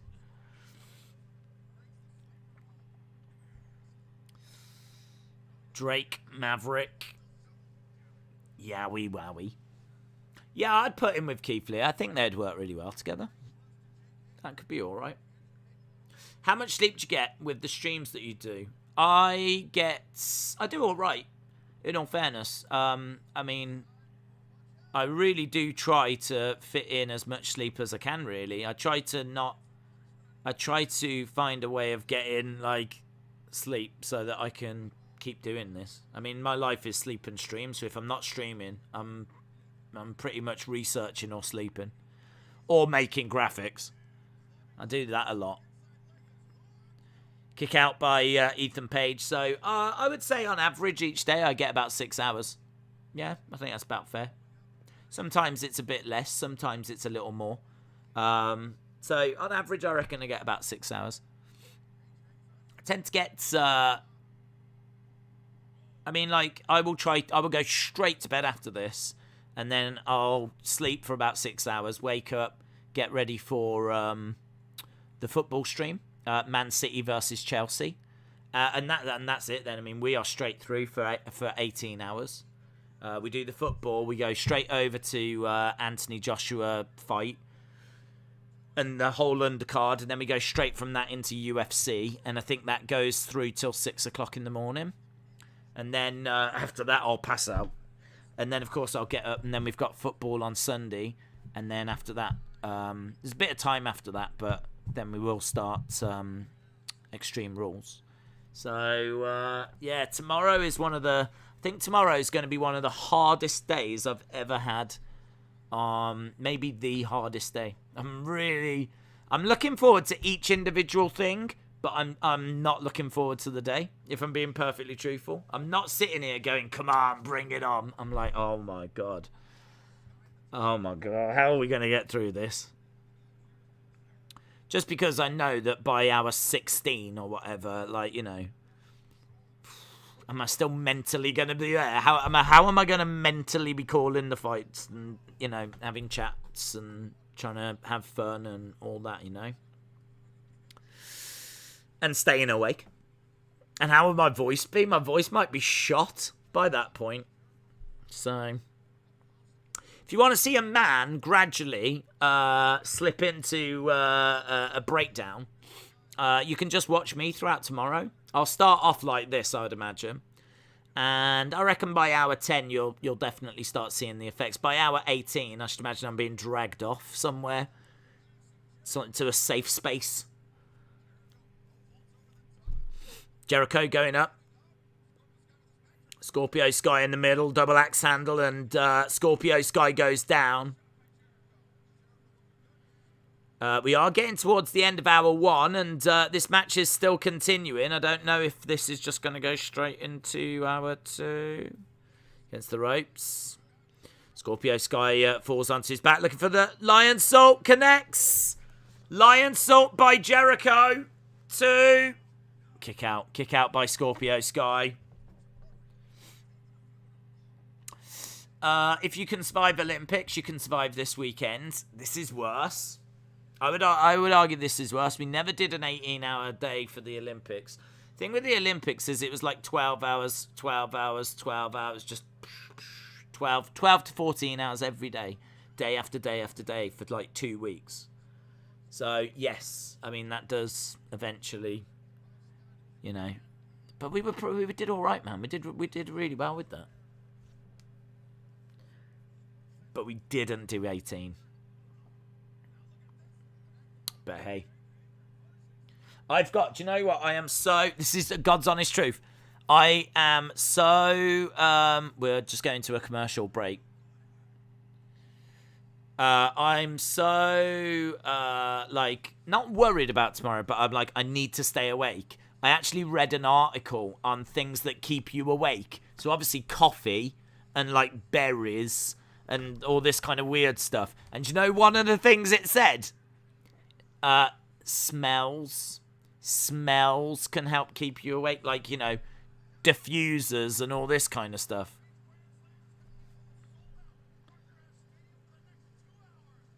Okay, they've hang on, what's going on here? Dark. I don't want dark. Hang on, we've got to get through this. Where's part 2?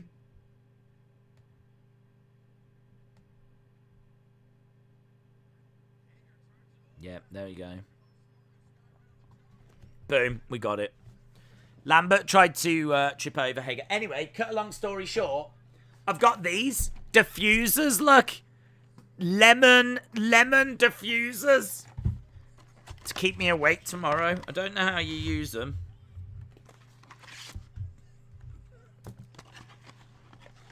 And it goes in there, and you put that in there. And then that's going to help keep me awake. Apparently it smells like lemon. I bought 2. So I'm going to have, like, over here, like, smells. I'm going to, like, aromas are going to be around tomorrow. Anything to just keep me going. Paige Van Zandt. Lambert's in the ring. Is it over yet? They just let him go. They've let him go because we've got these MMA people down. There's Paige Van Zandt. Can I just say that does smell quite nice? Masvidal.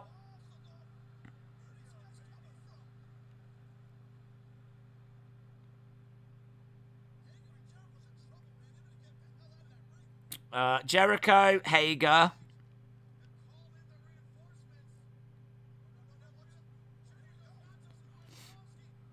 Arlovsky and what is going on? Masvidal's getting in. Paige Van Zandt's in.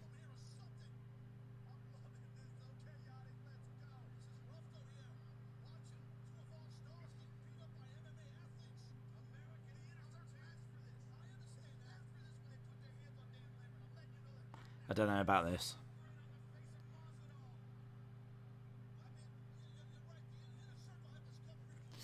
Right, well, here we go. We've got Jericho Hager being beaten up by MMA stars.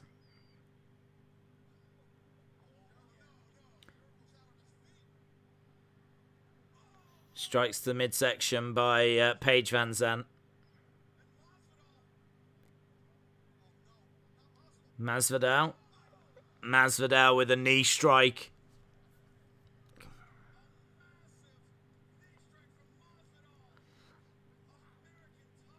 Masvidal delivers a knee strike to Jericho.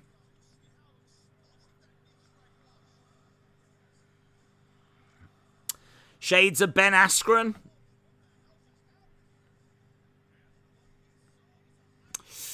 Running knee.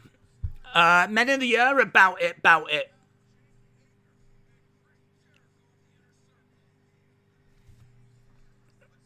Yeah, I mean, honestly, it should only probably take one of them.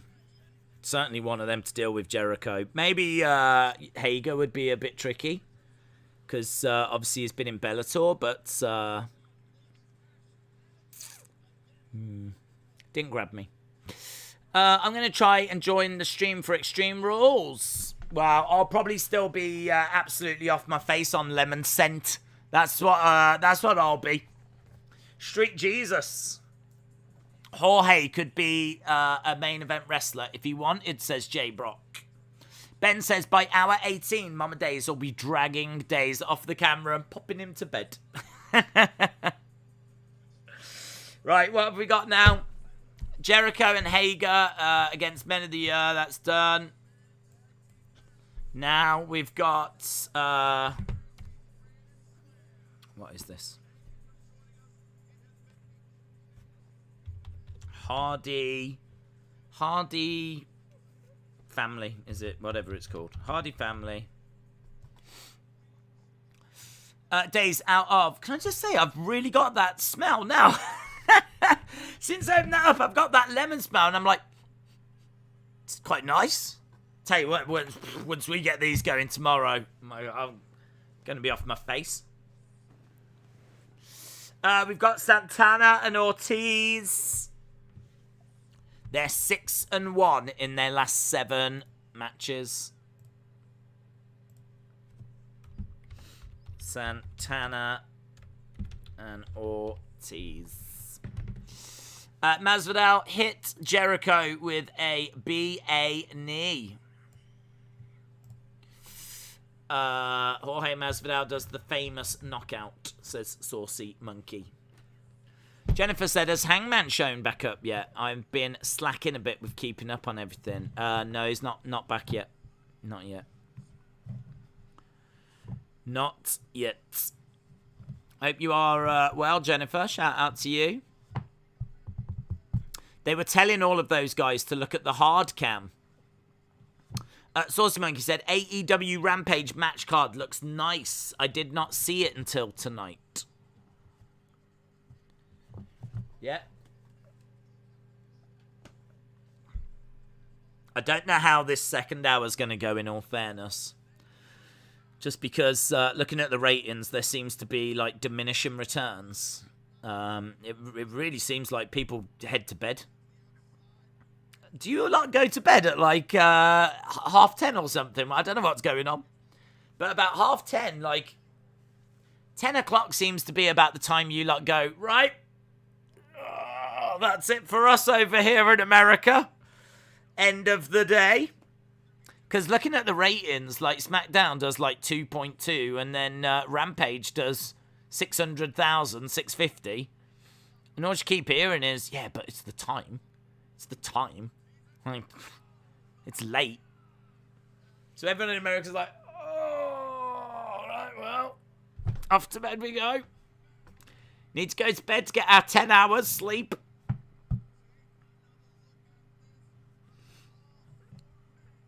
All 4 men. Look at this. Incredible action. This feels like AEW is ripping off the Retribution angle. CCSYT said, Days, 10 is late. 10 is late. 10 is not late at all.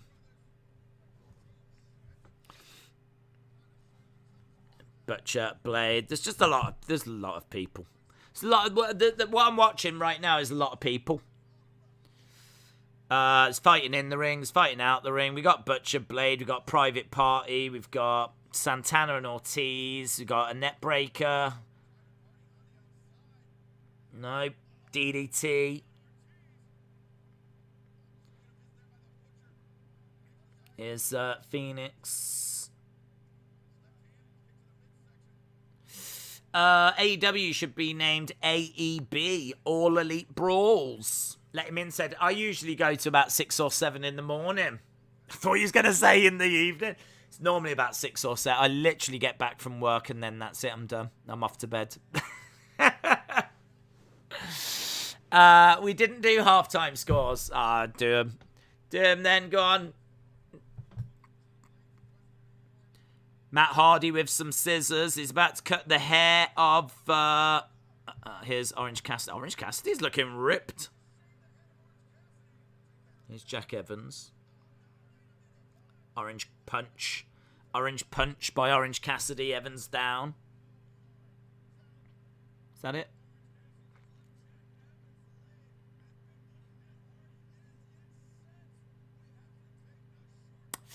Going to commercial break. Ben says 5. Americans say 10 p.m. is late, and the UK says hold my beer. 5.5 says Austin. 6 says Boomers. 5.5 says let him in. Shola says I can't be bothered. Yeah, I can't be bothered. Can't be bothered. 5.5 says Hayden. CCSYT says 775. Matthew says 8. Let him in says 5.5. J14 says 7. Plus 9 is 7.75. Brad G says 7. There are more tag teams in this match than WWE has got combined. Austin with a 5.5. JP with a 6. Zachary with a 7. Heather with a 7.75. J Brock 11 with a 6. 1987 Big Fan with a 5. John said 6.42 people I don't know beating up Jericho. That is true, actually. There will be a lot of people that don't know who those UFC stars are. That is very, very true. That is very, very true. I would think most people would know Masvidal. Maybe. But, yeah, I should imagine a lot of the others, like Arlovsky and whatever, people probably don't know. Legend Killer says 6. Lee says 5.25. Bonkers says 4.5. Buttersbart says 6.75 for me. Heather with a 7.75. Sam the Mother says, I barely get 2 hours sleep a night. Dude, how do you even function? Honestly, if I get less than... I mean, I would not want less than 6 on a regular basis. Less than 5... and I'm just like, that's a nap. If I'm only going to get 4 hours or something, then I'm definitely trying to find a way of getting more sleep time. 2 hours is not right. I'm going to the hospital. Forget the doctors. I'm going to the hospital. Jay Smith says, I had to put a lot of thought into it. I loved Undertaker's Ministry of Darkness. Chris Jericho's Break the Wall. I love Break the Wall. Break the walls down. Denis A says 10 out of 10. 4.35 says Going Ghost. 3 says Shaquem. 4.35 Going Ghost. 6.25 says Ryan. John says 5. Days, I've got the same lawyer as Masvidal. Really? That's random. 2 hours should be illegal. You need to go to jail. Yes. Mother, you need to go to jail. I usually get 6 to 8 hours. That's good. Ben said it's 4:10 a.m. in the UK. These are the times we have to stay up to watch wrestling live, because if we record it, we will see what happens on social media. Attitude Era had quite a few MMA guys on shows, says Mr. Jack. Worse than SmackDown. Just woke up and this opening sucks, says Fit Tennis 60. Shout out to you, Fit Tennis 60. Daisy, are you going to have enough energy to do UFC 266? Well, that is the concern. The concern is that I'll be awake. I'm not going to not be able to stay awake. I've got lemon. Yeah, so I'm definitely going to be awake, but I don't know how the stream's going to go. It could be an epic disaster. I'm not going to lie. We'll see.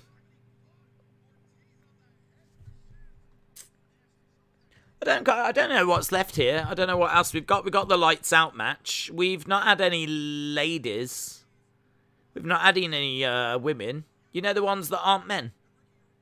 You know, men. Well, not them. The other ones. You know those ones. You know the ones with the... You know them. We didn't have none of them. Where are they? Are they on this show? Yes, they are. Anna Jay is on this show. Anna Jay against someone else. Kick by Penta. There's this stuff whenever I'm tired. I get it from a homeless man. It's a little pick-me-up. If you want me to send you some, I would take it. I'm down for taking whatever to get me through that tomorrow. Definitely. I've got these as well. I've never took them before. Look at that. Pro Plus. Caffeine. Feel more awake. I'm on drugs now, guys. I'm on drugs. These are drugs. If you don't believe me.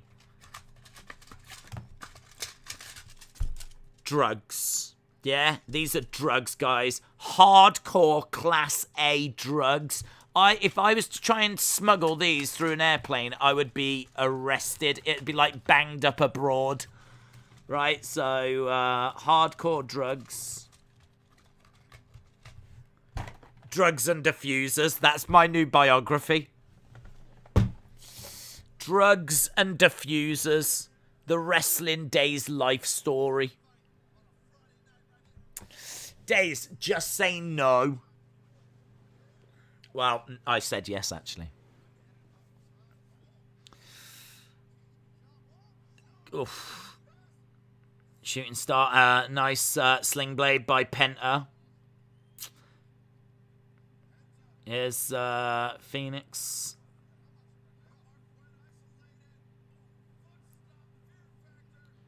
Fear Factor. Street Sweeper. What are these names? A Fear Factor followed by a Street Sweeper.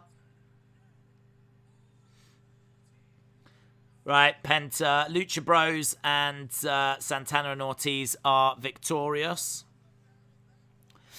Days is in... I do have a drug addiction. It is correct. It is correct. Well, it is a drug addiction, actually, to be honest, because I've actually got 2 packs of them. So, I mean, who needs 2 packs? Me. I do. I'm basically wrestling 2 packs days. And I've got these energy gels as well. Look at that. That's isotonic energy. Who else streams with energy gels? I've got energy gels. I've got energy pills. I've got diffusers. Down here, I've got empty Tenzings. I've got, honestly, it's all happening. So, we're definitely prepared. We can say that we've definitely got supplies to get us through.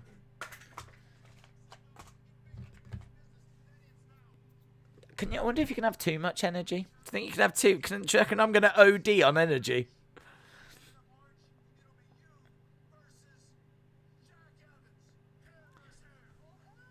Orange Cassidy versus Jack Evans. Matt says you better win, Jack. Hair versus hair match. Anna Jay versus Penelope Ford. That's what we've got. Anna Jay versus Montez's wife. Or maybe it's Montez. Perhaps Montez dresses up and as a woman so that he can pretend. So that he can pretend he's a different person and then compete in 2 companies. Maybe it's that. You should drink a Monster any. Not after that rubbish, am I? I'm not looking to put rubbish into my body. Just good natural things, like drugs. I'm not looking to put Monster Energy in. Ugh. Matt Hardy, what a coward. Those are wild caffeine pills. They're like literal crack. Brilliant. Honestly, if it keeps going, I don't care what it is. There's nothing simpler than avoiding people you don't like. Avoiding one's friends. That is the real test. Days, will you show a short streaming setup sometime? I don't know what you mean. What do you mean? Like, what do you mean? I've got a Yeti microphone. I've got a webcam, which is a Logitech whatever. I don't know. I googled a couple of years ago what's the best webcam you can get, and this one was what kept coming back. It was about £100, which I thought was really cheap, actually. I thought, like, what the best webcam you could get, I thought was going to be like £300, £400, £500. It was like £100. I think it was like 80, maybe even be like £89 or something.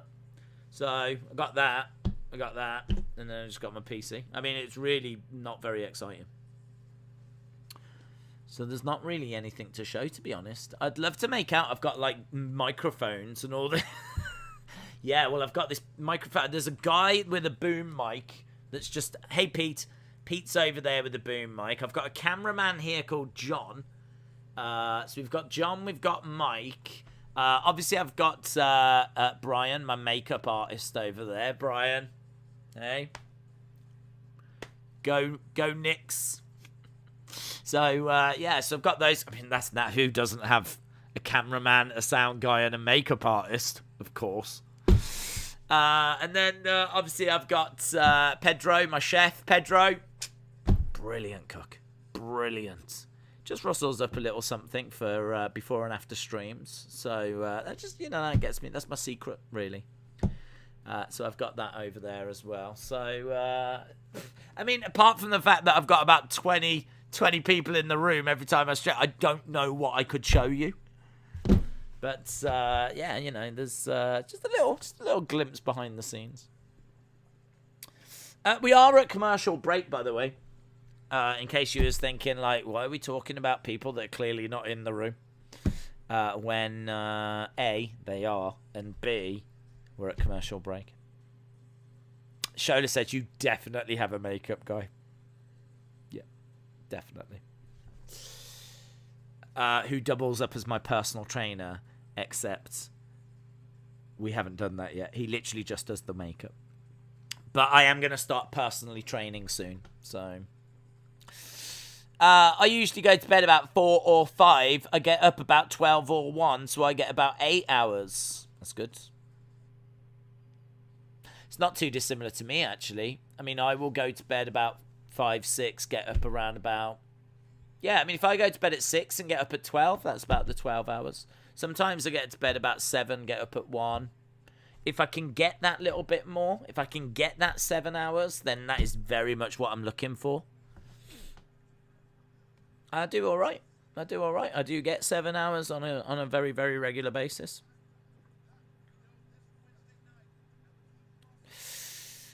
Get off the speed days.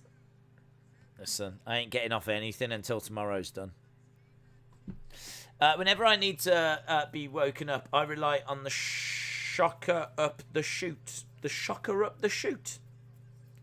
Stephen said, who have you got, Roman or Finn? I'm a big fan. Stephen, my friend, shout out to you. I have... Oh, hello. People are being beaten up.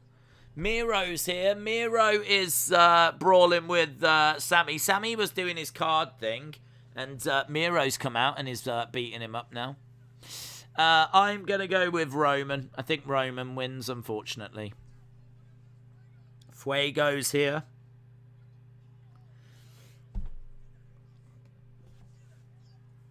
Miro beating up Fuego, beating up Sammy. Throws him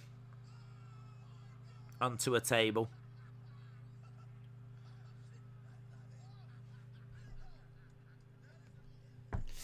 Yes, I've got Roman. I think I'd love it to be Finn, but I don't see it. Days, do you eat or chew ice? No. Is that something I should do? Is that something the world's doing and I'm not doing it?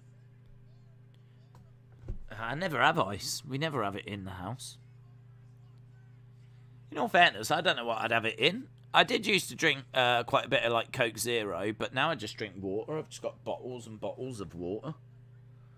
Honestly, like water. I think I still got a little bit in. Water. Probably some more down there as well. Like I just drink a lot of water now.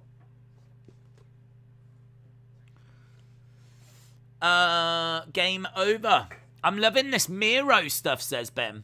Like the God's favourite champion and all that stuff. I think it's top notch and it's a great heel character. It's much better in it. Do you remember when he was the best man? Oh my flip. That was not good. I don't know where Kip Sabian is actually. Since he got beaten up, we haven't seen him since. Finn isn't wrestling, but Demon, I believe, will win, says Ryan. Jay said, pour ice down your pants. It will keep you awake and refreshed. I don't like the bit when it starts melting, though. Here is Anna J. Dark Order's Anna J. She's on a 7-match win streak. Breaking up is like knocking over a Coke machine. You can't do it in one push. You've got to rock it back and forth, and then it goes over. Breaking up. Hey? You can have ice in your soda, tea, and even water.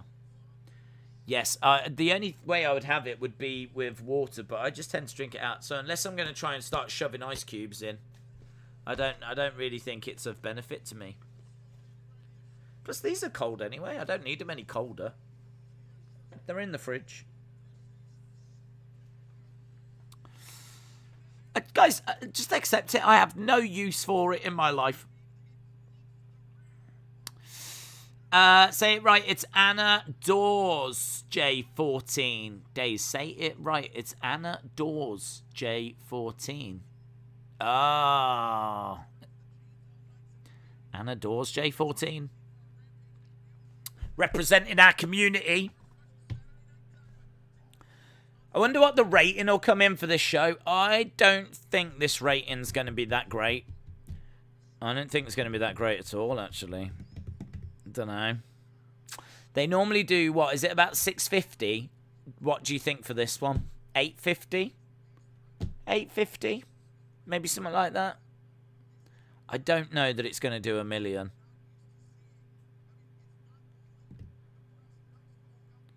Back elbow by... I think people will tune in for CM Punk, and then they might... They might go then. So I reckon CM Punk will do alright, and then I think it will start falling. I'm watching AEW whilst holding an angry 8-year-old. Well... Maybe the 8-year-old doesn't want to be held. Maybe that's why they're angry. This Rampage has been a bit meh. Even Punk's match couldn't carry this show. Shola said it's been so bad, AEW is really dropping the ball. J Brock said under 1 million for sure. Yeah, I just sort of think like if we weren't streaming it, I think I would have gone. With tomorrow being such a big day, I think I would be like, yeah, I don't really feel like I need to stay and watch this. Already seen like 2 hours of SmackDown. Like an hour of Rampage is fine, but I think lesson learned. 2 hours of Rampage. That's 4 hours of rest. That's a lot for a Friday night.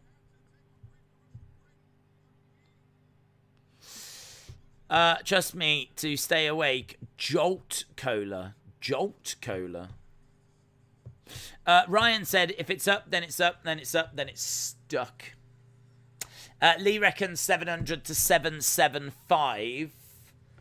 CCSYT said, what's your favourite number? My favourite number's 5. Always, it's been 5. That is my number. 5. I've got quite a few reasons for it, but one of them is that it is the month that I was born as well. I was born in the month of 5. So... this is why Tony didn't want Rampage to be 2 hours. I think he's right, honestly. I think he's right to not have it as 2 hours. If it is going to be 2 hours, then that first hour should clash with SmackDown's third hour. I don't think it should go this late. What is Olympic Paris 2024? It's where the Olympics are in 2024. Something the world's doing and you're not is TikTok. Would you ever make an account? Is the world doing it? The world is doing it and I'm not doing it. Would I ever make an account on TikTok? I wouldn't say never, but oh my God, have I got enough to do already, thanks.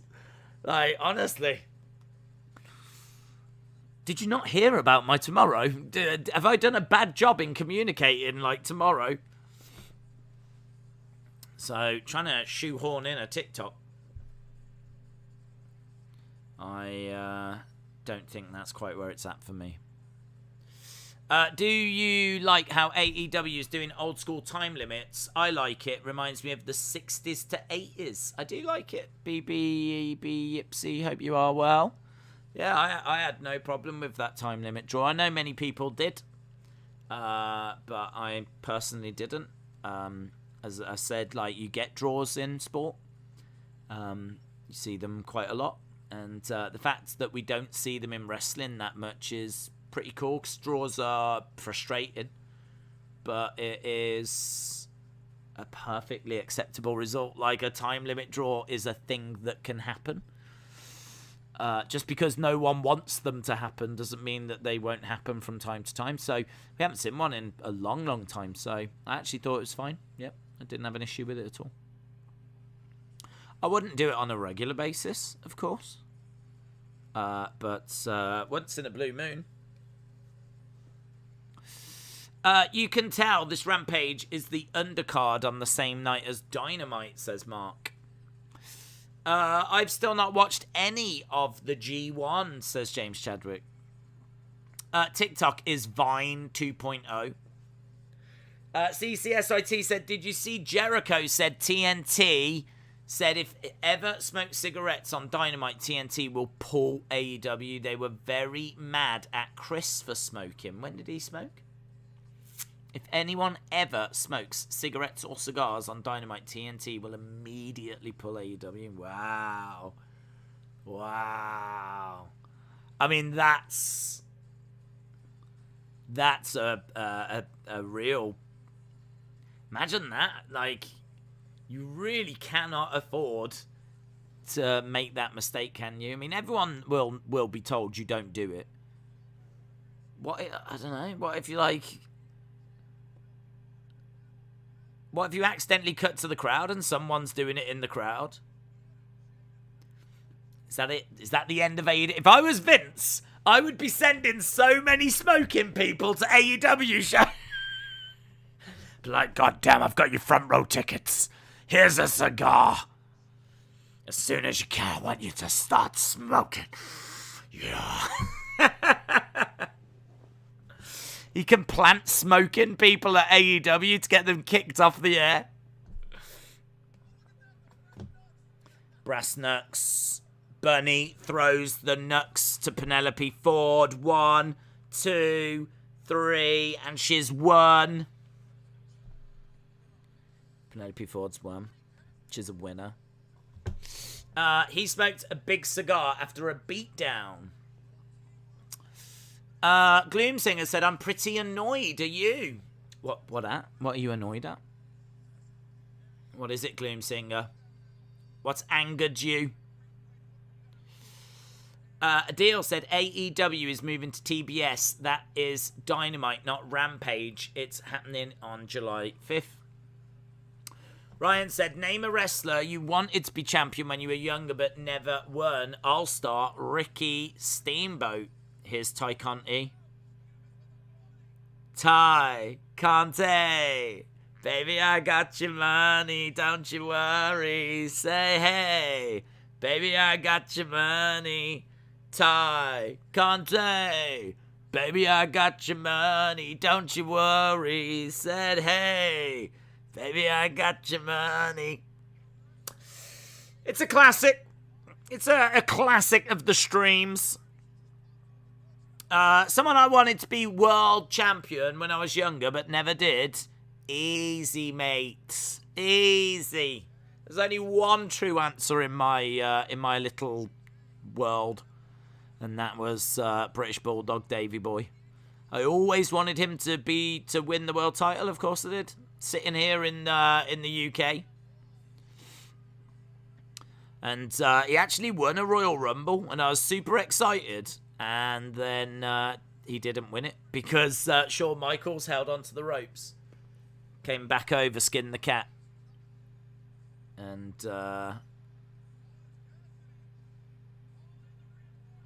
here's Dark Order. We got Dark Order. We've got Chris Statlander. We've got Orange Cassidy. So yeah, Shawn Michaels didn't get eliminated and then eliminated the Bulldog. Robbery.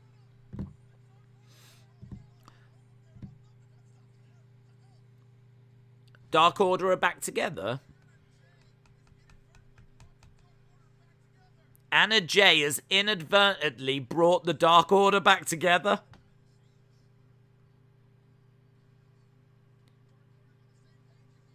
That's it. It's all fixed now, guys. It's all fixed.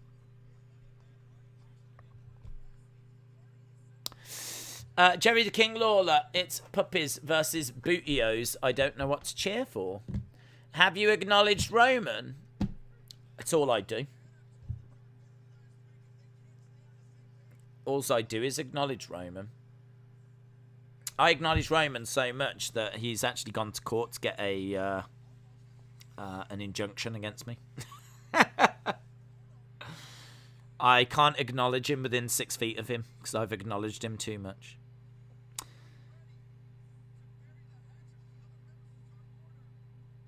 We've got Sad Evil Uno. Sad Evil Uno is my favourite thing in life. Evil Uno walks off with his head down. And he's just like... Sad Evil Uno.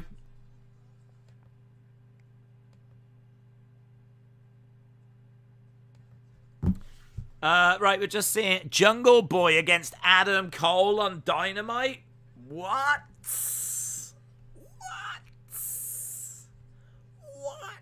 Orange Cassidy versus Jack Evans. Hair versus hair next week. We got Moxley and Kingston, Lance Archer, Suzuki. We got 23 minutes to go. And just a main event. I should have guessed it. I remember when Bulldog got screwed. So did I. You don't acknowledge Roman. You want Demon Balor to win? You're a fake fan? Listen, I'm a fan of good booking. That's what I'm a fan of.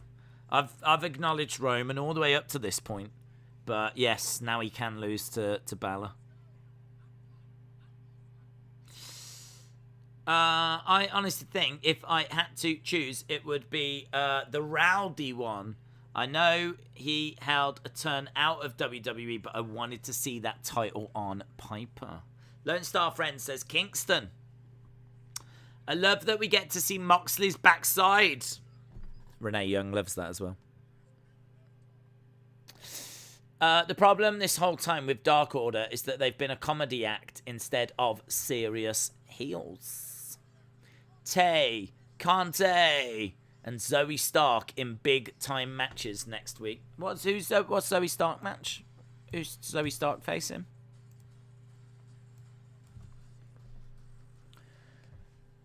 I haven't seen the Zoe Stark announcement. I'm a big fan of her.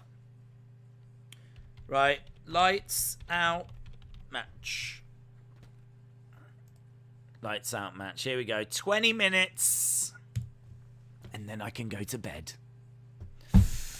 Dynamite itself is like a weekly pay-per-view. I would pay weekly if that was my only choice, says Long Beach Hippie Slideshow. Shout out to you. Do you like ramen noodles? Do you know what? Do you know what? Do you want to know a true story? I never had them. I never had them. They were never anything I had. They were never in the house. Someone mentioned them on a stream. It might have been you, actually, a couple of weeks back. And as a result, I actually picked some up. They're ones that you can do in, like, the microwave.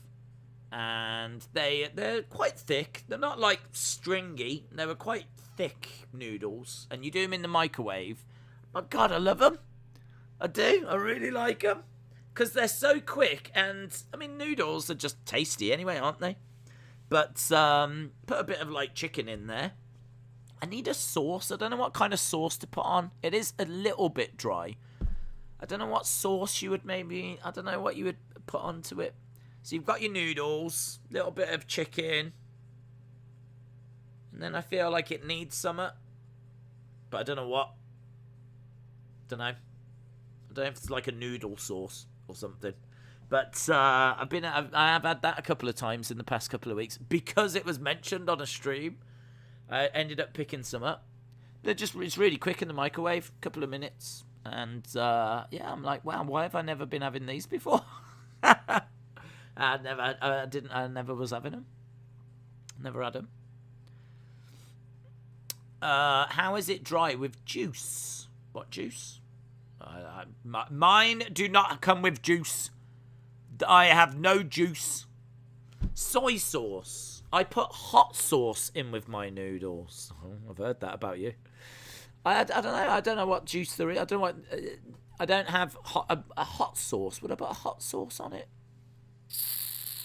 Guys, if you have noodles, let me know what sauce do you put on your noodles. I'm interested to know. A soy sauce is quite interesting. I could see soy sauce being a way forward. Sriracha. Oh my god. Yes, now we're talking. What is that? Sriracha is a type of hot or chili sauce. Sriracha is a dipping sauce. You can have it with soups, eggs, burgers. Sriracha. Yeah. Maybe. I don't mind hot sauces. I'm not someone that's like loves hot sauces and hot foods. I'm not someone that's like, oh, the hotter the better. I like a warmth. I like a little something, but I don't want anything like blowing my mind kind of thing. I used to be that way, but I think, I don't know, as I've got older and I've become a boomer, I think I now just want flavour. I want flavour. I'd put flavour over heat.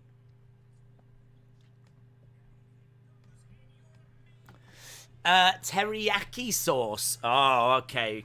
Now we're talking. Teriyaki sauce sounds good. I've never used it at home. Yeah. You might have nailed it. You might have nailed it. It's dark, bold, savoury, salty, sweet. I mean, it's everything. It's dark, it's bold, it's savoury, it's salty, and it's sweet. My God. A teriyaki sauce. Yeah, you might have called that, you know. I think you've nailed that one. What's the difference between soy sauce and teriyaki sauce? Maybe this isn't the right stream for this. I don't know. You're not missing anything anyway. We've got 17 minutes, and here's Moxley. Oh, no, it's Lance Archer. Oh, it was Moxley. And here's Suzuki. Lemon pepper marinades. Low men sauce. Low men sauce. I haven't heard of that. Low men sauce. Let me Google it. Low men sauce. Oh, that looks nice. That looks nice, Reese. What's it made of? Sesame oil based with garlic, ginger, oyster sauce, and soy sauce. Oh, guys, you are knocking this out the park. Low men sauce, teriyaki sauce. Yeah, this is better than this is better than just having it dry. Right, here comes Moxley. Wagyu sauce, duck sauce. Oh my God, you are also adventurous. I only found noodles the other week. I do like trying new foods, though. I'm not bad at trying foods. I'm not someone that's like, oh, I don't want that. It's not much that I'm not a fan of. So I will be checking these out. We'll do a full noodles and sauce stream. We could do it live. We'll have them all. And we'll try them all. There's probably people that do that, isn't there? That probably have like lots of different sauces and try them on stream and all that. Oh God, we're going to have food days. We're going to go into a whole new food days channel. With the spare half an hour I get a day. The half an hour me time that I get every day, we're losing that. We're just going to have a new channel now. Suzuki slides a chair to Moxley. And they're going to go at it with chairs. Oh. Chair goes down, strikes the midsection by Suzuki, kicked by Suzuki, knee strike by Suzuki, and Moxley goes down. Strikes coming in by Kingston. Minoru Suzuki.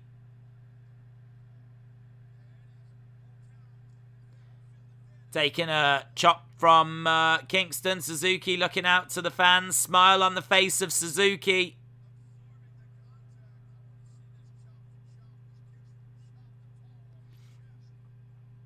Smile on his face. Stands back in the center. Another big chop comes in. Suzuki laughing. Taz saying he felt it.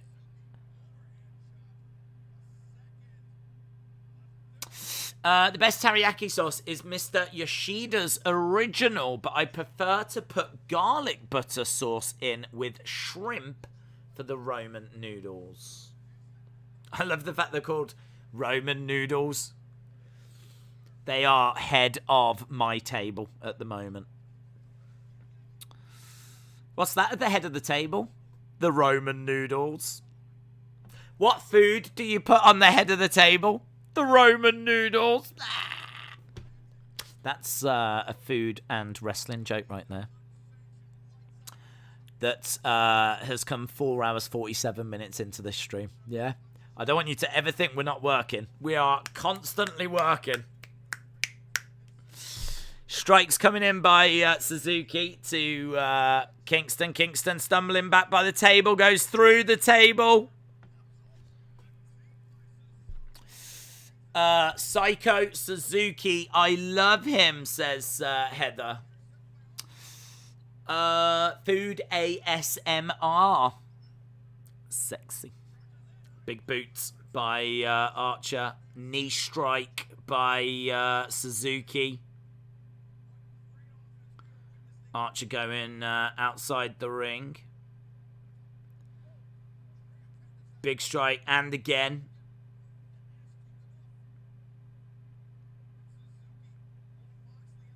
Archer. Body slam. He's just slamming people. Who are these people?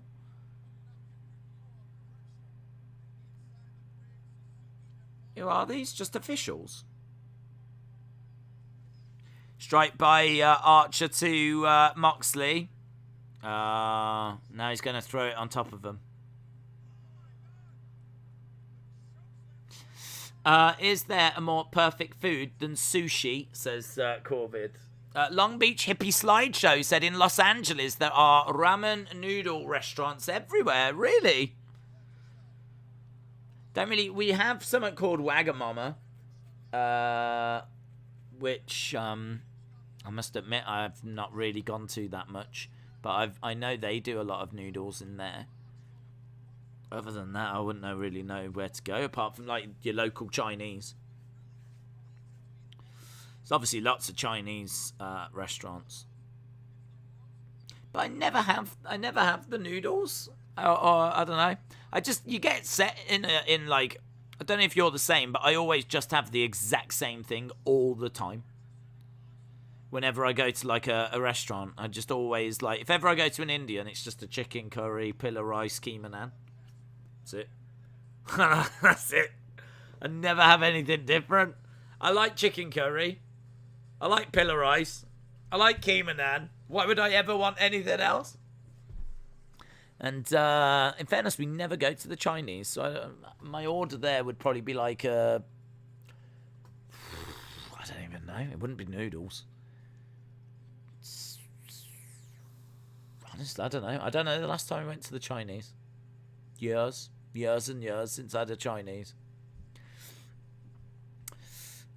Feed days more. Do you like pot noodles? Don't have them. I had them a few times as a kid. Mainly somewhat quick for when I got back from school. But honestly, long time. Long time. You should do the one chip challenge. It's a one really spicy potato chip, and you can see how long you can go without a drink. It's not really my thing, to be honest. I'm quite happy to admit that I'm not a big fan of like hot food. I do like stuff with a little bit of a spice, but like hot food has never been anything that. If I like, whenever I go to Nando's, which is like a chicken place here where you can put your own sauces on. They've got like lemon and lime, like, which is really mild. It's got a little heat, but it's lemon and lime flavor with a little heat. Then you've got like medium. Then you've got hot. Then you've got extra hot, and then you've got like this black bottle that's just like warning. I always go medium. It's a little bit of hot. It's a little. Do you know what I mean? Give us a little, just a little summer. But I'm not like crying in the corner of the restaurant, and that's good. That's good. I think if you can go for a meal and not cry, that's good. That's got to be a good thing. So, but if I was to go for like that black bottle, you'd never see me again. So I've got respect for people that go on that hot stuff channel or whatever it's called. The chicken wings one. Respect. I don't think I could do that one chip challenge, in all fairness. I'm not sure I'm the right person for that. Johnny Depp played a bit of Wild Thing on a commercial. CSYT said, I eat mild, and I'm like, damn, where's my beer? Ben says, Vince, to the up-and-coming talent, right, damn it, you're going to Dynamite, sit in the front 10 rows with 10 packs of smokes. Yeah. Imagine if the whole front rows just started just like this. What would they do? What would they do? Oh, you should do it, Vince, you should do it. Just buy the whole front section. But easy. That's nothing, is it? Just give them all smokes. And they could hold up signs that says, TNT loves cigarettes. TNT gave me this cigar. TNT loves tar. And see where that gets you. Single leg crab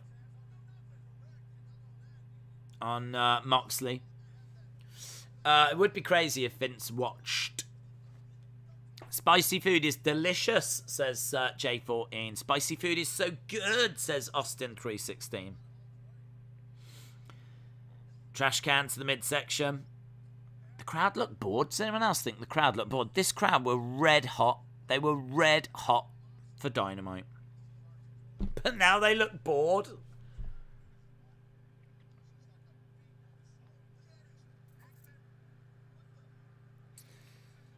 They're into it a bit more now that Suzuki's kendoing Moxley. It's just too long, isn't it? It's too long. I think that, lesson learned. I just don't think you can make fans sit through this much wrestling. Like, do Dynamite and then record Rampage. And people were saying that they had to go through Dark as well. This isn't a wrestling show. It's torture. They did watch 6 hours. They should move Rampage. Make it live. It's normally live.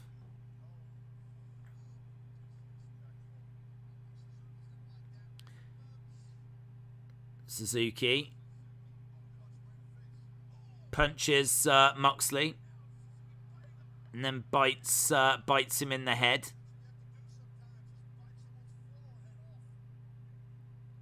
That's what you have to do sometimes. Bite someone's forehead off.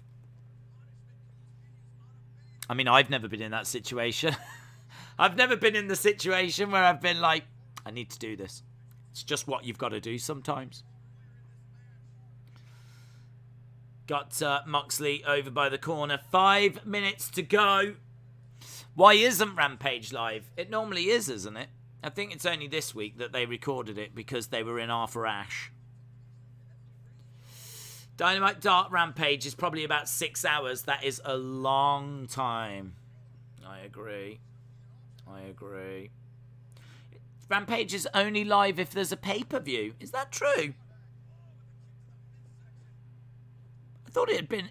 Has it not been live every week? CM Punk was live, wasn't it? That must have been... That was live. And then... I can't remember last week now. I just thought it was always live.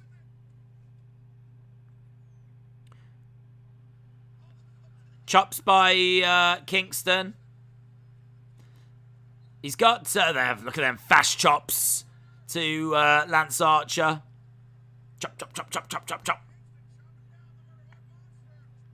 And again.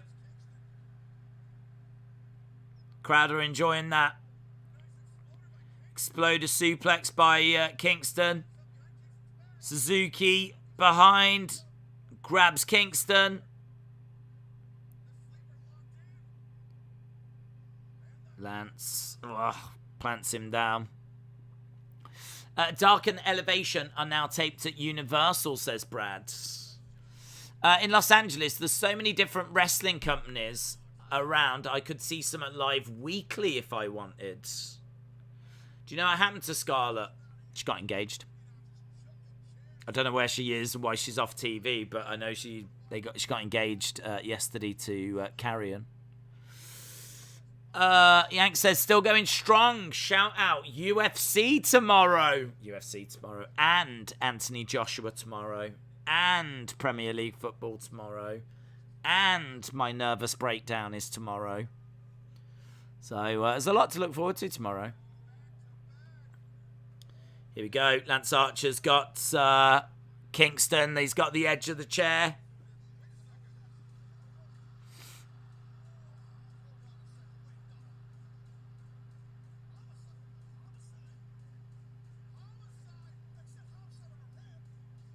Homicide?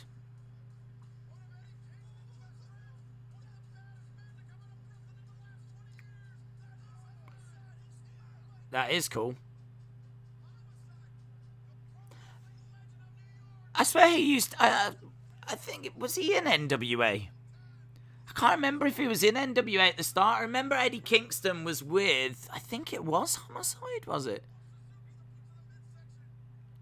I'm trying to think, when Kingston was in NWA Power, he was actually with someone. I think it might have been Homicide.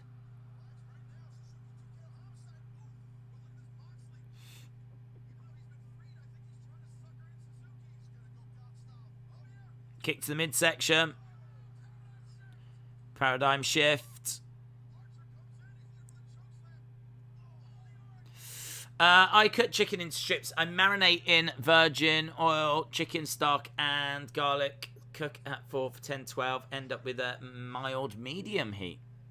Sounds nice. That sounds nice. That sounds nice. Trash can to the back of Lance Archer. Jay Smith said, I think it was. Archer inside the trash can. Kendo sticking away. Ooh. Look at that, man. He's proper... Wow. That genuinely does not look like fun.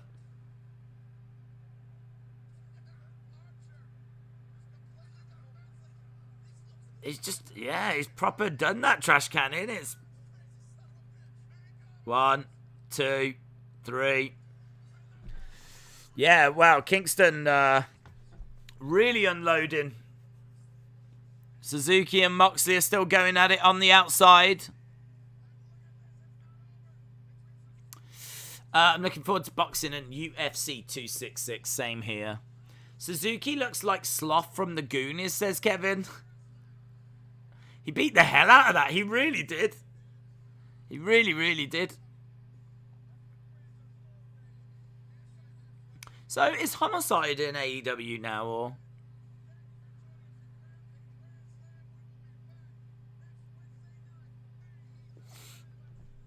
Right, get in your scores. Get in your scores. That's the end of the show. And it's bedtime for me. I'm off to bed. So, get your scores in.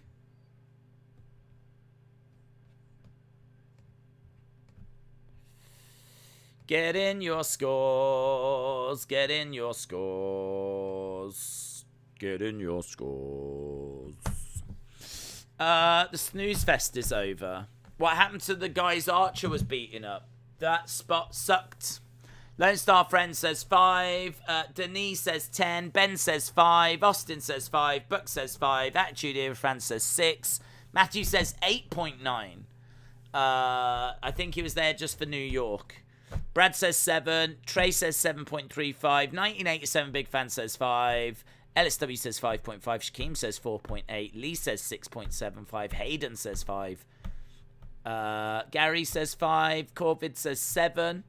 Roman Reigns says 1 because I don't like AEW. 5. Chris says 4. 8. Heather 725. Jennifer says 7. Good night. Shaquem says 4.8. J14 says 7. Mark, shout out to you. Ben says Vince would give them all 10 packs. He'd want them to smoke within the first half an hour. Get the show taken off air. Zoom Station says 5. BBB Yipsy says 6.5. Trey Gaming says 735. 7.5. 6. 7.5. Lots of 5s, 6s, 7.5s. I don't know what the score was for this, to be honest. I wasn't feeling it. I think it is... I don't know. I can't quite put my finger on what was wrong with it, to be honest. It kind of felt like a lot of tag matches. And...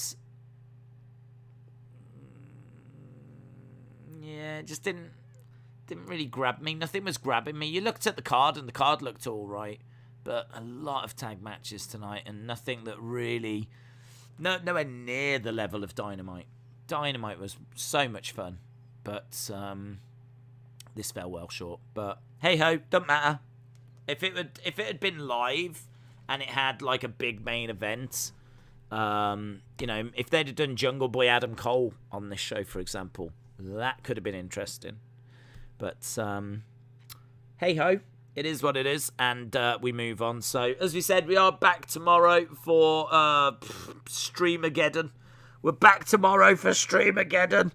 But I'm going to have to go off and get some sleep now. So, really, really appreciate the support. Everyone joining us. Really enjoyed SmackDown. There's parts of AEW that I thought was fun. And but as we said, we're back tomorrow for football. Anthony Joshua versus Usyk, which is an amazing fight. I can't wait for that. And UFC 266. And, of course, on Sunday, football and Extreme Rules. Awesome, guys. Have a great evening. I'll see you next time. Bye for now.